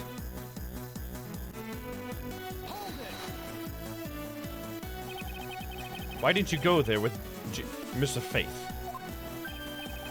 No, that's because he said he was tired and was going to take a quick nap. You know those sofas in the hallway? He likes to sleep on those. It's one of his habits. And what of the evidence he brought? There were things related to yesterday's case. Just 2 items. A gun and a pendant.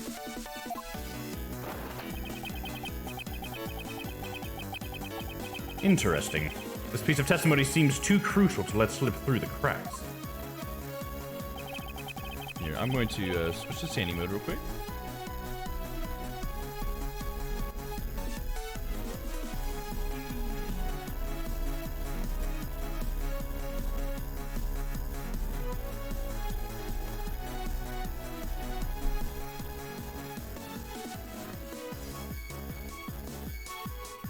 A little stretch real quick. Ooh, there we go. He brought me 2 items, a gun and a pendant, that are related to yesterday's case. A gun and a pendant? Yes, this gun, which was the murder weapon. And this pendant, which belonged to the victim.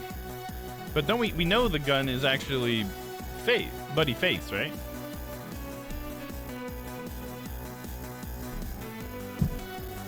We know it's to belong to the victim, in other words. And why are you taking them to Criminal Affairs? And why were you taking them? There was something in a past case file I wanted to compare with these 2. But all this has nothing to do with this case right now.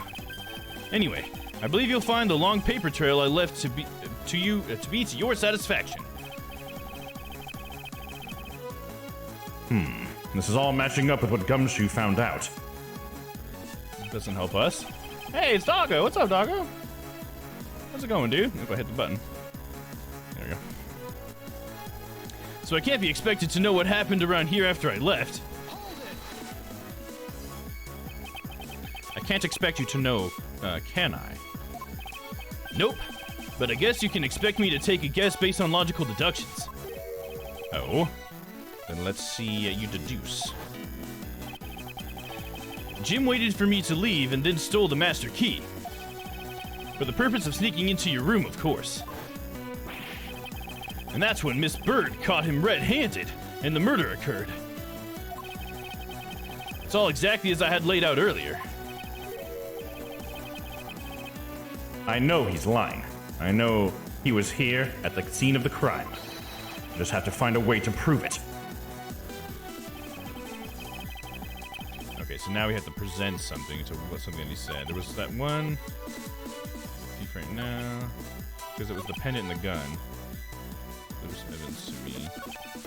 The gun and the pendant. I'm gonna present the gun here, but We don't have to save. We got plenty of health. I was gonna save really quick, but fuck it. Let's just do it.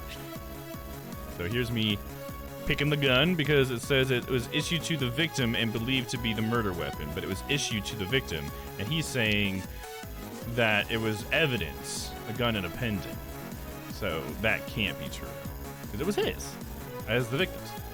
Is this in order version of this game? It is. It's the sequel in a way to the trilogy that we just played, but the trilogy that we just played through was a remastering of the original trilogy.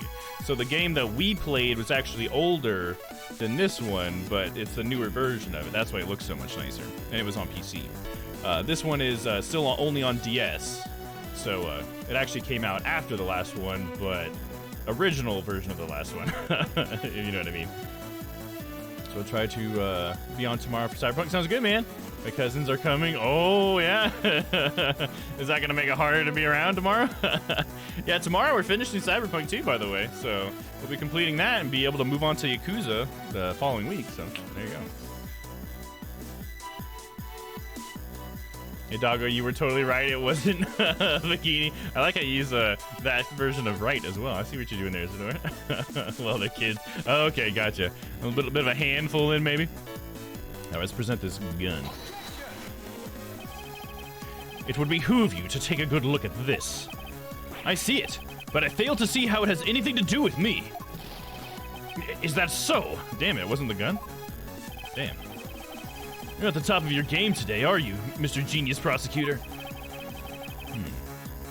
Can't allow him to set the pace here. Must remain calm. Only by doing so can I find the fatal flaw in his reasoning. Okay.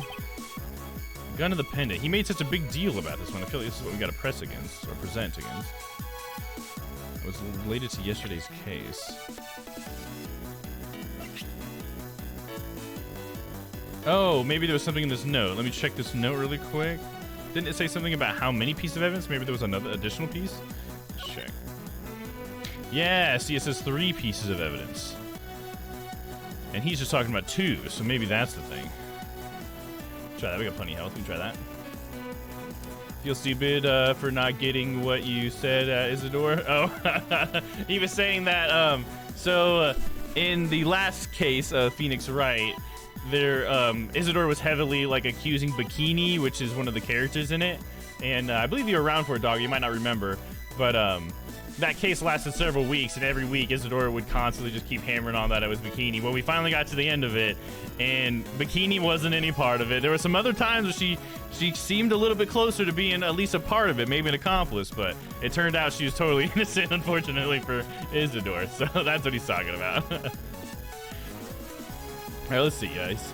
So he's saying here, he brought me 2 different items, but here this says 3 pieces of evidence, so we're going to present it and see if that works for that. Music stop. Only 2 pieces. I believe the proper phrase here is you fail. Excuse me? You fail as a prosecutor, Mr. Portsman, as you intend to keep evidence hidden from me. What are you talking about? I haven't hidden anything from you. Well, there's a piece I think you should read carefully. Ah, it says Mr. Faith was bringing him 3 pieces. Yes, and this is the victim's real dying message to you, Mr. Portsman. Hey, I can't believe I got tripped up by some simple arithmetic? Where is the missing piece of evidence? No, it's... You have it, don't you? Only the guilty would make such a face. Detective Gumshoe. You don't have to say it, sir. I'll pat the guy down from head to toe. What? Don't come any closer. I'm warning you. This is all part of the investigation, pal. So don't even think about stopping me. No! Hey, what's this? He had this on him, sir. Despite what you said, it would appear that you do have something to hide. But why would he hide something like that? There's only one reason why anyone would hide evidence of this caliber. Because it would unequivocally... Wait, I can't even say it. Unequivocally... Is that it? Equivocally? Yeah. Because it would unequivocally point to that person himself as the real killer. There you go. Murder reports me. Yeah, there you go. Doggo's on it. He's using the murder command. Must be some rough pat down. Hell yeah. He goes extra hard. I mean, it is Gumshoe. He's got big, meaty hands. You know, he pats real hard. And for some reason, he sticks around the crotch area for a long time. I don't know. Maybe they taught him that in school. I don't know. Because it would unequivocally point to that person himself as the real killer.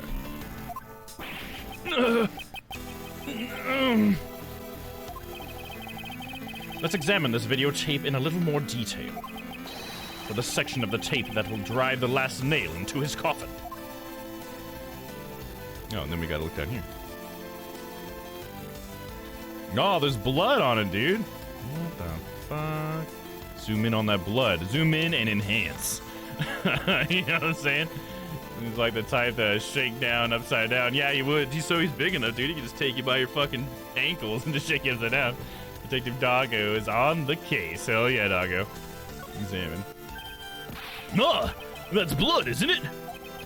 Yes, and I believe this is what the good prosecutor was trying to hide from us. This blood is still fresh. You mean this might be Detective Faye's blood? No, you've got it all wrong. No amount of denial can save you. We have but to run a blood test to find the truth. You told us that you had received evidence from the victim earlier. Now you will tell us when and how did the victim's blood find its way onto this video. Yeah, it's totally suspicious. Was it the moment of his death? Did Detective Faith have this videotape on his personage when you killed him? You know very well there's no way to prove that. Not even if we were to examine the tape for fingerprints. Ah! If I had to take a guess, I'd say that the only ones on here would belong to the murderous you and Mr. Faith. No! Impossible! I'm...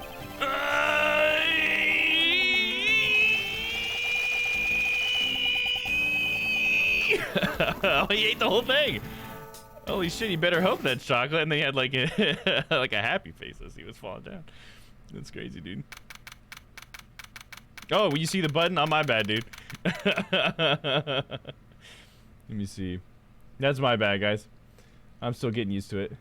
It seems like it's ketchup. Oh, yeah, on the tape. I see what you're saying. Yeah, sorry about that, guys. I'm still getting used to the whole DS thing. That's my bad. You guys did not get to see him. He ate his coin. That was what was happening. He chomped down on it and then just kept chomping when he was saying that E thing, and then eventually he chomped the whole thing down and then gulped it. So yeah, my bad. I should have shown that to you guys. Mr. Portsman has been placed under arrest for the murder of Detective Buddy Face, sir. Yeah, I know, Crispy. I know. I got it. Very good. And the results we got back from the lab techs on the tape turned out to be the real solid, sir. The blood work came back, and it was definitely Mr. Faith's blood on there. And as a bonus, they were also able to lift a few of Mr. Faith's fingerprints as well. Thank you so very much, Mr. Edgeworth. I still can't believe I got to see your cool deduction skills outside the courtroom. That metal's gonna hurt coming out, right? Exactly. You better help it was fucking chocolate like I was thinking. Of course, it wouldn't have been chocolate like I was hoping because that wouldn't be enough, right? They always have to do something super ridiculous. And yeah, definitely swallowing a gold medal is very ridiculous, dude. Very on par for an Ace Attorney game. I'm impressed beyond words, sir. It was nothing. I'm just sorry you got caught up in a murder in my office. Please accept my apologies. Oh, it was nothing, really, compared to what I've been through. I mean, I consider myself lucky that it was only a burglary and a murder this time, sir. God, that is such a true statement for fucking Maggie, let me tell you that. You're solving the case. You're just going to leave all this blood here, right? Yeah, no one's gonna clean up the blood. We still got the fucking gun on the ground over here. The guy's wallet's still on the floor. We moved his body at least, but the blood, nah, it's fine. And all the files are gone. This was all full of files. That's interesting. They must have moved the files. And they got rid of Edgeworth's his frame with his clothes in there or whatever. So they're starting to clean some stuff up, but the blood, we'll let it sit for a little longer. Gotta have our blood analysis guys come in for that. If it had been a holdup or a hostage situation, I'd have thrown my hands up in the air. I think I'm finally rising up as a goddess of misfortune to just an unlucky person. Something tells me we should have hired a different person for security detail. You know something, sir? That Mr. Portsman's really one corrupt prosecutor. And why would you say corrupt? Well, I heard that there was a number of suspicious things related to his court cases. There's even rumors about how some of his evidence he used was forged, sir. Forged evidence. Huh. And they say he even decided not to prosecute a few times for some really vague reasons. Ooh, that guy was a complete disgrace to the entire profession. He never did get around to asking what his reason was. Or we never did get around to asking for what his reason was for breaking into my office. Yeah. Whenever we got near the topic, he just claimed up. Although we can be pretty certain that it was to steal something. This is just between you and me, sir, but there's a rumor that some sort of huge organization is involved behind the scenes. I think they call them the Illuminati or something. No. Well, well. With Mr. Portsman not willing to divulge anything, it certainly lends credence to that rumor. It would seem that we haven't heard the last of this. Huh? Then Mr. Portsman isn't the bad guy? I didn't say that, but rather that there are still many more mysteries for us to solve. For example, still haven't figured out the significance to this piece of evidence. The significance to this, right? This piece of evidence. Pretty sure it would be this, but this is one of those ones I don't want to get wrong because I think it's like the last one for the story. So let me double check that it's that.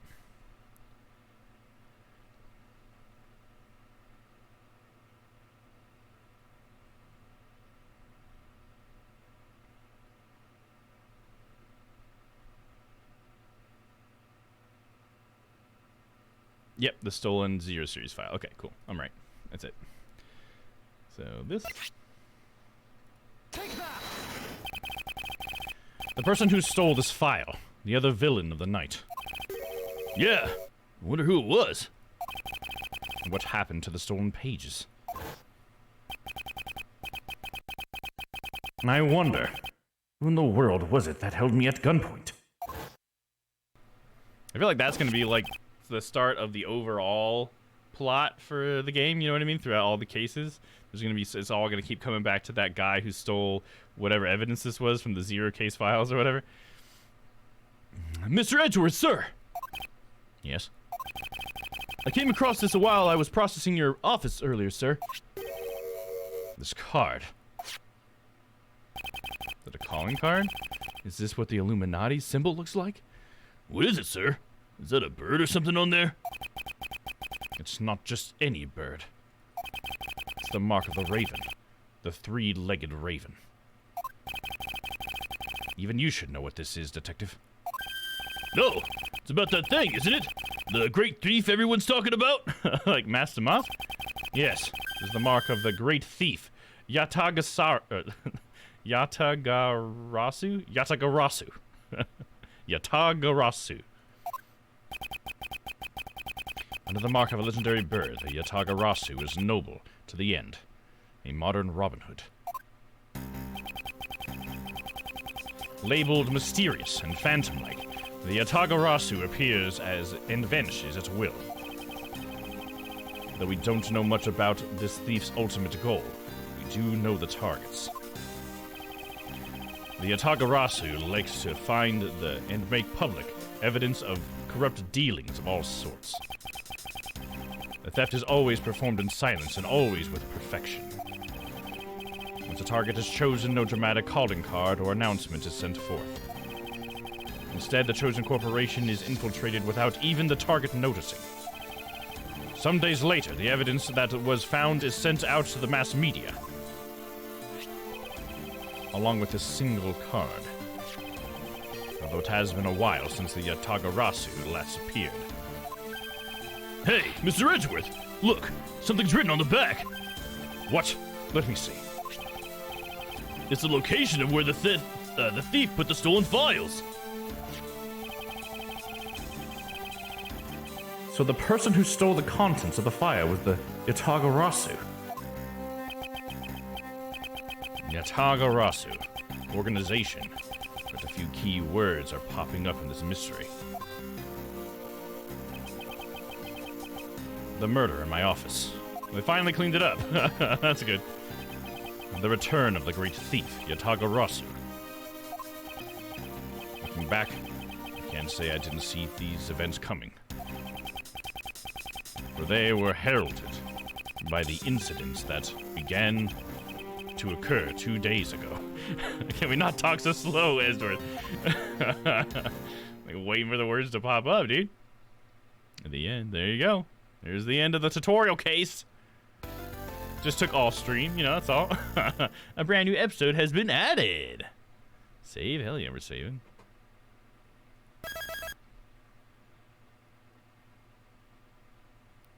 This is pretty cool. I'm pretty excited to see what this game's got in store. Hope you guys are excited too. Hopefully I won't make too many of those mistakes, especially like right at the fucking like climax of it. I forget to show you guys the screen. Like, come on, the doy. Sorry, hopefully I get better at that. I think probably I was just into the moment and just didn't even think about switching it back. And the end of the stream. Yeah, that's true, Crispy. Unfortunately, it is the end of the stream. Alright, let's pop on over to the ending screen. Great stream, Domm. A chef's kiss. Oh, thank you, Crispy. That's so sweet of you. Thank you so much. Thanks for hanging out with me. You guys made it super great for me. It could have just been an all-right stream, but since you guys were here and hanging out with me, that's what made it a great stream. I mean, come on, let's be honest. It wouldn't be the stream it was without you guys. It's fine. I would just never see a man eating his medal. Yeah, apparently not. I played through the entire like mission again just to show you guys that one little animation or whatever. That'd be funny. All right, well, let's see. Do I have anything to announce? We do have movies selected. I don't have the poll up yet, but for community night this month, which let me see, the date we decided was the 21st, which is 2 weeks from now. So not this Saturday, but 2 Saturdays afterwards. And we're going to be doing a movie night, and the movies that we're choosing from are all the theme that we're going with, and this is mine and Noah's, we kind of ended up this way, is Mike Myers movies. So we have 4 options this time, and the options are going to be Austin Powers 1, or Cat in the Hat, or Love Guru, or Wayne's World. So it's going to be between those 4 movies. So I haven't made the poll yet. I'll either make it tonight or I'll try to make it sometime tomorrow. But yeah, whatever you guys want to watch, definitely let us know. And in fact, I think we'll do a 2-vote system again. I usually like to do the 2-vote systems. So you'll be able to vote for the 2 that you want to watch. So hopefully you can give your next runner-up a little bit of a knee up or a leg up in case you didn't get the one that you wanted, that sort of thing, you know? I always feel like it's just a little bit more fair. You know what I mean? So there you go. That'll come up tomorrow. Other things to announce, though?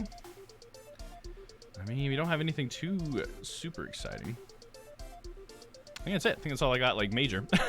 Is we got community night, so look out for that. We'll be getting, as soon as we get a movie added, I'll make a Photoshop of it. It'll be a lot of fun. But as far as for the schedule the rest of this week, it's Thursday already, so we're on to Friday. Friday, we will be playing some Cyberpunk 2077. We're going to be finishing that up as well, because we are indeed on the end of it now. We've already actually started the end of it. I got like 30 minutes in, I think, to the last mission.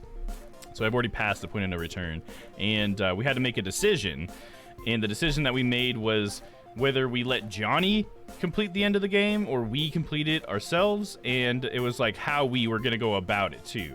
So we ended up choosing to work with Pan Am. So that was one thing I got to do. If we got to do it V's way, V could choose to have Pan Am help because of how far I got in Pan Am's story or whatever. And so we've already called Pan Am, and I think we're on our way to go talk to her. Because we've talked about how we would like to see if we could get her help. And so she said, yeah, I'll meet you wherever you want. Where do you want me to meet you? And so we're going to meet her somewhere. And that's where we left off. So we'll be finding out what the plan is. Oh, no, we didn't. Sorry, I did get a little bit farther. I think I went to the Aldecaldo camp, and we talked to Saul about it a little bit. So we're right after that. So we're a little bit further than I thought. Okay, but still. There's about 4.5 hours left based on what I've read online about the ending, but knowing me and how we like to sit and talk about things sometimes, it'll probably be like 6 hours at least. So yeah, definitely come hang out for that tomorrow. That's gonna be a good time. I don't have anything going on over the weekend, but I'll probably be putting out some information about Phoenix Wright watch parties and a possibility if you guys want to see the end of Final Fantasy Stranger Paradise. I'm going to try to get that a poll up for that tomorrow to see if you guys want to, because I might actually this Sunday go ahead and finish it in Discord for you guys if there's enough of you that want to see it. If not, I'll probably still finish it on Sunday, but I might just finish it by myself. So yeah, I'll let you guys know to see if you guys want to come by, and we'll do it in the Discord. Yeah, that's all I got. So why don't we go ahead and get ready to raid, huh? Israel said, I will watch. Nice. There we go. We got one. I know Stella said she was interested as well. So it sounds like if you guys are available on Sunday at some point, we might be doing that. So yeah, definitely keep an eye out in the Discord for that. If anybody's not in the Discord, I think all of you guys are, but just in case we got a lurker out there that wants to join the Discord, the command's not going to work, so that's great. There it is. That took a while. I must know what happens. Hell yeah, dude. So yeah, if you guys haven't joined the Discord, definitely jump in that Strange Planet Discord. Let me see, how to Discord. If anybody is joining the Discord, there's a little bit of some instructions there in the chat to let you know exactly what to do. Essentially, all you have to do is click on the double D to get just my stuff, but there's a couple other things you can do as well. But yeah, consult the how-to there in the chat. And speaking of the Discord, I'm a part of a group of streamers called Strange Planet. We all share one Discord, and I always like to go over who's up next in the schedule. So since we're on Thursday, it's actually a Papa night. So we actually have Papa should be on right now. And let me double check that, because we're going to be raiding into him here in just a minute. Let me back to Twitch. And then, yeah, so Papa will be going on for the next few hours, and then after him, we will come back around in the morning for our boy Noah's Archives. So yeah, definitely check Papa out after this, and once we go into the raid, and then in the morning, hit up your boy Noah, man. You won't regret it. You won't regret it. All right, looks like, yep, Papa is indeed live. Perfect. He's playing The Legend of Zelda Wind Waker. He also is doing a randomizer. With Legend of Zelda Wind Waker, so that's pretty cool. So definitely come and check it out for that. And I think he has crowd control stuff as well.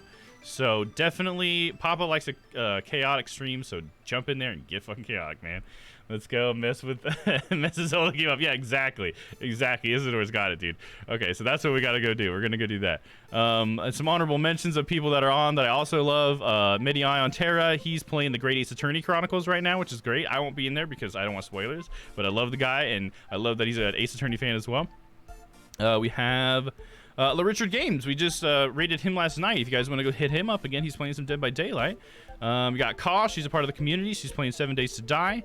That's funny. She says Peepaw here, but he's playing Legend of Zelda, so I don't know why she said Peepaw here. Maybe he was playing with him earlier. That might be why.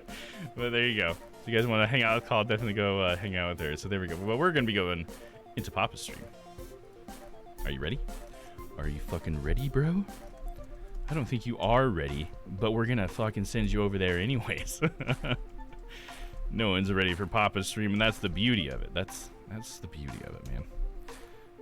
There we go. Raid has started. I appreciate you guys jumping on there.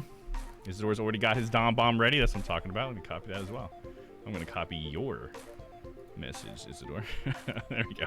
I got mine ready. Locked and loaded. Cannons are ready. Let's fucking launch these Domm bombs over to fucking Papa Wolf. That's how I should word it from now on. We're fucking launching Domm bombs to another stream. This is like a proper raid, dude.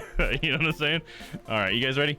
All right, so we're about to raid Papa Wolf, guys. Definitely, if you haven't followed him, please leave him a follow. He's a great guy. You won't regret it. But until I see you guys next time, stay happy, stay healthy. I love you all, and we'll see you tomorrow for some Cyberpunk 2077. In fact, the end of Cyberpunk 2077. All right, you guys ready? Get your cannons ready. We are about to fire. In 3, 2, 1. See you later. Bye-bye.